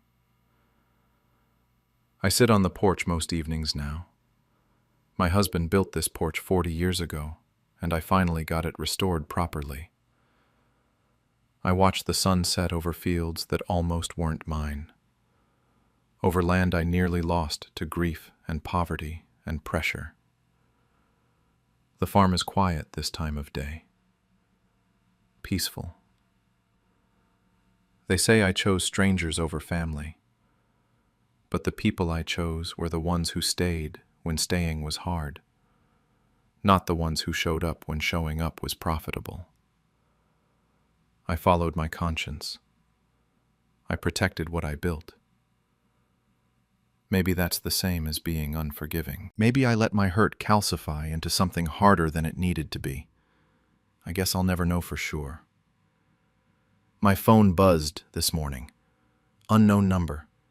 I almost didn't answer, probably spam, or another cousin calling to tell me what a disappointment I am.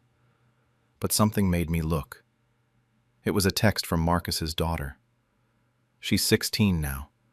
I haven't seen her since she was 10, haven't been allowed to see her. The message was short. Grandma, can we talk? Dad won't let me visit, but I've been reading about what you did with the farm. I want to study agriculture. Can you help me? I've been staring at those words for hours now. My hand trembled so badly when I first read them that I almost dropped the phone. She wants to study agriculture. She's been reading about the farm, about what I've done. Despite everything Marcus told her, despite years of separation, she reached out. I don't know what to say back. Don't know if helping her means betraying the boundary I set, or finally getting something back that I thought was lost forever. Don't know if Marcus will try to stop her, or if this will blow up into another family war. The cursor blinks on my screen, waiting for an answer I don't have yet. Turns out, changing the Wi-Fi password can destroy a marriage. I, 29, have been dealing with my husband Evan's younger sister Jess for the past 2 years.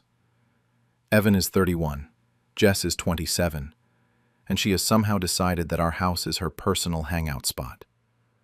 I'm not exaggerating when I say she treats it like a clubhouse she has unlimited access to. I need to explain how this all started because context matters here. When Evan and I got married 3 years ago, his parents gifted us their old house. They had decided to retire early and move down to Florida full-time. Instead of selling the property, they just signed it over to Evan. It was incredibly generous. The house was paid off, in a good neighborhood, and it meant we didn't have to worry about rent or a mortgage while we were still building our careers. I was grateful. I really was. But Jess has never let me forget that this was the family house first. She grew up in this house. She had birthday parties in the backyard. She learned to ride a bike in the driveway. And apparently, that means she still has some kind of claim to it. She calls me the tenant whenever she wants to remind me that I'm not really part of the family, that I'm just the woman who married her brother and moved into her childhood home. It stings every single time, but I tried not to let it show. In the beginning, the boundary violations were small. Jess would come over for Sunday dinners, which was fine, normal even. But then Sunday dinners became Sunday and Wednesday dinners. Then she started showing up on random weeknights. Then she got a spare key from Evan without asking me. Then she was just letting herself in whenever she felt like it. She'd raid our fridge like it was her own. I'd come home from work excited about the leftover pasta I'd been thinking about all day, only to find empty containers in the sink. She'd use our bathroom and leave her makeup scattered across the counter. She'd plop down on our couch with her shoes on and flip through our streaming services like she lived there, which, increasingly, it felt like she did. And the worst part was how she acted around me. She'd make little comments about how I decorated, how I was always home and didn't I have hobbies or friends, how the house looked better when her mom took care of it. She'd rearrange things in the kitchen and tell me she was just trying to help me be more organized. She'd invite herself to stay for dinner and then critique how I cooked. Nothing was ever good enough. I was always doing something wrong. Every single time I tried to talk to Evan about it, he shut me down. He'd get this look on his face like I was being unreasonable, like I was attacking his family. He'd say that Jess was going through a rough time and I needed to be more understanding, more patient, more accommodating. At first it was because she'd gone through a bad breakup. Her boyfriend of 3 years had cheated on her, and she was devastated. Okay, I got that. I tried to be supportive. But then it was job stress. She hated her manager and was thinking about quitting. Then it was roommate drama. Her roommate was supposedly passive-aggressive and made living there unbearable. Then it was just general life stress. She was lonely. She was struggling. She needed family support. For 2 years there was always something. Always a reason why I needed to be more understanding. Always an excuse for why Jess's behavior was acceptable and my discomfort wasn't. I tried. I really did try. I'd smile when she showed up unannounced at 9 p.m. on a Tuesday. I'd offer her food even though I knew she'd probably insult it. I'd make small talk and ask about her day and pretend like I didn't mind that she was watching our TV and drinking our wine and treating me like hired help in my own home. I thought maybe if I was patient enough, things would get better. That eventually, Jess would move on with her life and stop needing to insert herself into ours so constantly. But it only got worse. 3 weeks ago, something happened that completely changed everything. I was working from home, and it was late afternoon. I thought I heard something outside, maybe a car door or someone walking past our gate. We live in a safe neighborhood, but I'm cautious. So I opened our security camera app on my phone to check the feed. That's when I noticed it. Someone else was logged into the app. Not just logged in at some point in the past, actively watching, right that moment. The little indicator showed another device was viewing the living room camera feed in real time. My stomach dropped. I clicked through to see the login details. The device was registered under a name I recognized immediately. It was Jess. I sat there staring at my phone, trying to process what I was seeing. Then I went through the access logs. She hadn't just logged in once or twice. She'd been doing this for months. Multiple times a day sometimes. There were entries from early morning, late at night, middle of the afternoon. She was watching our living room camera like it was her own personal reality TV show. I felt sick, violated. This wasn't just dropping by unannounced anymore. This was surveillance. This was my husband's sister literally spying on us in our own home. I waited until Evan got home from work. I didn't even let him put his bag down. I showed him my phone with the app open, with the access logs pulled up, with Jess's device right there in black and white. I asked him how she even got the password. He got immediately defensive, started explaining that she'd probably seen it on his laptop once when she was over visiting, that it wasn't a big deal, that she was probably just checking to see if we were home before coming over so she wouldn't interrupt anything. I told him that was insane, that checking if we're home is what texting is for, that logging into our security cameras and watching us without our knowledge was a massive violation of privacy, that his sister was spying on us. He said I was being dramatic, that Jess would never do anything with bad intentions, that she was probably just curious or bored, that I was making this into something it wasn't. He actually used the phrase, making a big deal out of nothing. I asked him if he seriously thought his sister watching us on camera for months was nothing. He said I needed to be more understanding, that Jess was lonely and probably just felt left out of our lives, that I should try to have more compassion for what she was going through. That's when I realized something. Evan was never going to prioritize me over his sister. It didn't matter what Jess did. It didn't matter how uncomfortable I was or how violated I felt. He would always find a way to excuse her behavior and make me feel like I was the problem. So I stopped arguing. I just said okay and dropped it. But I had already decided what I was going to do next. The next day, while Evan was at work, I changed everything. Every single password in the house. I started with the Wi-Fi, changed the network name and password to something only I would know. Then I went through every streaming service. Netflix, Hulu, Disney+, Amazon Prime, HBO Max. All of them. New passwords for everything. Then the security camera app.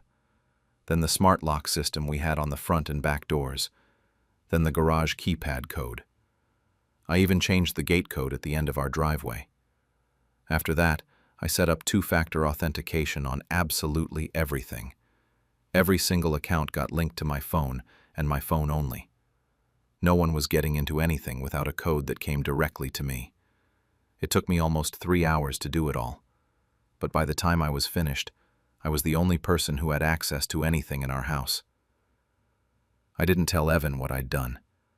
I figured, if Jess really was just checking to see if we were home before visiting like he claimed, she wouldn't even notice the changes. She'd just text like a normal person and ask if she could come over. And if she did notice, well, that would prove she'd been using our stuff without permission all along. I went about my week normally. Evan didn't notice the Wi-Fi password had changed because his phone was already connected. Same with all the streaming services, since he mostly watched on our smart TV, which had stayed logged in. I acted like everything was fine. 2 days later, I got my answer about whether Jess would notice. I was working from home again, sitting at the kitchen table with my laptop open. It was around 2 in the afternoon. That's when I heard it. Someone was outside, punching numbers into the gate keypad. Over and over. Wrong code beep, wrong code beep, wrong code beep. I looked at my phone. Nothing. No text from Jess asking if she could come over. No call. She had just shown up and expected to let herself in like always. Then my phone started going off. First a text from Jess asking why the gate code wasn't working. Then another one with 3 question marks. Then Evan texting me asking if I'd changed the gate code. Then Jess calling me. I declined it. Then another text from Jess, saying this was ridiculous and she was standing outside in the heat. Then Evan called. I declined that too. He called again immediately. Declined. Third time he called, I answered. He was furious, actually furious. I could hear it in his voice before he even said a full sentence. He wanted to know why I'd changed the locks and why I was leaving his sister trapped outside like a criminal. Those were his exact words. Trapped outside like a criminal. I was so calm when I responded. It surprised me how calm I felt. I told him that only people who break in without permission feel trapped. He started yelling, actually raising his voice at me over the phone. Say I was being petty and vindictive.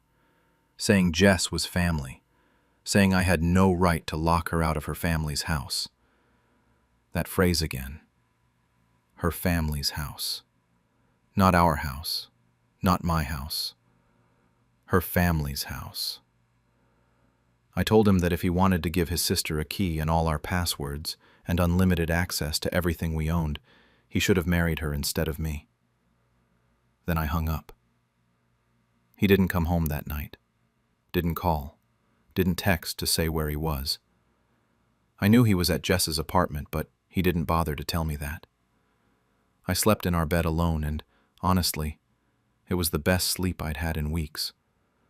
No anxiety about whether Jess was going to show up. No tension about upcoming arguments. Just quiet. The next morning, I woke up to my phone absolutely blown up with messages. 17 texts from various family members. Evan's mom, his dad, his Aunt Carol, who I'd met exactly twice at family gatherings. Even his cousin, who lived in another state. Jess had apparently called everyone she could think of. She told them I was isolating her from her brother, that I was trying to erase her from the family, that I'd changed all the locks and passwords out of nowhere and was being controlling and abusive. She'd cried to all of them, made herself out to be the victim in all of this. Evan's mom called me around 10 in the morning. She didn't even say hello, just launched into this whole speech about how disappointed she was in me, how family should always come first, how I was being controlling and cruel to Jess when all she wanted was to feel close to her brother, how Jess had been through so much lately, and I was making everything worse. I tried to explain my side, tried to tell her about the security cameras and the constant uninvited visits, and how I'd been asking for boundaries for 2 years. She cut me off, said that Jess would never spy on anyone, and I was probably misunderstanding the situation. That I needed to be more flexible and welcoming. That when you marry someone, you marry their family too. Evan's dad texted instead of calling. His message just said that I should reconsider my approach, that this wasn't the way to handle family disagreements, that I was causing unnecessary drama. Even Aunt Carol messaged me. Someone I barely knew felt entitled to tell me how hurtful I was being, how Jess had always been such a sweet girl and didn't deserve to be treated this way. I didn't respond to any of them. What was the point? They'd already decided I was the villain. Nothing I said was going to change their minds. Evan finally came home 3 days later. I heard his car in the driveway and thought maybe he was ready to actually talk, to hear my side of things, to acknowledge that his sister had crossed major boundaries and I had a right to be upset. But he didn't come home to talk. He came home to pack a bag. I watched him from the bedroom doorway as he pulled clothes out of the closet, grabbed his laptop and charger from the desk, went into the bathroom and collected his toiletries. He barely looked at me the whole time.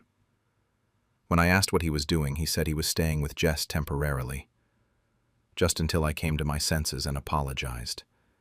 He said I'd taken things too far, that he never thought I could be so vindictive over something so small. Something so small. Like his sister surveilling us and treating our home like her personal property was small. I stood there watching him pack his suitcase and I felt nothing.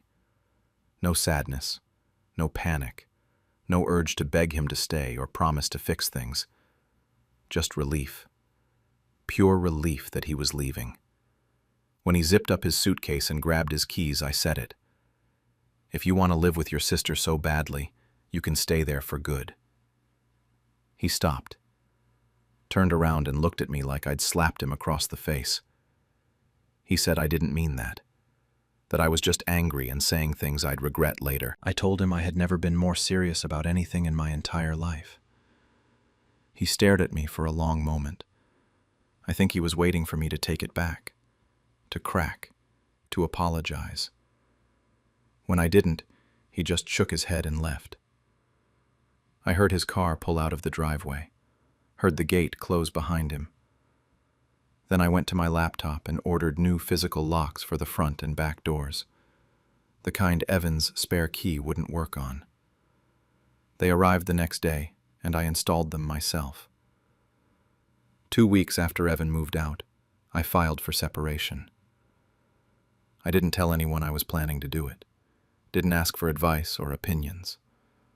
I just made an appointment with a lawyer, brought all my documentation, and started the process. I brought printouts of the security camera access logs showing Jess had been watching us, screenshots of text messages where I'd asked Evan to set boundaries with his sister, a timeline of all the incidents over the past 2 years. The lawyer looked at everything and told me I had grounds for irreconcilable differences at minimum. She asked if I was sure I wanted to do this. I told her I'd never been more sure of anything. The paperwork took about a week to prepare. Then I had Evan served at Jess's apartment. I could have done it differently, could have told him it was coming. But honestly, I didn't owe him that courtesy. He'd made his choice when he packed that bag. According to the process server, Jess answered the door. She saw the official-looking envelope and immediately started screaming before Evan even came to see what was happening. The process server said she was yelling about how I was a psycho and how she knew I'd try to destroy their family. Evan took the papers and apparently just stood there in shock while Jess continued her meltdown in the background.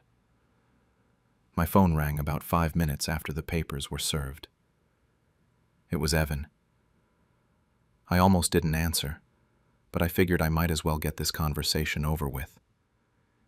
He kept asking if I was serious, if I really wanted to throw away 3 years of marriage over a password. He said it like that, over a password. Like that was all this was about. Like the password was the problem, and not the years of boundary violations and his complete inability to prioritize our marriage over his sister's feelings. I told him I wasn't throwing away a marriage over a password. I was ending a marriage where my husband consistently chose his sister over his wife, where I was made to feel like an intruder in my own home, where asking for basic privacy and respect was treated like I was committing some kind of crime against his family. He got quiet for a minute. Then he said we could go to counseling, that he'd talk to Jess about boundaries, that we could work this out if I'd just give him another chance.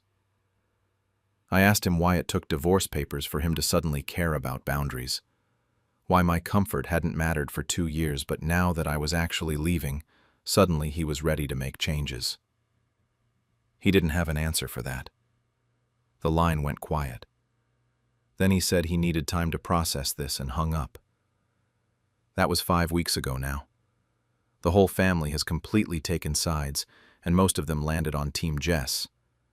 They think I'm the villain in this story, that I destroyed a marriage and broke up a family over Wi-Fi access and streaming passwords, that I'm cruel and controlling and deliberately drove a wedge between a brother and sister who were always close growing up. Evan's mom has stopped speaking to me entirely. She didn't even respond when I texted her about some mail that came to the house for her. Just complete silence. His dad sent me one text message about a week after the papers were served. All it said was, "I hope you're happy." That was it. No follow-up, no conversation. Just that one bitter sentence. Jess has been having a field day on social media. She doesn't name me directly, but it's extremely obvious who she's talking about. Posts about toxic people who can't handle real family bonds. Quotes about learning who your real enemies are. Pictures of her and Evan together with captions about how blood is thicker than water and real family sticks together. She's playing the victim hard, and from what I can tell, it's working. Her comments are full of people telling her she's better off without me and that Evan deserves so much better. My own friends are split. A few of them think I absolutely did the right thing, that I stood up for myself after years of being treated terribly, that Evan showed his true colors by choosing his sister over our marriage. But even some of my closest friends have gently suggested that maybe I moved too fast, that maybe I should have tried counseling before going straight to separation, that changing all the passwords was understandable, but filing for divorce only 2 weeks later was extreme. My sister thinks I'm a hero. She never liked Evan much anyway, and she'd heard me complain about Jess for years. She said I should have left him the first time he called me dramatic for having normal boundaries. My mom is worried I'm making a mistake I'll regret. She keeps saying that all marriages have rough patches, and maybe this is just a rough patch we could work through. She doesn't say I should take him back exactly, but I can tell she thinks I'm giving up too easily. Evan has texted me a few times over the past few weeks, mostly logistical stuff about mail and bills and paperwork. Once he asked about a book he'd left behind and whether I'd seen it. But there was one text that came late at night about 2 weeks ago. It just said that he missed me and asked if I would reconsider. If we could at least talk about things. I haven't responded to that message. I don't know what there is to say. Every conversation we had over 2 years led nowhere. He never took my concerns seriously. He never set boundaries with Jess. He never made me feel like I mattered as much as his sister's feelings. One text message saying he misses me doesn't change any of that. The house feels completely different now. Quieter, obviously, but in a good way. No one shows up unannounced. No one eats my food without asking. No one makes passive-aggressive comments about my decorating, or my cooking, or how I spend my free time. I can come home from work and actually relax. I can watch whatever I want on TV without someone taking the remote. I can exist in my own space without feeling judged. I changed the Wi-Fi network name to No More Tenants, which was probably petty, but it made me laugh. Small victories and all that. The lawyer says the separation should be straightforward, since we don't have kids and I'm not asking for alimony. The house is in Evan's name technically, since his parents gave it to him, but I've been paying half the utilities and property taxes for 3 years. She thinks I might have a claim to some kind of compensation, but honestly, I don't even care. I just want out. I'll find my own place and start over. I've been looking at apartments. Found a nice 1-bedroom in a building with a doorman. No one can just show up without being announced first. It feels like exactly what I need. I don't know if I overreacted. I genuinely don't know. Sometimes I lie awake at night and wonder if I should have tried harder, if I should have pushed for counseling before changing the passwords, if I should have given Evan more chances to fix things before filing for separation.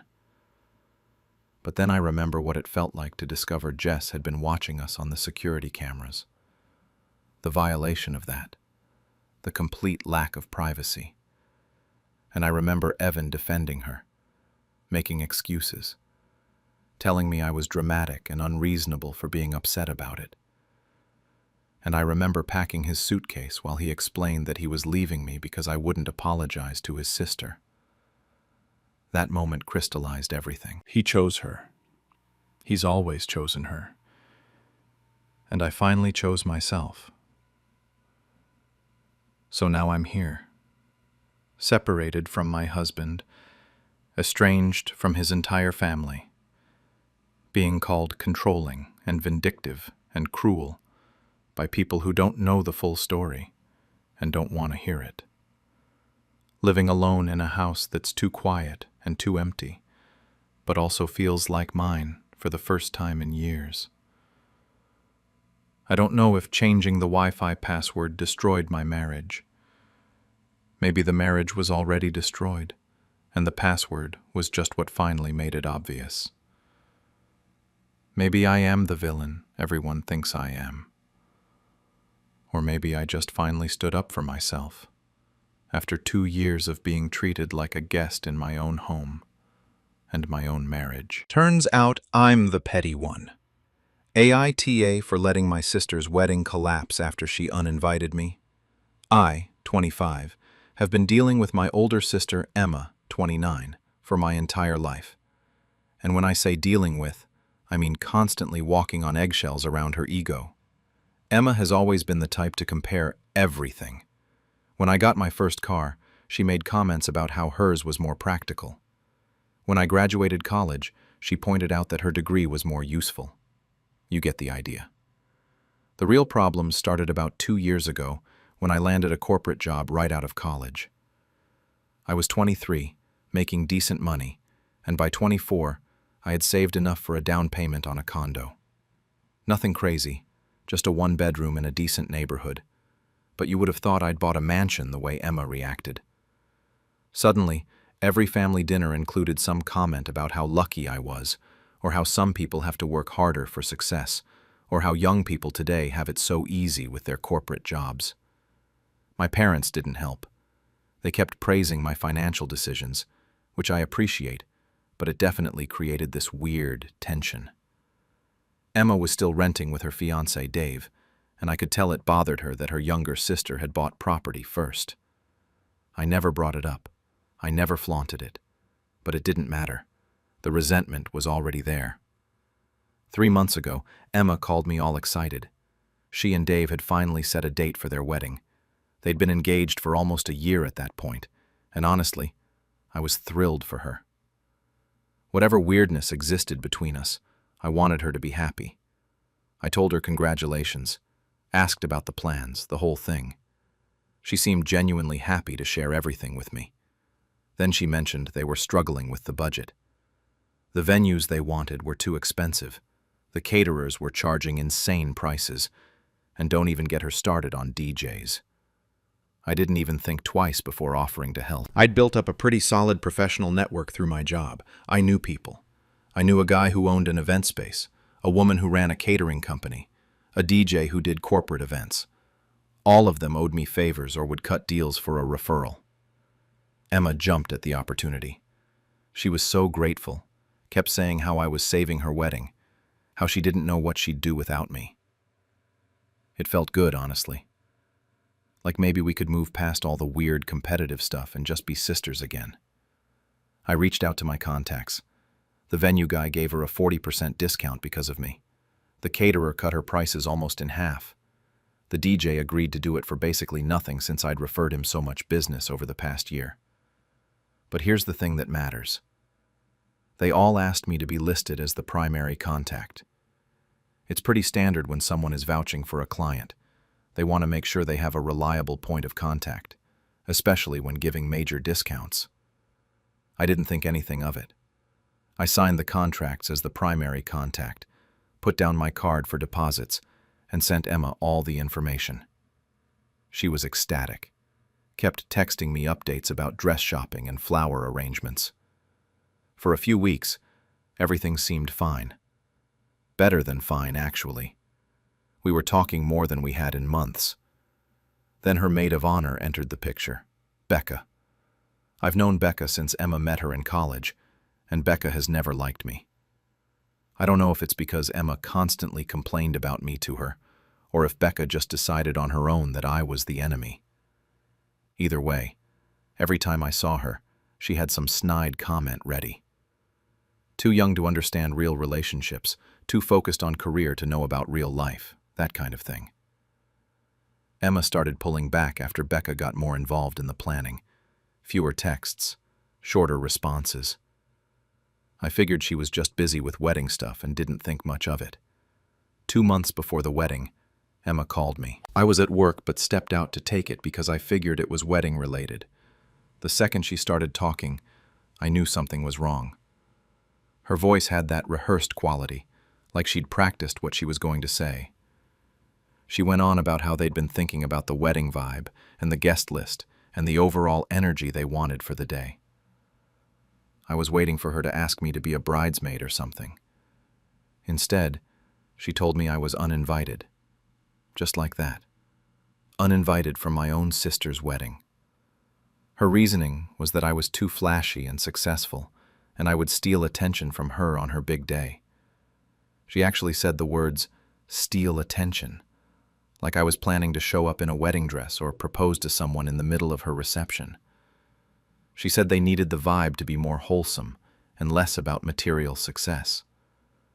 Then she had the audacity to add that I should just send the money I was planning to spend on a dress as a gift instead.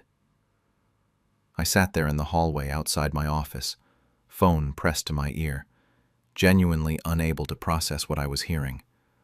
My sister was uninviting me from her wedding because I had a job and a condo, because I was successful, because she was still jealous. I didn't yell. I didn't argue. I just said, "Sure, I understand." What else was I supposed to say?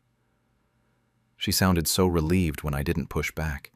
She even got a little condescending about it, thanking me for being mature and understanding that sometimes weddings are complicated and not everyone can be included. The call ended and I went back to my desk. I tried to work but couldn't focus. The whole thing kept replaying in my head. Not just the uninvite, but everything. Years of comments, years of comparisons, years of being made to feel bad for things I should have been proud of. That night I went home and just sat with it. I didn't call my parents. I didn't text my friends. I just sat there thinking about the fact that my sister valued her maid of honor's opinion over having me at her wedding. The next morning, I woke up feeling nothing. Not angry, not sad, just empty and cold. I made coffee, opened my laptop, and started going through my emails. I pulled up the vendor contracts. All of them listed me as the primary contact. All of them had been secured because of my relationships and my reputation. And Emma had just kicked me out of her wedding like I was some random guest she barely knew. I sat there staring at those emails for a long time. Then I started typing. 3 emails. 1 to the venue, 1 to the DJ, 1 to the caterer. All of them said basically the same thing. Due to changes in plans, please cancel the booking for Emma's wedding. Professional, brief, clean. I sent all 3 within 15 minutes. Then I closed my laptop and got ready for work. If I wasn't involved in the wedding, then I wasn't involved in the wedding. Simple as that. The responses came back within a day. All 3 vendors confirmed the cancellations. The venue mentioned they already had someone else interested in the date and would be booking them immediately. The DJ thanked me for the heads up.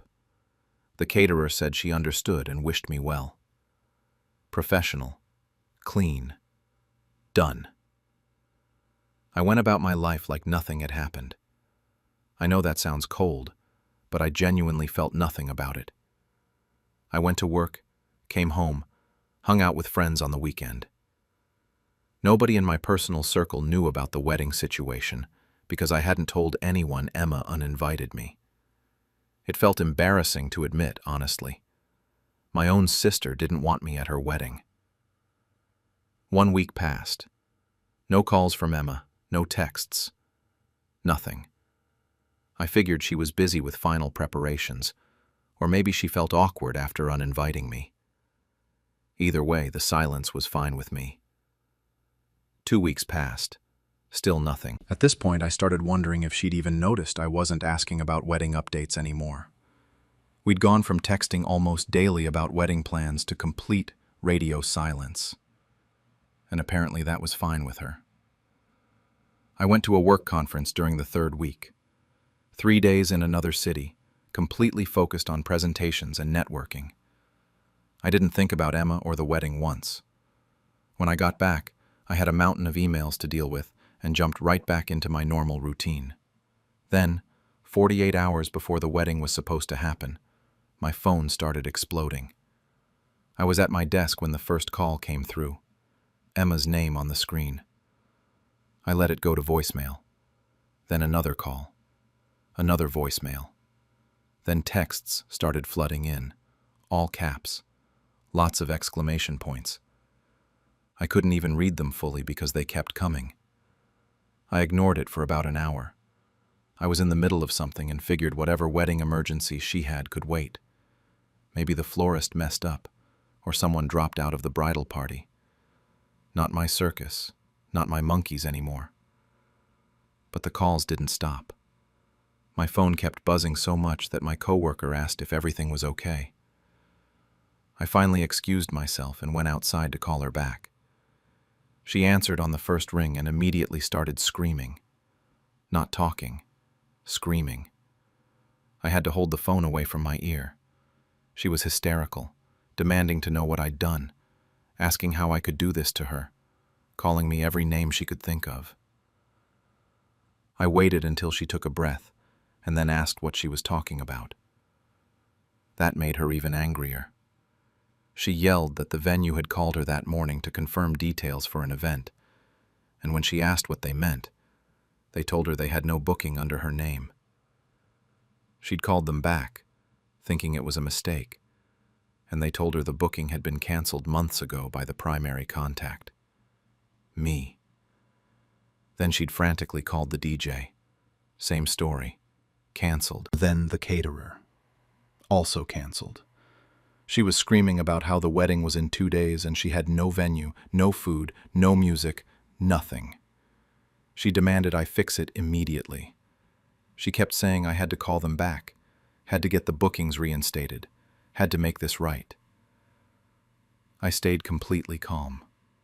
I told her that she'd asked me not to be involved in her wedding, and I'd respected that decision. There was silence on the other end. Then she started up again, louder this time, saying that I knew what would happen, that I sabotaged her on purpose, that I ruined everything. I asked her when she'd last contacted any of the vendors directly. More silence. Then she admitted, in a much quieter voice, that she hadn't. She thought I was handling everything. She assumed I'd stay in contact with them as the primary contact, even though she'd uninvited me. I let that sink in for a second before responding. I told her that she'd uninvited me 2 months ago, and I'd canceled the bookings the next day. She'd had 8 weeks to follow up with her own wedding vendors and hadn't done it once. That wasn't on me. She started crying then, saying it was 2 days before her wedding, saying I was cruel, saying I was jealous of her happiness. I didn't engage with any of it. I just told her I had to get back to work and hung up. My phone immediately started ringing again. I declined the call. Then my parents called. I knew Emma had gotten to them. I answered because ignoring my parents felt like a step too far. My dad was trying to stay calm, but I could hear the panic in his voice. He asked what happened with Emma's wedding. I explained the situation clearly and factually. Emma uninvited me 2 months ago because she thought I'd steal attention. I canceled the vendor bookings that were under my name. Emma never followed up with the vendors herself and only just discovered the cancellations. There was a long pause. Then my mom got on the phone and asked why I didn't tell them Emma had uninvited me. I said it was Emma's wedding and Emma's choice, and I didn't see the point in creating family drama over it. My mom said something about how I should have been the bigger person. My dad asked if I could call the vendors and fix it.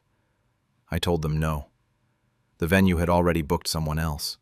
The other vendors had likely taken other jobs, and more importantly, I wasn't going to. Emma made her choice, and I'd made mine. My mom started crying. My dad said something about family and forgiveness. I told them I had to go and ended the call. Then I turned my phone on Do Not Disturb and went back inside. That evening, I finally looked at my phone. 73 missed calls. Over 100 text messages. The family group chat had exploded. Apparently Emma had told everyone what happened, though her version painted me as a vindictive monster who sabotaged her wedding out of pure jealousy. My Aunt Sarah had defended me, saying Emma shouldn't have uninvited me in the first place. My Uncle Tom said I'd gone too far and ruined Emma's special day out of spite. My cousins were split down the middle. Some were asking for my side of the story. Others were already calling me names. I typed out a simple response to the group chat, explaining that Emma had uninvited me 2 months prior, and I'd canceled vendor bookings that were secured through my professional contacts and listed under my name. I didn't apologize. I didn't elaborate. I just stated facts and then muted the chat. Emma posted something on Facebook that night about family betrayal and learning who your real supporters are. She didn't name me directly, but everyone knew. Becca commented something about how some people can't handle other people's happiness. A few of Emma's friends piled on. I didn't respond. I didn't even react to the post. Dave hadn't said anything through all of this. I found that interesting. He'd always been pretty quiet, but I would have expected him to at least text me something. Anything. Radio silence from him felt deliberate. The wedding was supposed to be yesterday. I stayed home, kept my phone on silent, and watched Netflix. I didn't feel guilty. I didn't feel victorious. I just felt tired of the whole situation. Later that night, I finally checked my messages. My cousin Lisa had sent me a long text about what happened. The wedding still occurred, technically. Emma and Dave went to the courthouse with about 15 people and got married there. No reception, no party. Emma cried through the entire ceremony. Becca apparently spent the whole time telling anyone who would listen that I'd sabotaged everything because I was jealous. Some people agreed with her. Others apparently defended me, saying Emma had brought it on herself. My parents called the next morning asking for a family meeting. I knew it was coming. I agreed to meet them at their house that evening after work. I wasn't looking forward to it, but avoiding it would only make things worse. When I got there, Emma and Dave were already in the living room. Emma wouldn't look at me. She was sitting on the couch with her arms crossed, staring at the floor. Dave sat next to her, looking uncomfortable. My parents were in their usual chairs, both looking exhausted. My dad started by saying that everyone needed to communicate calmly and respectfully. My mom added that we were family, and family works through problems together. Standard parent mediation stuff. Then they both looked at me like I was supposed to start. I said I didn't have anything to add beyond what I'd already explained. Emma uninvited me. I canceled bookings that were under my name. She had 2 months to check on her own wedding and didn't.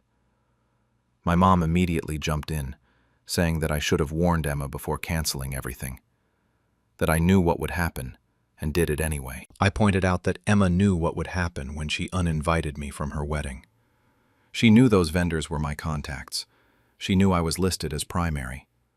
She made a choice, and so did I. My dad said that both of us made mistakes, and we both needed to apologize and move forward. I refused. I told them clearly that I wasn't apologizing for enforcing a boundary. Emma wanted me uninvolved, so I became uninvolved. Simple as that. Emma finally spoke up.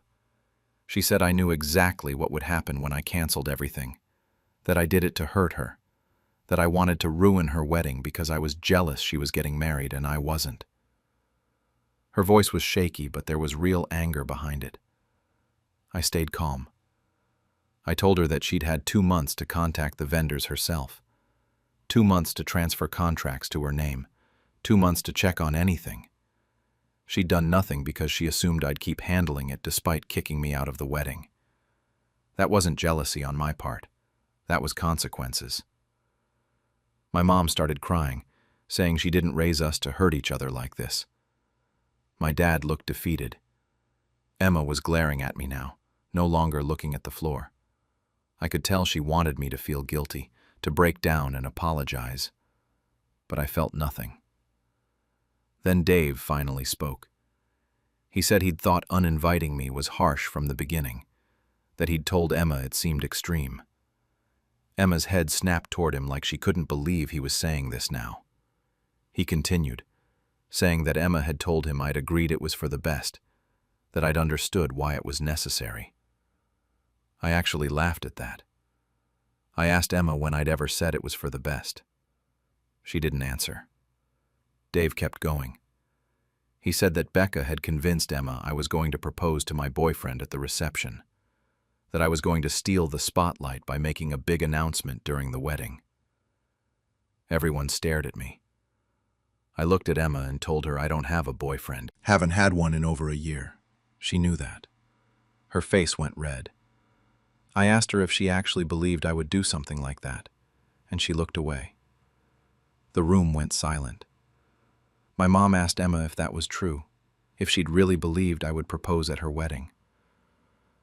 Emma said something quiet about how Becca had been so sure, and it made sense, because I was always getting attention for my job and my condo and everything else. My dad shook his head. He looked disappointed in a way I'd never seen before. I stood up and said I was leaving. There was nothing else to discuss. Emma had made her choice based on lies from her maid of honor, and I'd responded by removing myself completely. My mom asked me to stay, but I was done. I told them I loved them, but I wasn't going to sit there and be blamed for Emma's decisions. Dave walked me out. He apologized quietly, saying he should have pushed back harder on the uninvite. I told him it wasn't his responsibility to manage Emma's relationship with me. He said they were talking about rescheduling the wedding in a few months, doing it properly. I just nodded. He didn't ask me to help, and I didn't offer. It's been a week since that family meeting. The family is still completely divided. My Aunt Sarah has been texting me supportive messages saying Emma needed a reality check. My Uncle Tom sent me a long message about how weddings are sacred and I should have been the bigger person. My cousins are mostly staying out of it now, though a few have reached out privately, saying they understood why I did what I did. My parents are trying to give everyone space. My mom keeps sending me articles about forgiveness and family bonds. My dad called once to see how I was doing but didn't mention Emma. I think they're both struggling with the fact that their daughters might not have a relationship anymore. Emma and I haven't spoken since the family meeting. No calls, no texts, nothing. I've seen her posting on social media about fresh starts and knowing your worth. Becca is still commenting supportive things on all her posts. I haven't blocked her or unfollowed her. I just scroll past. The weirdest part is how this affected my professional life. A few of my contacts heard about what happened through the grapevine. The venue owner thought it was hilarious and said he would have done the same thing. The caterer seemed uncomfortable when I ran into her at a networking event and gave me a weird look. The DJ texted me asking if everything was okay and if I needed anything. Mixed reactions across the board. Some people at work found out too. A coworker asked me about it after seeing something in the family group chat that got screenshot and shared. I gave her the basic rundown, and she said I was justified. Another colleague overheard and said it seemed unprofessional to mix personal drama with business contacts. I can see both sides, honestly. I've been thinking about this a lot over the past week. Maybe I am the petty one. Maybe I should have just let the vendors stay booked and dealt with being uninvited like an adult. Maybe I took it too far by canceling everything without warning her first. But then I remember how she sounded on that phone call, how relieved she was that I didn't argue, how she thanked me for being mature about being excluded from my own sister's wedding, how she assumed I'd keep doing her favors after she kicked me out. I enforced a boundary. If I wasn't involved, then I wasn't involved. I don't think that's petty. I think that's just following through on what she asked for. But the family chaos is real. The divided opinions are real. The fact that half the people I know think I'm justified and half think I'm a vindictive monster is real. And I still don't know how to feel about any of it. Emma texted me this morning. Just 3 words. We need to talk. I saw the notification on my lock screen and haven't opened it yet. I don't know what she wants to say. Apologize, maybe. Yell at me more, possibly. Ask me for help with the rescheduled wedding, which would be absolutely insane, but not outside the realm of possibility. I'm sitting here, staring at that unopened text, and I genuinely don't know what to do. Part of me wants to hear her out. She's still my sister, and maybe she's finally ready to acknowledge what she did. But another part of me knows that opening that text means reopening this entire situation when I've finally started to feel normal again. Turns out I'm the petty one. AITA for letting my sister's wedding collapse after she uninvited me. I, 25, have been dealing with my older sister, Emma, 29, for my entire life. And when I say dealing with, I mean constantly walking on eggshells around her ego. Emma has always been the type to compare everything. When I got my first car, she made comments about how hers was more practical. When I graduated college, she pointed out that her degree was more useful. You get the idea. The real problems started about 2 years ago when I landed a corporate job right out of college. I was 23, making decent money, and by 24, I had saved enough for a down payment on a condo. Nothing crazy, just a one-bedroom in a decent neighborhood, but you would have thought I'd bought a mansion the way Emma reacted. Suddenly, every family dinner included some comment about how lucky I was, or how some people have to work harder for success, or how young people today have it so easy with their corporate jobs. My parents didn't help. They kept praising my financial decisions, which I appreciate, but it definitely created this weird tension. Emma was still renting with her fiancé, Dave, and I could tell it bothered her that her younger sister had bought property first. I never brought it up. I never flaunted it. But it didn't matter. The resentment was already there. 3 months ago, Emma called me all excited. She and Dave had finally set a date for their wedding. They'd been engaged for almost a year at that point, and honestly, I was thrilled for her. Whatever weirdness existed between us, I wanted her to be happy. I told her congratulations, asked about the plans, the whole thing. She seemed genuinely happy to share everything with me. Then she mentioned they were struggling with the budget. The venues they wanted were too expensive. The caterers were charging insane prices, and don't even get her started on DJs. I didn't even think twice before offering to help. I'd built up a pretty solid professional network through my job. I knew people. I knew a guy who owned an event space, a woman who ran a catering company, a DJ who did corporate events. All of them owed me favors or would cut deals for a referral. Emma jumped at the opportunity. She was so grateful, kept saying how I was saving her wedding, how she didn't know what she'd do without me. It felt good, honestly. Like maybe we could move past all the weird competitive stuff and just be sisters again. I reached out to my contacts. The venue guy gave her a 40% discount because of me. The caterer cut her prices almost in half. The DJ agreed to do it for basically nothing since I'd referred him so much business over the past year.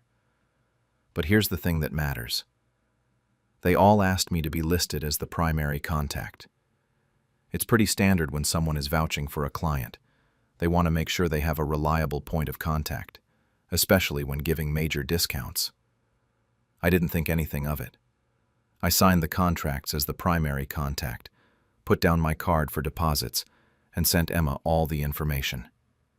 She was ecstatic, kept texting me updates about dress shopping and flower arrangements.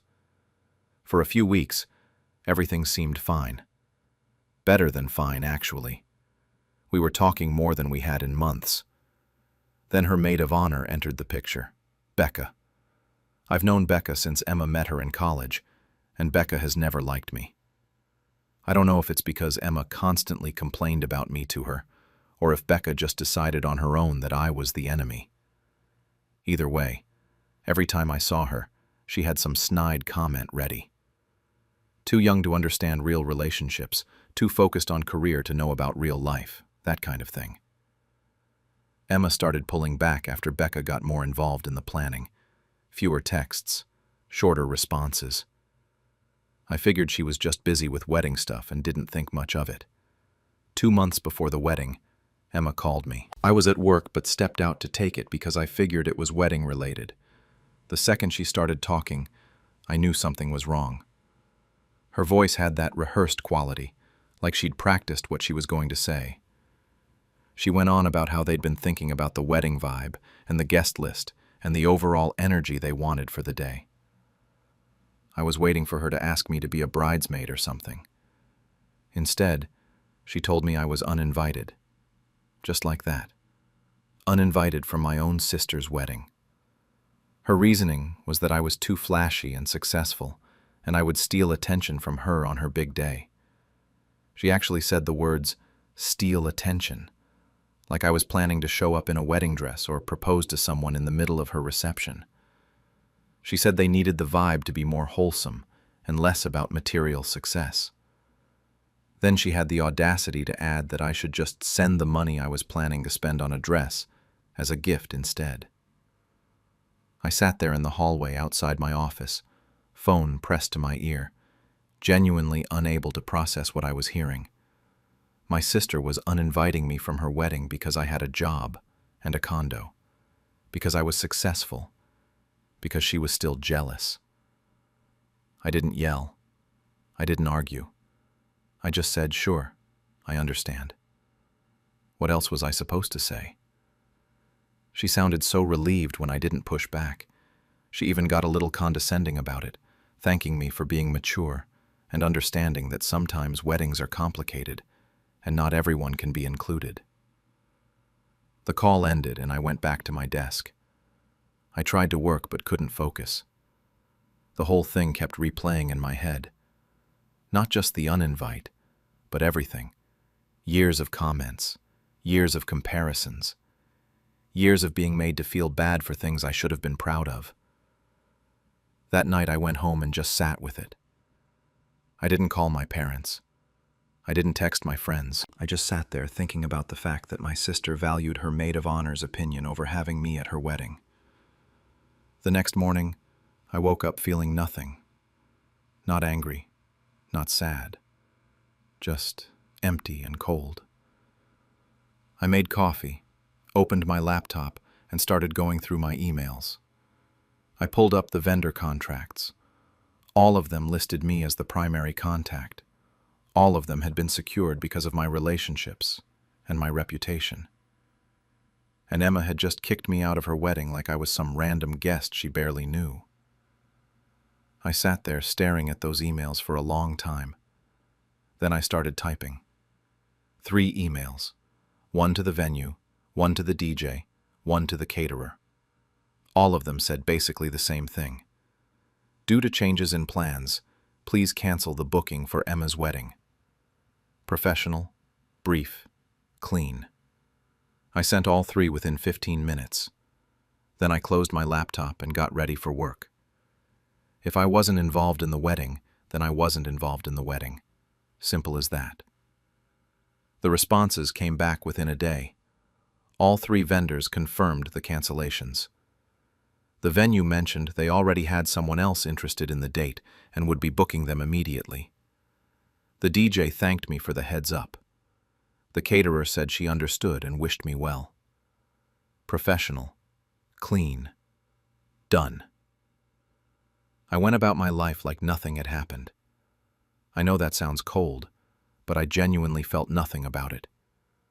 I went to work, came home, hung out with friends on the weekend. Nobody in my personal circle knew about the wedding situation because I hadn't told anyone Emma uninvited me. It felt embarrassing to admit, honestly. My own sister didn't want me at her wedding. 1 week passed. No calls from Emma, no texts. Nothing. I figured she was busy with final preparations, or maybe she felt awkward after uninviting me. Either way, the silence was fine with me. 2 weeks passed. Still nothing. At this point, I started wondering if she'd even noticed I wasn't asking about wedding updates anymore. We'd gone from texting almost daily about wedding plans to complete radio silence. And apparently that was fine with her. I went to a work conference during the 3rd week. 3 days in another city, completely focused on presentations and networking. I didn't think about Emma or the wedding once. When I got back, I had a mountain of emails to deal with and jumped right back into my normal routine. Then, 48 hours before the wedding was supposed to happen, my phone started exploding. I was at my desk when the first call came through. Emma's name on the screen. I let it go to voicemail. Then another call. Another voicemail. Then texts started flooding in, all caps, lots of exclamation points. I couldn't even read them fully because they kept coming. I ignored it for about an hour. I was in the middle of something and figured whatever wedding emergency she had could wait. Maybe the florist messed up, or someone dropped out of the bridal party. Not my circus, not my monkeys anymore. But the calls didn't stop. My phone kept buzzing so much that my coworker asked if everything was okay. I finally excused myself and went outside to call her back. She answered on the first ring and immediately started screaming. Not talking, screaming. I had to hold the phone away from my ear. She was hysterical, demanding to know what I'd done, asking how I could do this to her, calling me every name she could think of. I waited until she took a breath and then asked what she was talking about. That made her even angrier. She yelled that the venue had called her that morning to confirm details for an event, and when she asked what they meant, they told her they had no booking under her name. She'd called them back, thinking it was a mistake, and they told her the booking had been canceled months ago by the primary contact. Me. Then she'd frantically called the DJ. Same story. Canceled. Then the caterer. Also canceled. She was screaming about how the wedding was in 2 days and she had no venue, no food, no music, nothing. She demanded I fix it immediately. She kept saying I had to call them back, had to get the bookings reinstated, had to make this right. I stayed completely calm. I told her that she'd asked me not to be involved in her wedding, and I'd respected that decision. There was silence on the other end. Then she started up again, louder this time, saying that I knew what would happen, that I sabotaged her on purpose, that I ruined everything. I asked her when she'd last contacted any of the vendors directly. More silence. Then she admitted, in a much quieter voice, that she hadn't. She thought I was handling everything. She assumed I'd stay in contact with them as the primary contact, even though she'd uninvited me. I let that sink in for a second before responding. I told her that she'd uninvited me 2 months ago, and I'd canceled the bookings the next day. She'd had 8 weeks to follow up with her own wedding vendors and hadn't done it once. That wasn't on me. She started crying then, saying it was 2 days before her wedding, saying I was cruel, saying I was jealous of her happiness. I didn't engage with any of it. I just told her I had to get back to work and hung up. My phone immediately started ringing again. I declined the call. Then my parents called. I knew Emma had gotten to them. I answered because ignoring my parents felt like a step too far. My dad was trying to stay calm, but I could hear the panic in his voice. He asked what happened with Emma's wedding. I explained the situation clearly and factually. Emma uninvited me 2 months ago because she thought I'd steal attention. I canceled the vendor bookings that were under my name. Emma never followed up with the vendors herself and only just discovered the cancellations. There was a long pause. Then my mom got on the phone and asked why I didn't tell them Emma had uninvited me.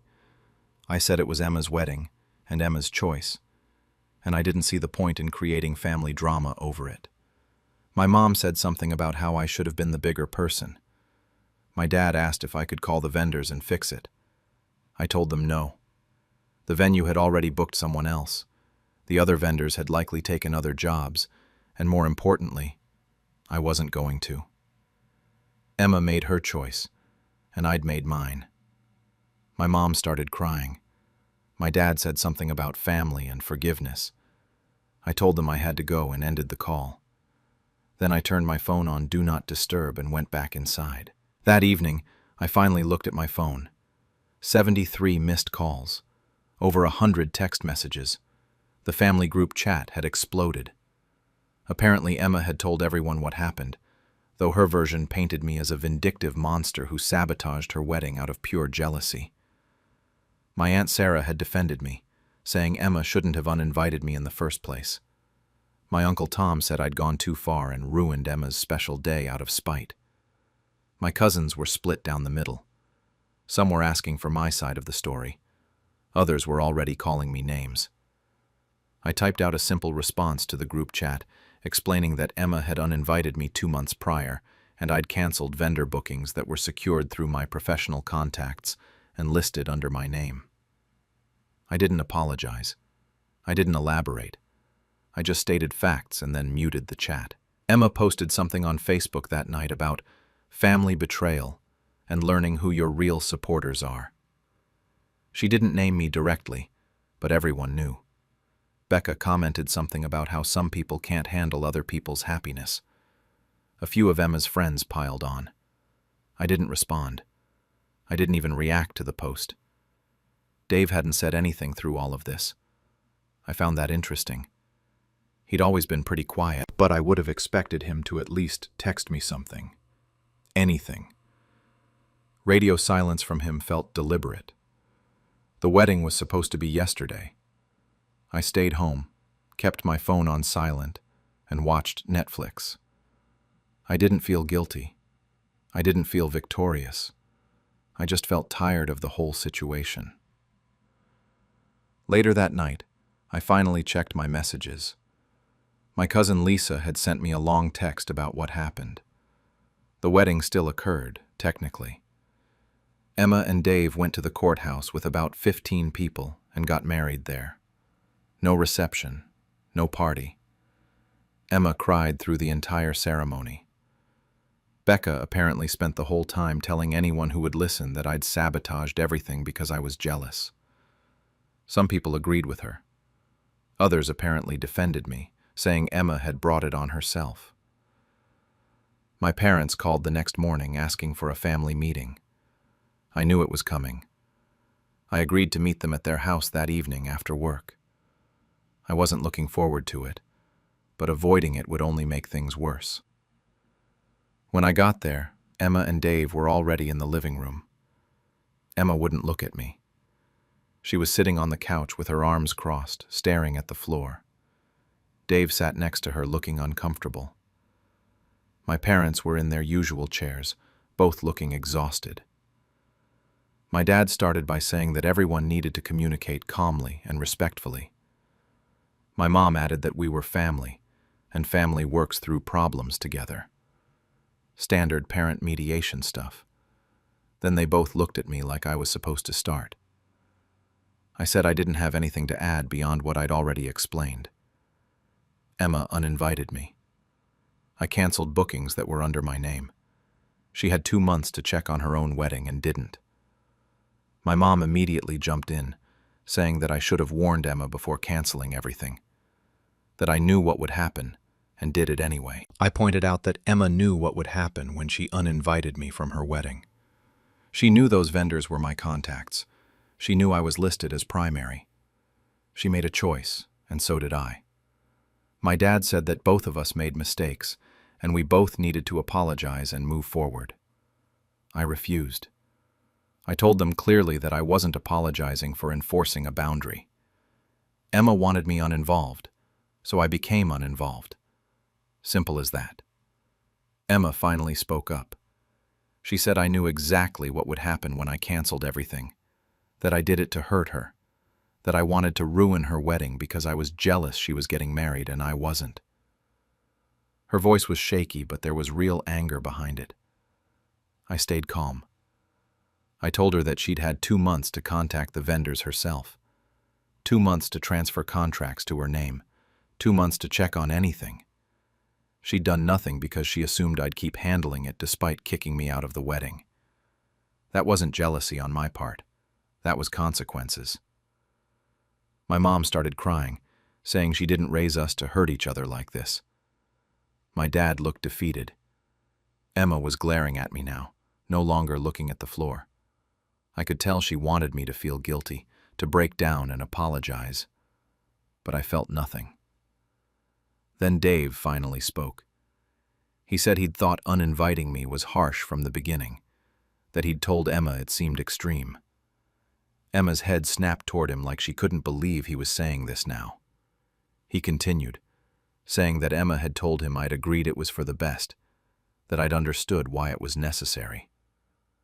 I actually laughed at that. I asked Emma when I'd ever said it was for the best. She didn't answer. Dave kept going. He said that Becca had convinced Emma I was going to propose to my boyfriend at the reception, that I was going to steal the spotlight by making a big announcement during the wedding. Everyone stared at me. I looked at Emma and told her I don't have a boyfriend. Haven't had one in over a year. She knew that. Her face went red. I asked her if she actually believed I would do something like that, and she looked away. The room went silent. My mom asked Emma if that was true, if she'd really believed I would propose at her wedding. Emma said something quiet about how Becca had been so sure, and it made sense, because I was always getting attention for my job and my condo and everything else. My dad shook his head. He looked disappointed in a way I'd never seen before. I stood up and said I was leaving. There was nothing else to discuss. Emma had made her choice based on lies from her maid of honor, and I'd responded by removing myself completely. My mom asked me to stay, but I was done. I told them I loved them, but I wasn't going to sit there and be blamed for Emma's decisions. Dave walked me out. He apologized quietly, saying he should have pushed back harder on the uninvite. I told him it wasn't his responsibility to manage Emma's relationship with me. He said they were talking about rescheduling the wedding in a few months, doing it properly. I just nodded. He didn't ask me to help, and I didn't offer. It's been a week since that family meeting. The family is still completely divided. My Aunt Sarah has been texting me supportive messages saying Emma needed a reality check. My Uncle Tom sent me a long message about how weddings are sacred and I should have been the bigger person. My cousins are mostly staying out of it now, though a few have reached out privately, saying they understood why I did what I did. My parents are trying to give everyone space. My mom keeps sending me articles about forgiveness and family bonds. My dad called once to see how I was doing but didn't mention Emma. I think they're both struggling with the fact that their daughters might not have a relationship anymore. Emma and I haven't spoken since the family meeting. No calls, no texts, nothing. I've seen her posting on social media about fresh starts and knowing your worth. Becca is still commenting supportive things on all her posts. I haven't blocked her or unfollowed her. I just scroll past. The weirdest part is how this affected my professional life. A few of my contacts heard about what happened through the grapevine. The venue owner thought it was hilarious and said he would have done the same thing. The caterer seemed uncomfortable when I ran into her at a networking event and gave me a weird look. The DJ texted me asking if everything was okay and if I needed anything. Mixed reactions across the board. Some people at work found out too. A coworker asked me about it after seeing something in the family group chat that got screenshot and shared. I gave her the basic rundown, and she said I was justified. Another colleague overheard and said it seemed unprofessional to mix personal drama with business contacts. I can see both sides, honestly. I've been thinking about this a lot over the past week. Maybe I am the petty one. Maybe I should have just let the vendors stay booked and dealt with being uninvited like an adult. Maybe I took it too far by canceling everything without warning her first. But then I remember how she sounded on that phone call. How relieved she was that I didn't argue. How she thanked me for being mature about being excluded from my own sister's wedding. How she assumed I'd keep doing her favors after she kicked me out. I enforced a boundary. If I wasn't involved, then I wasn't involved. I don't think that's petty. I think that's just following through on what she asked for. But the family chaos is real. The divided opinions are real. The fact that half the people I know think I'm justified and half think I'm a vindictive monster is real. And I still don't know how to feel about any of it. Emma texted me this morning. Just 3 words. We need to talk. I saw the notification on my lock screen and haven't opened it yet. I don't know what she wants to say. Apologize, maybe. Yell at me more, possibly. Ask me for help with the rescheduled wedding, which would be absolutely insane, but not outside the realm of possibility. I'm sitting here, staring at that unopened text, and I genuinely don't know what to do. Part of me wants to hear her out. She's still my sister, and maybe she's finally ready to acknowledge what she did. But another part of me knows that opening that text means reopening this entire situation when I've finally started to feel normal again. Well, I guess selling the heirloom solved the problem, just not the way they wanted. I'm 33, and I've been dealing with my mother-in-law Carol for the past 3 years. She's 62, and from day one, she made it clear I wasn't good enough for her son. My husband Jake is 35, and he's honestly the best part of this whole situation. But his mother? That's a different story. Carol's family is obsessed with tradition. Like, weirdly obsessed. Everything has to be done a certain way because that's how it's always been done. And at the center of all this tradition worship is a necklace. Platinum with real sapphires, worth more than my car. Probably worth more than most people's cars, honestly. Every woman who marries into the family gets to wear it on her wedding day. It's this whole big thing. Photos, ceremony, the works. Except I didn't get to wear it. When Jake and I got engaged, I was actually excited about the necklace. I'd seen photos, heard the stories, thought it was beautiful. Carol invited me over to discuss wedding plans, and I genuinely believed we were going to have a nice bonding moment. I showed up with coffee and everything. She sat me down in her living room, looked me up and down like she was inspecting a piece of furniture, and said I could wear the necklace if I lost enough weight to look presentable in the photos. I just sat there. Didn't know what to say. She said it so casually, like she was telling me the weather forecast. Jake wasn't there. He was at work, and I drove home in complete shock. When I finally told him what happened, he confronted her immediately. She cried and said she was just concerned about the photos, that I was being too sensitive, that she only wanted what was best for our special day. Jake believed her, or at least he wanted to believe her. I didn't push it because I didn't want to be the woman who came between a man and his mother. So I got married without the necklace. Wore my grandmother's pearls instead. They were actually nicer, if I'm being honest. The wedding was beautiful. Carol made a few passive-aggressive comments throughout the day, and I decided to just keep my distance from her going forward. For 3 years, that's exactly what I did. We saw her at holidays, kept conversations surface level, never stayed too long. It was fine. Not great, but manageable.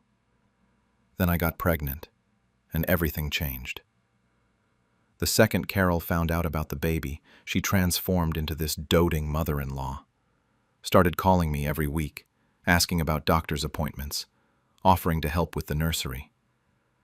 I actually thought maybe the baby was going to fix things between us. Maybe becoming a grandmother would soften her.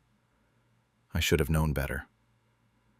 About a month after we announced the pregnancy, Carol came over one afternoon. Jake was at work.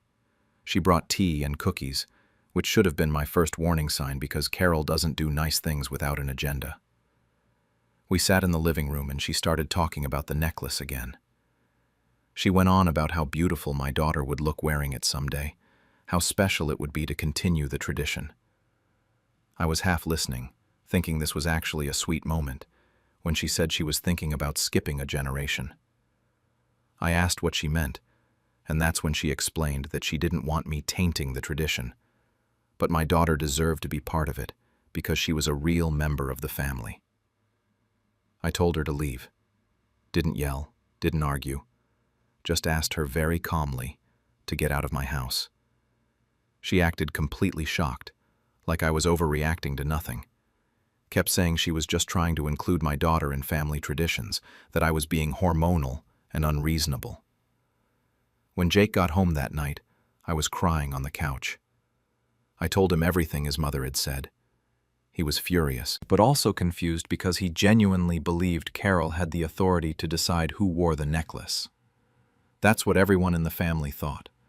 Carol had been the keeper of the necklace for as long as anyone could remember, and no one ever questioned it. But Jake started digging anyway. His grandfather had passed away 15 years ago, and apparently there was a will. None of us had ever actually read it. Jake spent 2 weeks tracking down paperwork, calling the family lawyer, going through boxes of documents in his parents' garage while Carol was out running errands. His dad helped him look, probably just to keep the peace, but none of them expected to find anything significant. Then Jake found the actual will. The necklace wasn't Carol's. It had never been Carol's. Jake's grandfather had left it specifically to Jake, not to Carol or even to Jake's dad. The will stated very clearly that Jake would inherit the necklace, and Jake alone would decide who wears it and when. Carol had just taken possession of it after the funeral and appointed herself the guardian of family tradition. No one challenged her because that's what Carol does. She decides things, and everyone just goes along with it because it's easier than fighting her. Jake came home with the paperwork, and we read through it together about 5 times. He called his dad to confirm it was legitimate. His dad admitted he'd never actually read the will himself, just assumed his mother knew what she was doing.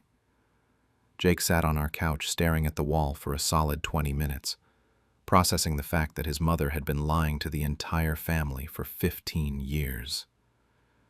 We spent a week figuring out what to do.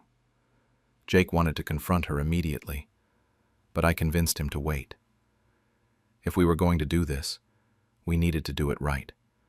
We needed witnesses, documentation, everything. So we waited for the monthly family dinner at Carol's house, the one where she sits at the head of the table like some kind of queen holding court over her kingdom. The dinner was exactly like every other family dinner. Carol made pot roast. Everyone pretended to get along. Wine flowed freely. I was about 4 months pregnant at this point, starting to show, and Carol kept making comments about the baby, talking about christening gowns and family baptism traditions and which church we'd use. Halfway through the meal, Carol looked at my belly and asked if we'd thought about what we'd dress the baby in for her first photos. Said she had the most darling christening gown saved from when Jake was a baby. Jake put down his fork and said we needed to talk about the necklace. The entire table went quiet. Carol smiled, thinking she was in control of the conversation. Jake told her very calmly that the necklace belonged to him, not her, that his grandfather's will explicitly stated this fact. You could see Carol's brain trying to process what he was saying. She laughed at first, told him not to be silly, that he didn't understand how family heirlooms work. Jake pulled out his phone and showed his dad the scanned copy of the will. Carol's face went from confused to pale to bright red in about 30 seconds. Then I spoke up. I took a sip of my water and said very calmly that she shouldn't worry because we'd already decided who gets the necklace. The silence that followed was incredible. Everyone at the table just froze. Carol stared at me with her mouth slightly open, like she couldn't process what I'd just said. Jake's sister looked between us, trying to figure out what was happening. His dad very slowly set down his wine glass. Carol finally found her voice and asked what I meant by, "We'd already decided." Jake reached into his jacket pocket and pulled out his phone. He opened an email and slid it across the table to his dad. Told him we'd had the necklace professionally appraised last week, and then contacted an estate jewelry buyer who specialized in antique pieces. I watched Carol's face as the realization hit her. It was like watching someone get slapped in slow motion. Her eyes went wide, then her whole face seemed to crumple. Jake said we sold it yesterday. The money was already transferred, already deposited. It was going into a college fund for our daughter and renovations for the nursery. Carol stood up so fast her chair tipped over backward. She screamed. Not words at first, just this raw sound of pure rage. Then the words came. She said we stole from her, that we destroyed the family legacy, called me a gold digger and a manipulative bitch right there in front of everyone. Jake's dad tried to calm her down, but she wasn't hearing it. She pointed at me, her whole arm shaking, and said this was my doing, that I'd poisoned Jake against his own family, that I couldn't have the necklace, so I made sure no one else could either. Jake stood up and told her the necklace wasn't hers to give in the first place. His voice was level, but I could hear how angry he was underneath.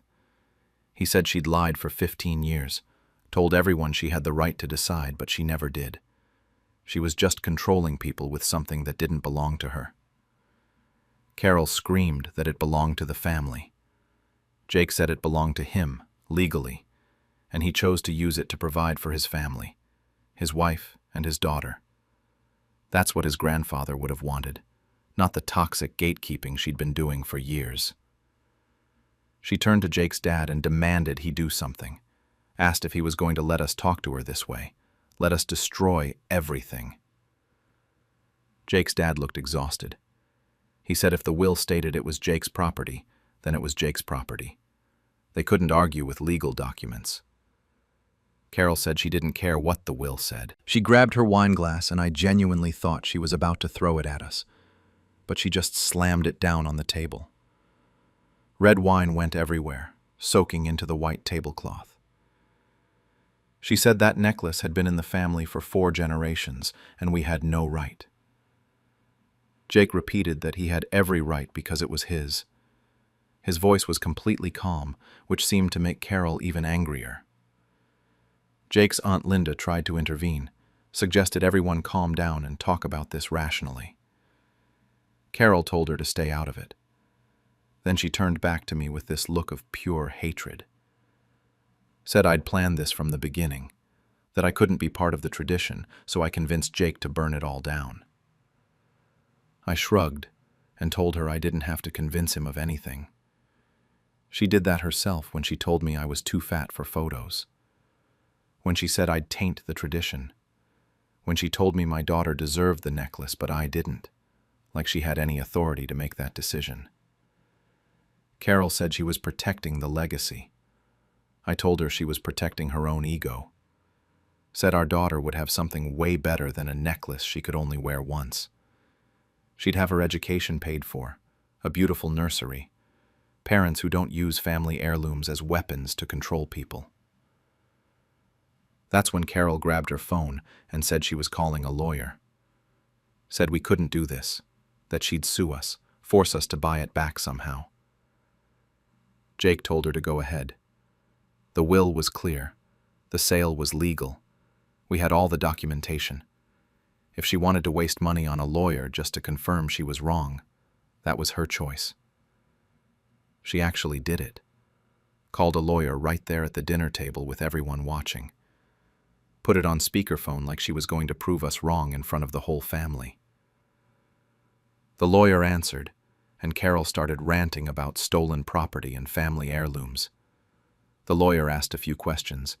Carol explained the situation, and then he very patiently told her that if the will designated Jake as the legal owner, he had every right to sell the necklace. Carol hung up on him mid-sentence. Jake's sister finally spoke up, said maybe we had a point, that if their grandfather wanted Jake to have it, maybe there was a reason. Carol turned on her own daughter and asked if she was siding with us too. Jake's sister tried to backtrack, said she wasn't siding with anyone, but Carol wasn't listening anymore. She told us to get out. Both of us, out of her house immediately. We grabbed our coats and left while she screamed at us from the doorway. Stuff about betrayal and family and destroying traditions. The neighbors definitely heard everything. Jake's hands were shaking as he drove us home. I made a joke about how well that went, and Jake actually laughed. Then he laughed until he started crying, and then he just cried. We sat in our driveway for at least 20 minutes while he processed what had just happened. He kept saying he couldn't believe she'd lied for that long, to everyone, about something so important. The next morning my phone exploded. Text from family members, some saying they supported us, others calling us selfish and cruel. Jake's sister sent this long message saying she understood our perspective, but wished we'd handled it differently.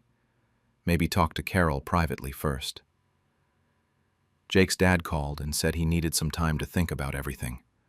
Carol sent 17 texts throughout the morning. They alternated between begging us to buy back the necklace and calling me every name in the book. Said I was a whore who trapped her son, that I'd ruined his life, that our daughter would grow up knowing what we did and hate us for it. By afternoon, Carol had posted in the family Facebook group this long, rambling post about how we'd destroyed a priceless family treasure for temporary money, how I'd manipulated Jake into betraying his heritage and destroying something irreplaceable. The comments section turned into a war zone. Half the family agreed with her, said we were selfish and short-sighted. The other half pointed out that if Jake legally owned the necklace, it was his decision to make. The family split right down the middle, practically overnight. Jake's sister tried to stay neutral, said she loved both of us but didn't want to get involved. His dad eventually called back and said he supported our decision, but wished we'd given him a heads up so he could have prepared. Carol's sister actually approached me in the grocery store a few days later and called me a gold digger to my face. Just walked right up to me in the produce section and said I'd married Jake for money and proved it by selling his inheritance. But Jake's cousin sent us a card that said, "Congratulations on our financial independence and matching spines." That one made us laugh for the first time in days. The money from the sale was significant, life-changing, honestly. We put 60% into a college fund that'll be worth a fortune by the time our daughter turns 18. 25% went into completely renovating the nursery, turning a spare room into the most beautiful baby room. The rest went into savings for when the baby comes. It's been 2 months since that dinner, and Carol still isn't speaking to us.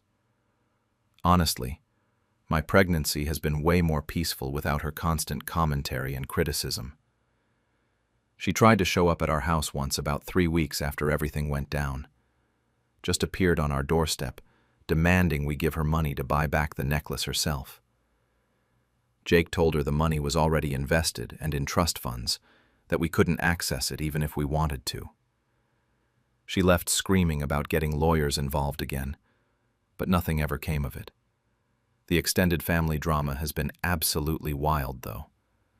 There was a family reunion planned for next month that's been on the calendar for over a year. Carol announced in the family group chat that she wouldn't attend if we were invited. Jake's sister called us privately and asked if we could just skip it to keep the peace. We said no. We'd already RSVP'd, already made plans, and we weren't going to let Carol dictate our lives. Carol ended up canceling the entire reunion and sent a message to everyone saying it was our fault for tearing the family apart. Jake's dad came over last week with pizza, which is his version of an olive branch. He told us he'd been going through more of his father's papers and found some letters. Apparently, Jake's grandfather had written specifically about why he was leaving the necklace to Jake. The letter said he trusted Jake to make his own decisions and build his own family without interference. That he hoped Jake would use it however he saw fit and not let anyone pressure him into following traditions that didn't serve him. Reading that letter absolutely destroyed Jake. His grandfather died when he was 20, and they'd been really close. Finding out that his grandfather had essentially predicted Carol's controlling behavior and tried to protect Jake from it, even after death, meant everything to him. He cried reading it, kept saying he wished he'd known about this years ago. The money is being put to good use. The college fund is set up through a financial advisor, and it's projected to be worth an insane amount by the time our daughter turns 18. Even if college costs keep rising the way they have been, she'll be completely covered with money left over. The nursery renovation is almost done, and it's beautiful. We knocked out a wall to make the room bigger, added custom built-in shelving, got a comfortable chair for late-night feedings. It's everything we wanted, and couldn't have afforded otherwise. Carol somehow found out about the nursery from someone's Facebook post showing the progress. She sent Jake a text saying we'd murdered history to buy paint and wallpaper, that we'd traded something priceless and irreplaceable for material goods that would fall apart in a few years. Jake blocked her number after that. Didn't even respond, just blocked her.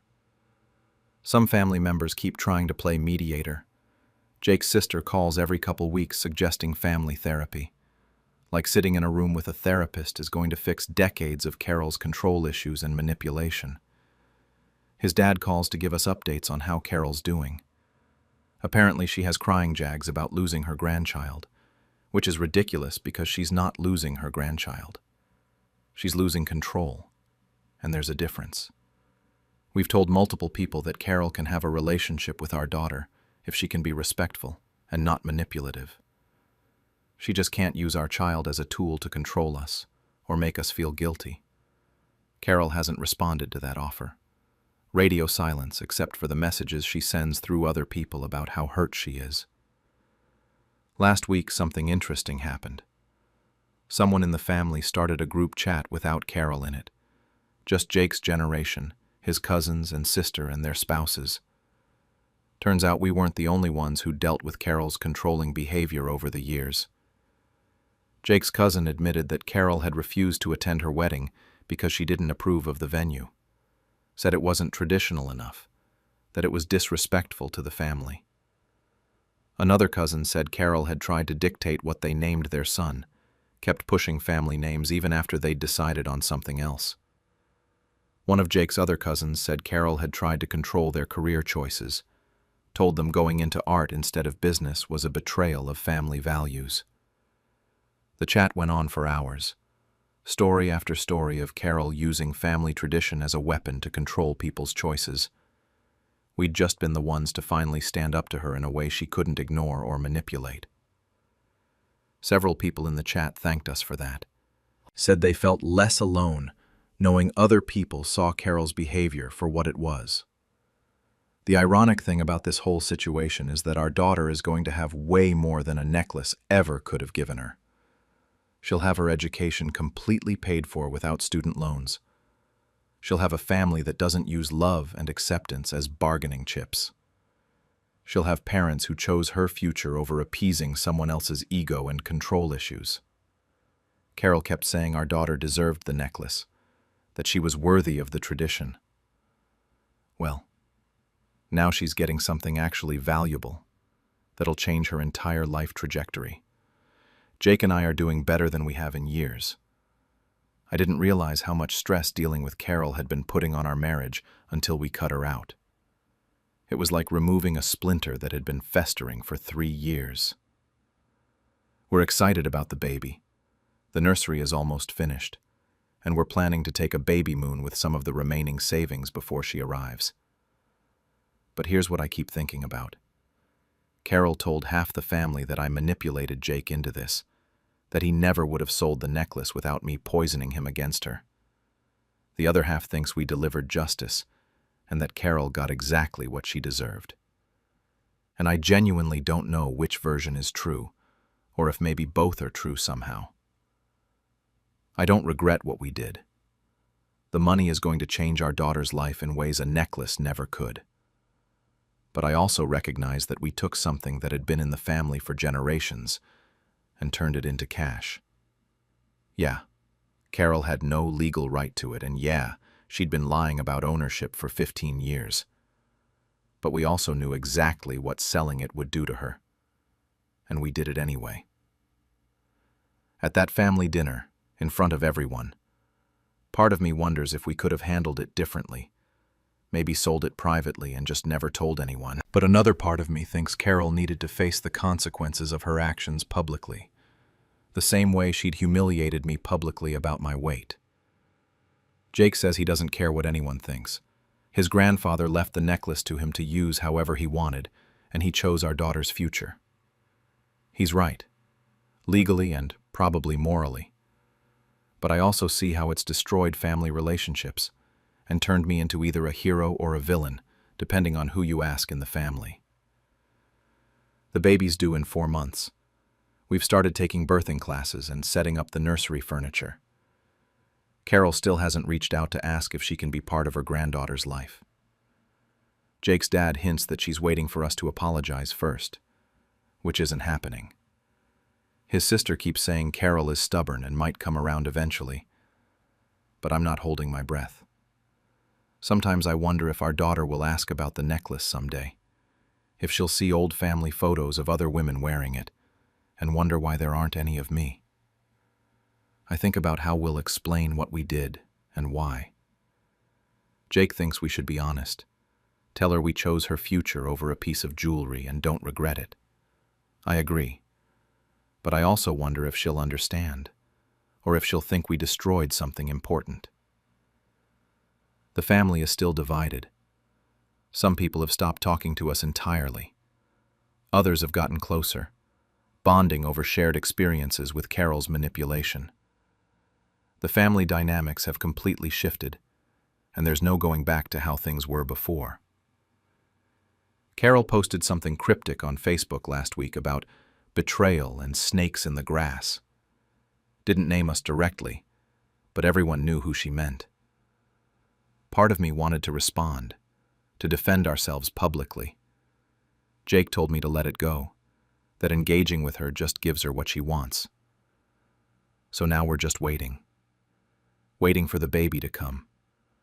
Waiting to see if Carol will eventually reach out. Waiting to see how this all plays out in the long term.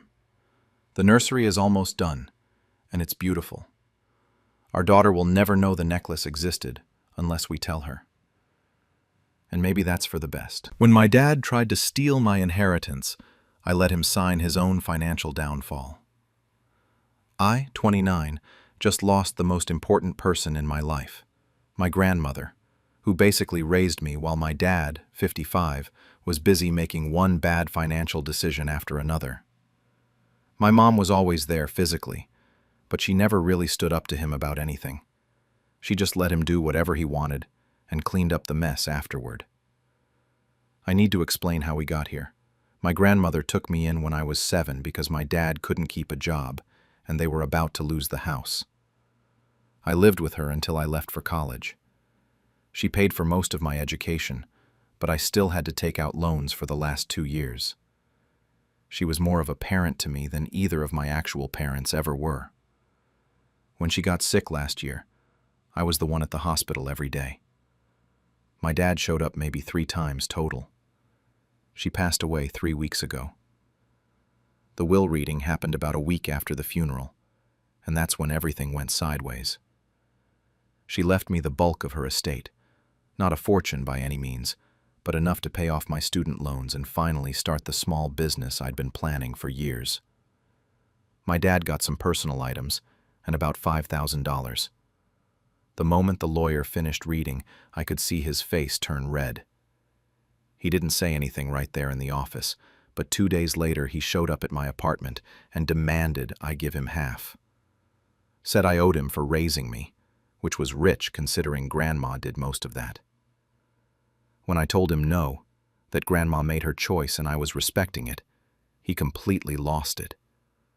Started yelling about how ungrateful I was, how he sacrificed everything for me.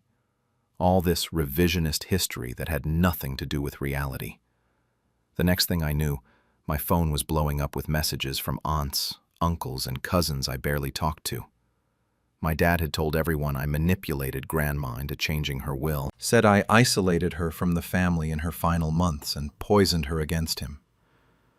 None of it was true, but it didn't matter. Half the family believed him immediately because he was crying and playing the victim so well. We had a family dinner at my uncle's house about a week after that, and it was brutal. Everyone kept giving me these looks like I was some kind of con artist.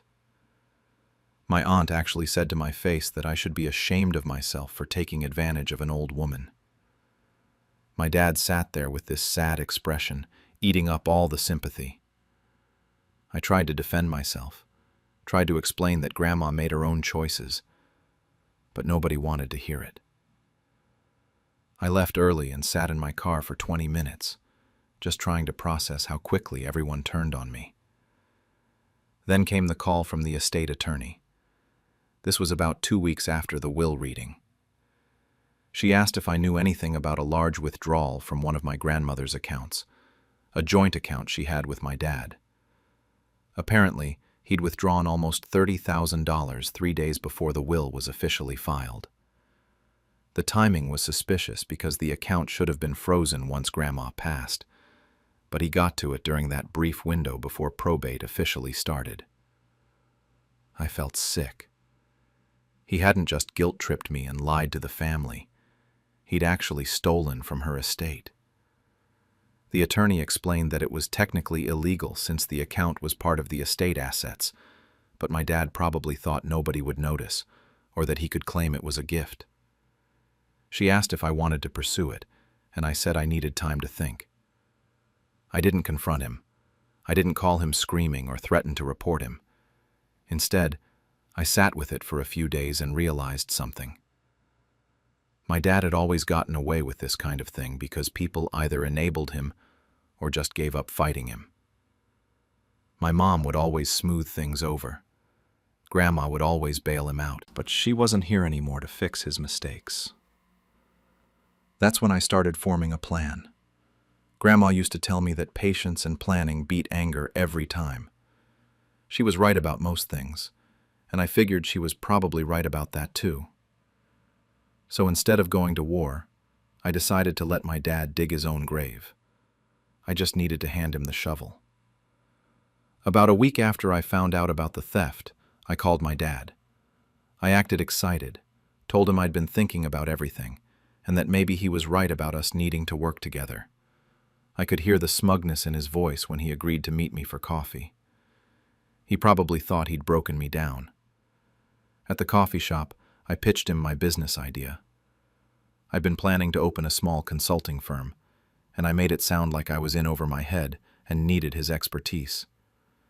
I talked about wanting to make peace with the family and how I thought having him involved would show everyone I wasn't the person he'd made me out to be. The whole time, he was nodding along like he'd known all along I'd come crawling back. He was suspicious at first, asked why I was suddenly being so generous. I told him that Grandma would have wanted us to work together, that she'd be disappointed in both of us for fighting. That got him. He loved using Grandma as justification for whatever he wanted, even now that she was gone. By the end of the conversation, he was already talking about how much the business could make and how his experience would be invaluable. I told him I needed him to sign some investor paperwork, just standard stuff to make everything official. I'd actually paid a lawyer friend to draft a contract that looked completely legitimate. 12 pages of dense legal language about investment terms, profit sharing, liability clauses. The important part was buried on page 7, a clause that transferred full financial liability for any business-related debts or fraud to the primary investor. Another section made him personally responsible for any misappropriation of funds connected to the business. We met again 3 days later to sign everything. He barely skimmed the contract, just flipped through the pages like he was looking at a menu. He even joked about finally getting what he deserved and how I'd finally come to my senses about respecting my elders. I watched him sign his name on every page that needed initialing, and I didn't feel guilty at all. He'd stolen from my grandmother's estate and lied about me to my entire family. This was just giving him rope. The next morning, I went to the estate attorney with everything I had. Bank statements showing the withdrawal, the dates, screenshots of text messages where he'd asked me about when the estate would be settled. She confirmed it was probate fraud and said she'd file a formal complaint with the court. I gave her everything and waited. 3 days later, my dad's assets were frozen. The court ordered it pending the investigation into the stolen funds. That meant the $30,000 he'd taken was locked down along with everything else in his accounts. His credit card stopped working. He couldn't access any of his money. I didn't hear about it from him directly. My mom called me crying, asking if I knew what was happening and why the bank was saying they couldn't touch their accounts. Then he showed up at my apartment. I'd never seen him that angry. He was pounding on my door at like 9 at night, yelling about betrayal and family loyalty. When I let him in, he started screaming about how I'd turned him into the estate lawyer, how I was trying to destroy him over a misunderstanding. He actually used that word, misunderstanding, like he'd accidentally withdrawn 30 grand. I just let him rant until he ran out of steam. Then I asked him point blank about the money he took from Grandma's account. His face went white. He tried to backtrack, started saying it was temporary, and he was going to pay it back, that he'd needed it for emergency expenses. All lies, and we both knew it. He switched tactics then, tried to threaten me. Said he'd tell the investigators I was lying, that I was making false accusations because I was vindictive. That's when I brought up the investor contract. He looked confused, asked what that had to do with anything. I explained it to him slowly. The contract made him the primary investor and transferred liability for any financial irregularities to him. Since there was now an active investigation into misappropriated funds, and he'd signed a document taking responsibility for exactly that kind of thing, he'd basically put his name on his own confession. It took him a minute to understand what I was saying. When it clicked, the anger drained right out of him. He just stood there, looking at the contract I'd handed him, reading the clauses he'd never bothered to look at before. Then the panic set in. He started begging me to call the attorney, to tell them it was all a mistake, to fix this.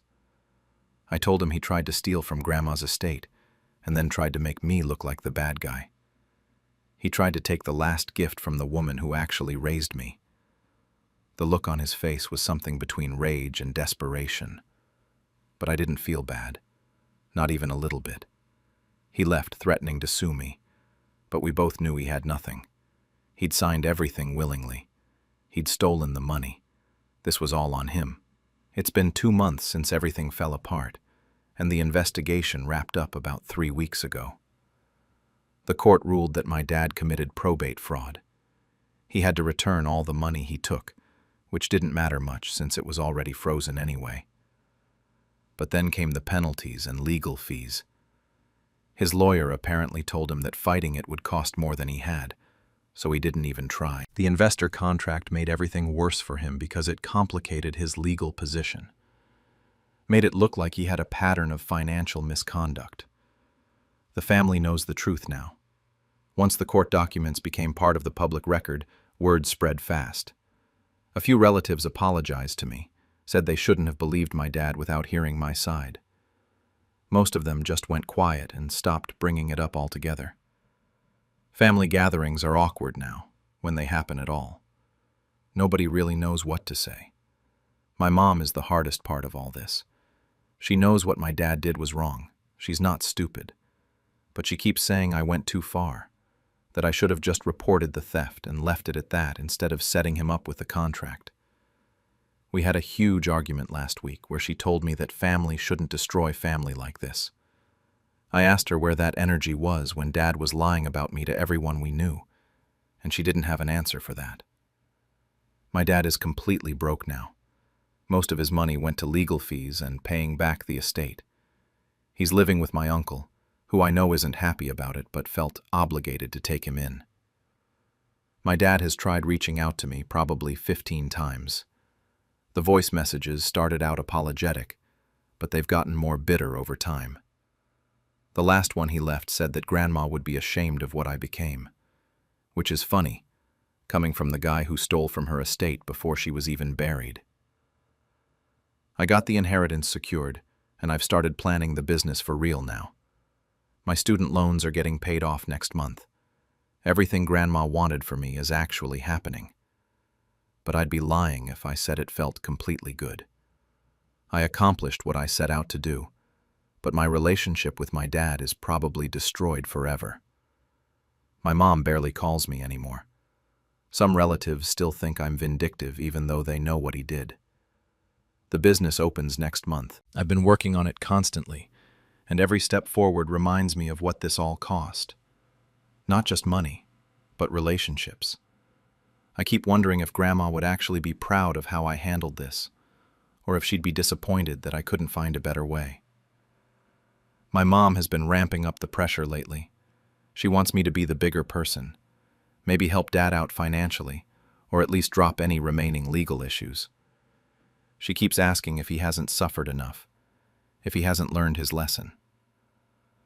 Part of me wonders if she's right. Part of me remembers him sitting at that family dinner, playing victim while everyone attacked me. Last night my dad sent another message. Just 3 words. Can we talk, please?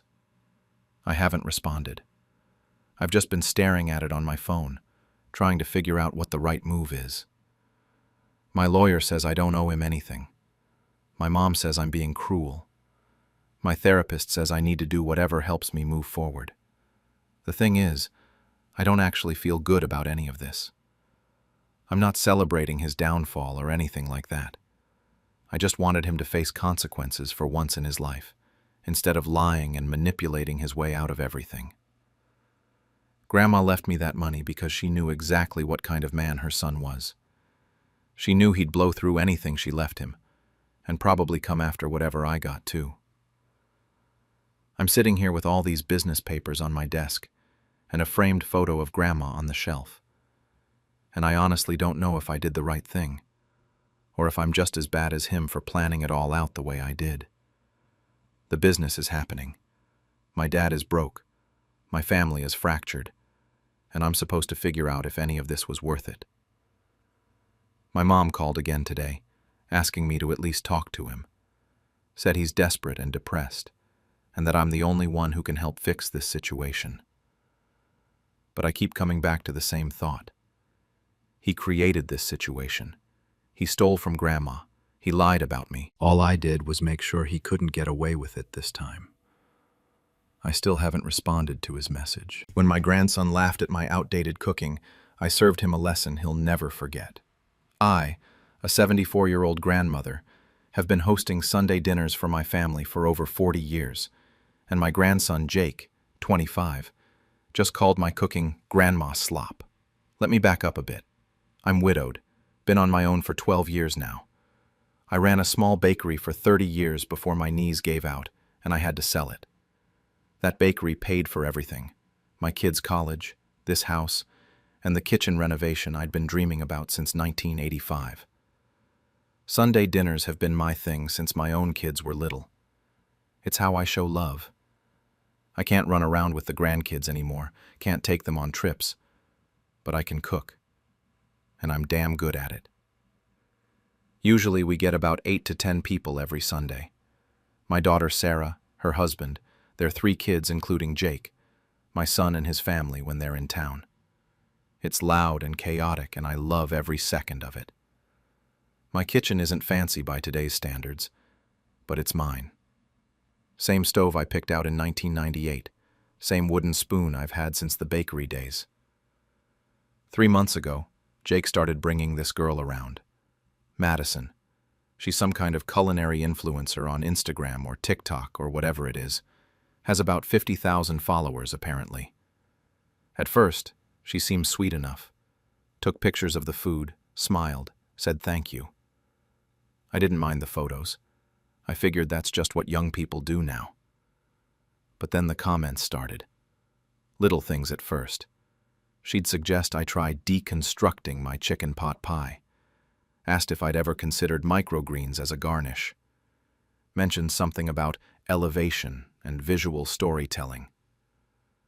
I just smiled and nodded. Young people have their trends. When I was her age, fondue was all the rage, and my mother-in-law thought it was ridiculous. That's just how generations work. The past 2 weeks, though, something shifted. Madison got bolder. She'd film everything, whisper to Jake, and they'd both giggle. Last Sunday, I made my beef stew. It's my mother's recipe, the one I've been making since 1979. My kids grew up on this stew. It got them through cold winters and bad breakups and college exam weeks. I was in the kitchen, getting dessert ready, when I heard them in the hallway. They didn't know I was there. Madison had her phone out, filming a bowl of my stew, and she was laughing. I heard her say, clear as day, "This is literally grandma slop, I can't even post this." Then Jake, my own grandson, the kid I used to bake birthday cakes for at 2 a.m., he laughed and said, "Old people don't know real flavor. They just boil everything to death." My hearing aid picked up every word. They think because I'm old I can't hear, but I had new batteries put in last week. I stood there in the kitchen doorway, holding a pie, just frozen. They didn't see me. They walked right past, still smiling, and sat back down at my table. Ate my food. Let me serve them dessert. Jake even asked for a second piece of apple pie. I got through the rest of dinner on autopilot. My hands were shaking when I was serving coffee. Sarah asked if I was okay, and I just said I was tired. Everyone left around 8 p.m. like usual. Jake hugged me goodbye. Madison thanked me for having her. That night I couldn't sleep. I kept replaying it. Grandma slop. The way they laughed. Like my food, like my love was some kind of joke. I've been cooking for 50 years. I fed my family through my husband's death, through job losses, through every crisis we've ever had. And this girl who films her breakfast for strangers thinks my stew is slop. I'm not usually a vengeful person. I believe in turning the other cheek, being the bigger person, all of that. But sitting in my kitchen at 3 a.m., looking at my mother's handwritten recipe card for that stew, something in me snapped. I wasn't going to let this go. I was going to teach them both a lesson about respect, about food, about what really matters. And I knew exactly who to call to help me do it. Monday morning, I called Marcus. He was one of my bakery apprentices back in the day. I hired him when he was 16 and barely knew how to crack an egg. Now he's 38 and the head chef at some Michelin-starred restaurant downtown. We still talk every few months. He sends me Christmas cards with photos of his kids. I told him what happened. Everything. The comments, the filming, the grandma slop line. There was silence on the other end for a second. Then he said, "Let me come over this week. We're doing this right." We spent Monday afternoon planning. I showed him my usual Sunday menu, the beef stew, pot roast, roasted vegetables, apple pie. He nodded at each one and started sketching on a notepad. "Same recipes," he said, "just elevated presentation." He'd bring the fancy plates, the garnishes, all of it. We'd make them look like they came from his restaurant. The rest of the week I prepped like I always do, but Marcus came over Saturday to help with the final touches. We practiced plating. He showed me how to arrange the stew in a shallow white bowl, how to place microgreens on top, how to drizzle this reduction around the edge. It was still my stew. Same beef, same vegetables, same herbs my mother used, just dressed up like it was going to a wedding. We did the same with everything. Pot roast, sliced thin and fanned out. Roasted vegetables arranged by color. Even the apple pie got deconstructed with some vanilla foam thing Marcus made. He printed up a menu on nice paper like they do at restaurants. It was almost funny, honestly. All this fuss for the same food I make every week. Sunday came and I texted Jake, told him to bring Madison, that I was trying some new recipes and wanted their opinion. He responded with a thumbs up emoji and said they'd be there. Everyone arrived around 4 p.m. like usual. Madison walked in with her ring light in her purse. I saw her setting it up on the credenza. She was already in influencer mode. Hair perfect, that smile ready. We did the first course, and I brought out the beef stew. Same stew from last week, just in Marcus's fancy bowls with the microgreens and the drizzle. I set it in front of Madison, and I swear her eyes went wide. She grabbed her phone immediately and started filming. She actually gasped, said something like, "Oh my God, this is incredible. What inspired this?" Jake was right behind her with the compliments. Told me he didn't know I could cook like this. Like I'd suddenly learned after 74 years. Each course came out, and it was the same thing. Photos, videos, analysis. Madison was going on about depth of flavor and restaurant quality presentation. She was posting in real time. My pot roast, the same one she probably would have filmed and mocked, was suddenly innovative and beautifully executed. Jake kept saying he was impressed. asked if I'd taken a cooking class. My daughter Sarah looked confused but happy. She probably thought I'd finally moved past last week. Marcus stayed in the kitchen, plating everything. The rest of my family had no idea what was happening. They just thought I'd gone fancy for some reason. Dessert came out last. The deconstructed apple pie with the vanilla foam. Madison was practically drooling. She'd already posted like 6 stories. Jake was on his phone showing his friends. They were treating this meal like I'd performed a miracle. After everyone finished, I stood up. Asked for their attention.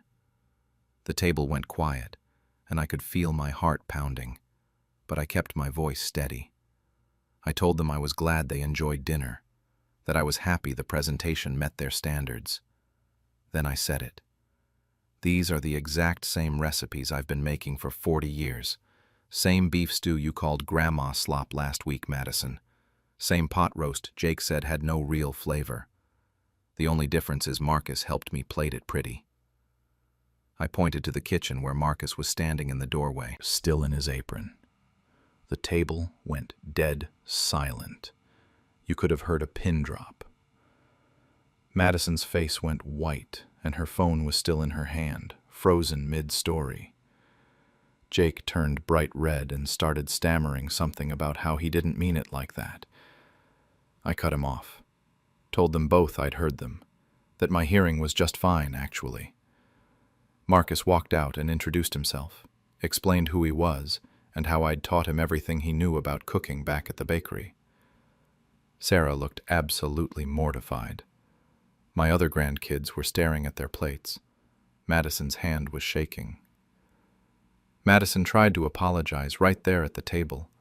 She was stumbling over her words, saying it was just a joke, that she didn't mean anything by it. Her voice was shaking, and she looked like she might cry. I just looked at her and said that jokes are supposed to be funny, and disrespect isn't funny to me. Jake tried to defend her, told me I was overreacting, that it wasn't that serious. That's what got me. Not the original insult, but him doubling down right there in front of everyone. So I told them both that they were welcome back at my table when they could appreciate the food regardless of how it looked on a plate. That respect matters more than aesthetics in my house. They left maybe 10 minutes later. Madison was crying by then, and Jake was angry. He didn't look at me when they walked out, just grabbed their coats and left. The door closed, and the rest of my family just sat there in silence. Nobody knew what to say. My son-in-law offered to help clean up. My other grandkids cleared the table without being asked. Sarah pulled me aside in the kitchen and asked if that was really necessary, if I couldn't have just talked to them privately. I told her I tried staying quiet last week, and it didn't stop them from mocking me in my own hallway. Marcus left around 8 p.m. He hugged me at the door and told me they deserved it, that food is about love, not aesthetics. I think he meant it to make me feel better, but I just felt tired. Everyone else left shortly after. The house was quiet by 9 p.m. That was 3 weeks ago now. Jake and Madison haven't come to Sunday dinners since. There's an empty chair at the table every week, and everyone notices it. Nobody mentions it, but it's there. Sarah has called me twice. The first time she said I humiliated them, especially Madison, that I should have handled it differently, talked to them in private instead of making a scene in front of the whole family. The second call was worse. She said I was being stubborn, that Jake wants to apologize, but he's too embarrassed. She asked me to be the bigger person and call him first. I haven't called. Part of me wants to. I miss him. He's my grandson, and I've known him since he was born. I used to watch him every Tuesday when Sarah worked late. I taught him to make cookies when he was 6. But another part of me thinks he's 25 years old, and he needs to understand that actions have consequences. That you can't disrespect someone and then expect them to chase after you with apologies. The rest of my family is split. My son thinks I did the right thing. says Jake needed to learn some humility. My daughter-in-law thinks I went too far. My other grandkids don't say much about it, but I catch them looking at Jake's empty chair. Marcus texted me last week just to check in. Said his offer still stands if I want to do another fancy dinner. I told him once was enough. I'm back to my regular recipes on regular plates. The family still comes, still eats, still thanks me. But it's different now. Madison apparently deleted all the photos from that night. Sarah told me she also deleted her story about my slop from the week before. I don't know if that was because she felt guilty or because she was embarrassed. Maybe both. I still host Sunday dinners, still make the same recipes I've always made. The beef stew, the pot roast, the apple pie. I serve them on my regular plates with no microgreens or drizzles or foam, and they taste exactly the same as they did when my kids were little, when my husband was alive, when Jake was 6 years old sitting at this same table. My kitchen feels a little emptier now, though, even when it's full of family. There's this absence that hangs in the air. Sarah says Jake is waiting for some kind of sign from me that it's okay to come back, that he's sorry but doesn't know how to say it after everything. I don't know if I should reach out first or wait for him to come to me. Sarah says I chose my pride over family, but I think I chose my dignity. Maybe there's a difference. Maybe there isn't. All I know is that my food hasn't changed. My recipes haven't changed. And my love hasn't changed. What changed was respect. And I don't know how to get that back by pretending nothing happened. When my sister mocked my infertility, I let her secret slip at her baby shower. I, 33F, have been dealing with infertility for years while my younger sister Emma, 30F, recently got pregnant. I've been trying to have a baby for over 5 years now. 3 rounds of IVF, all failed. Thousands of dollars gone. My husband Mark and I have cried more times than I can count, and honestly, I'd made peace with the possibility that biological kids might not happen for us. When Emma told the family she was pregnant about 4 months ago, I was genuinely happy for her. I really was. Yeah, it stung a little, but she's my sister, and I wanted to be supportive. That lasted about 2 weeks before the comments started. It began small. Little digs here and there that I tried to brush off. At a family dinner, she said maybe I'd be an aunt forever, and that was okay too. When we went shopping together, she told me some people just aren't meant to be moms. I tried talking to her about it privately once, and she accused me of being jealous and unable to be happy for her. Mark kept telling me to ignore it, that she was probably just hormonal or whatever. But it got worse as the months went on. Here's what makes this complicated. About 3 months before Emma started dating her fiancé, Derek, she was still with her ex-boyfriend, Ryan. They had this toxic on and off thing for almost 2 years. One night she called me sobbing, said she was pregnant, and didn't know what to do because Ryan had just broken up with her for good. I drove over, held her while she cried, promised I wouldn't tell anyone. Then suddenly she was dating Derek. Like within 2 or 3 weeks of the Ryan breakup, she had a new boyfriend.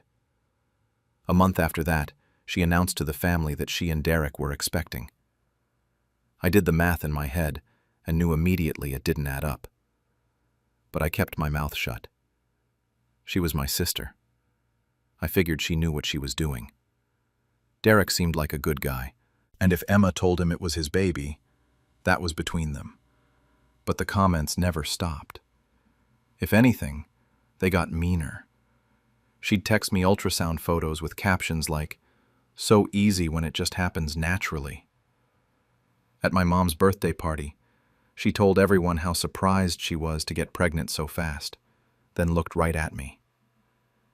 Everyone got quiet and awkward. 2 months ago, she asked me to help plan her baby shower. I almost said no, but my mom guilt-tripped me about being there for family. And honestly, part of me still wanted to do the right thing. So I spent weeks planning it. I booked the venue, ordered decorations, arranged the catering, put together games, everything. The day of the shower, there were about 40 people there. Emma was in her element, center of attention, glowing. I was managing everything behind the scenes, making sure food was out, games were running smoothly. She kept making little comments throughout the day, but I bit my tongue. Mark was there with me, squeezing my hand every time she said something. Then, during the gift opening, she held up this onesie someone got her and announced to the whole room, "Let's hope my sister doesn't curse my baby with her bad luck." People laughed. Not everyone, but enough. I felt my face get hot. I saw my mom look uncomfortable, but she didn't say anything. Mark whispered for me to let it go. I excused myself to the bathroom and stared at myself in the mirror for a solid 5 minutes. I was done. When I walked back out, Emma was opening another gift, some fancy baby monitor system. She was going on about how blessed she felt, how everything had fallen into place so perfectly. Then she looked at me and said, "You know, maybe if you stopped stressing about it so much, it would just happen. That's how it worked for me. Totally natural and easy." Something in me just snapped. I didn't yell or cry or make a scene.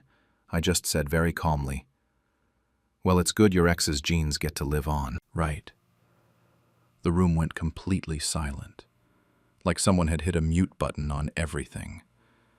Emma's smile froze on her face. Derek, who had been standing near the gift table, looked confused at first. Then I watched his expression change as he started putting it together. Emma stammered something like, "What are you talking about?" But her voice was shaking. Derek stood up and asked what I meant. He looked between Emma and me, and I could see him doing the math in his head. Emma tried to play it off. She said I was lying, that I was jealous and trying to ruin her special day. She even laughed, but it came out wrong, desperate. Derek asked her again, louder this time, what I meant about her ex. That's when she broke. She started crying and admitted it, but tried to spin it like the timing had been confusing, like she genuinely thought it could have been Derek's baby. But Derek isn't stupid. He knew exactly when they started dating, knew exactly when she told him she was pregnant. He said, "We'd been together for 3 weeks, Emma. 3 weeks." He grabbed his keys and walked out. Emma ran after him, still crying, begging him to wait. Half the room sat there in shock. The other half started gathering their things to leave. It was chaos. My mom completely lost it on me. She was screaming about how I could do this to my own sister, how I was cruel and vindictive. My dad and a couple of my aunts actually defended me, said Emma had been tormenting me for months and this was on her. People were arguing. Some were leaving. Some were just standing there with their phones out, probably texting everyone they knew. Emma's best friend got in my face before Mark and I left. She said I destroyed Emma's life because I was bitter about my own. Said I should have handled it privately if I was that upset. I didn't respond. I just left.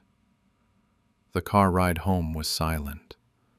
Mark held my hand, but neither of us knew what to say. My phone started blowing up before we even got home. My mom demanding I call her. Texts from Emma that I couldn't even read. Messages from family members on both sides of it. That night I got a voice message from Emma. She was sobbing so hard I could barely understand her, saying I ruined her life, that Derek wasn't answering her calls, that I was dead to her.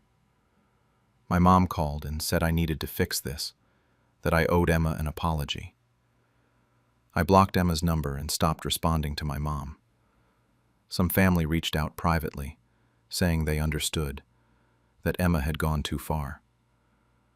but plenty of others made it clear they thought I was the villain here. The next few days were a mess. I found out through my dad that Derek moved out of Emma's apartment. They'd been living together for about 6 months, and he packed up his stuff and went to stay with his brother. Emma apparently tried calling him dozens of times, but he wouldn't answer. Word spread through the family fast. My mom's sisters knew, my cousins knew, everyone had an opinion. The family basically split down the middle. My dad, my Aunt Carol, and my younger cousin were on my side. They said Emma had been cruel for months and got what she deserved. My mom, my grandma, and 2 of my uncles think I went nuclear over some jokes and should have handled it privately if I was really that upset. Emma posted something vague on social media about betrayal and fake family support. I didn't respond, but I got messages from people I haven't talked to in years, some supporting me, others calling me horrible names. Emma's friends were the worst about it. My mom refuses to speak to me unless I apologize first. She keeps saying I ruined Emma's baby shower, that I humiliated her in front of everyone, that I'm going to regret this when Emma needs her family. My dad has tried to play mediator, but he's mostly staying neutral, which honestly feels worse than picking a side. Mark and I have talked about it a lot. He supported me in the moment, but even he's asked if maybe I went too far, if I could have just left the party instead. I've gone back and forth. Some days I feel guilty, like I dropped a bomb on her life over mean comments. Other days, I remember every single jab, every humiliating moment, and I feel like she finally faced consequences for how she treated me. It's been 2 weeks now since the shower. I heard through my dad that Derek is still at his brother's place, trying to figure out what to do about the relationship. Emma moved back in with our parents temporarily. One of Emma's friends let it slip to me that Emma is terrified she's going to lose Derek completely, that he's been asking questions about the timeline and talking to his family about everything. I unblocked Emma yesterday and read through some of her messages. They ranged from angry to devastated to begging me to tell Derek I made it up. I haven't responded to any of them. The thing is, I know what I said was brutal. I know it's going to affect this baby, my future niece or nephew, for the rest of their life. I know I probably destroyed any chance of having a real relationship with my sister again. But after months of her using the most painful thing in my life as a punchline, after being humiliated at a party I spent weeks planning, I just couldn't take it anymore.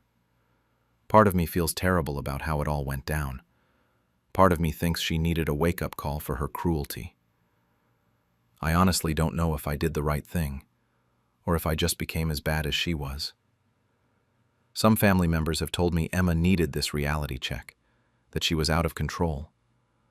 Others have made it clear I'm the villain in this story.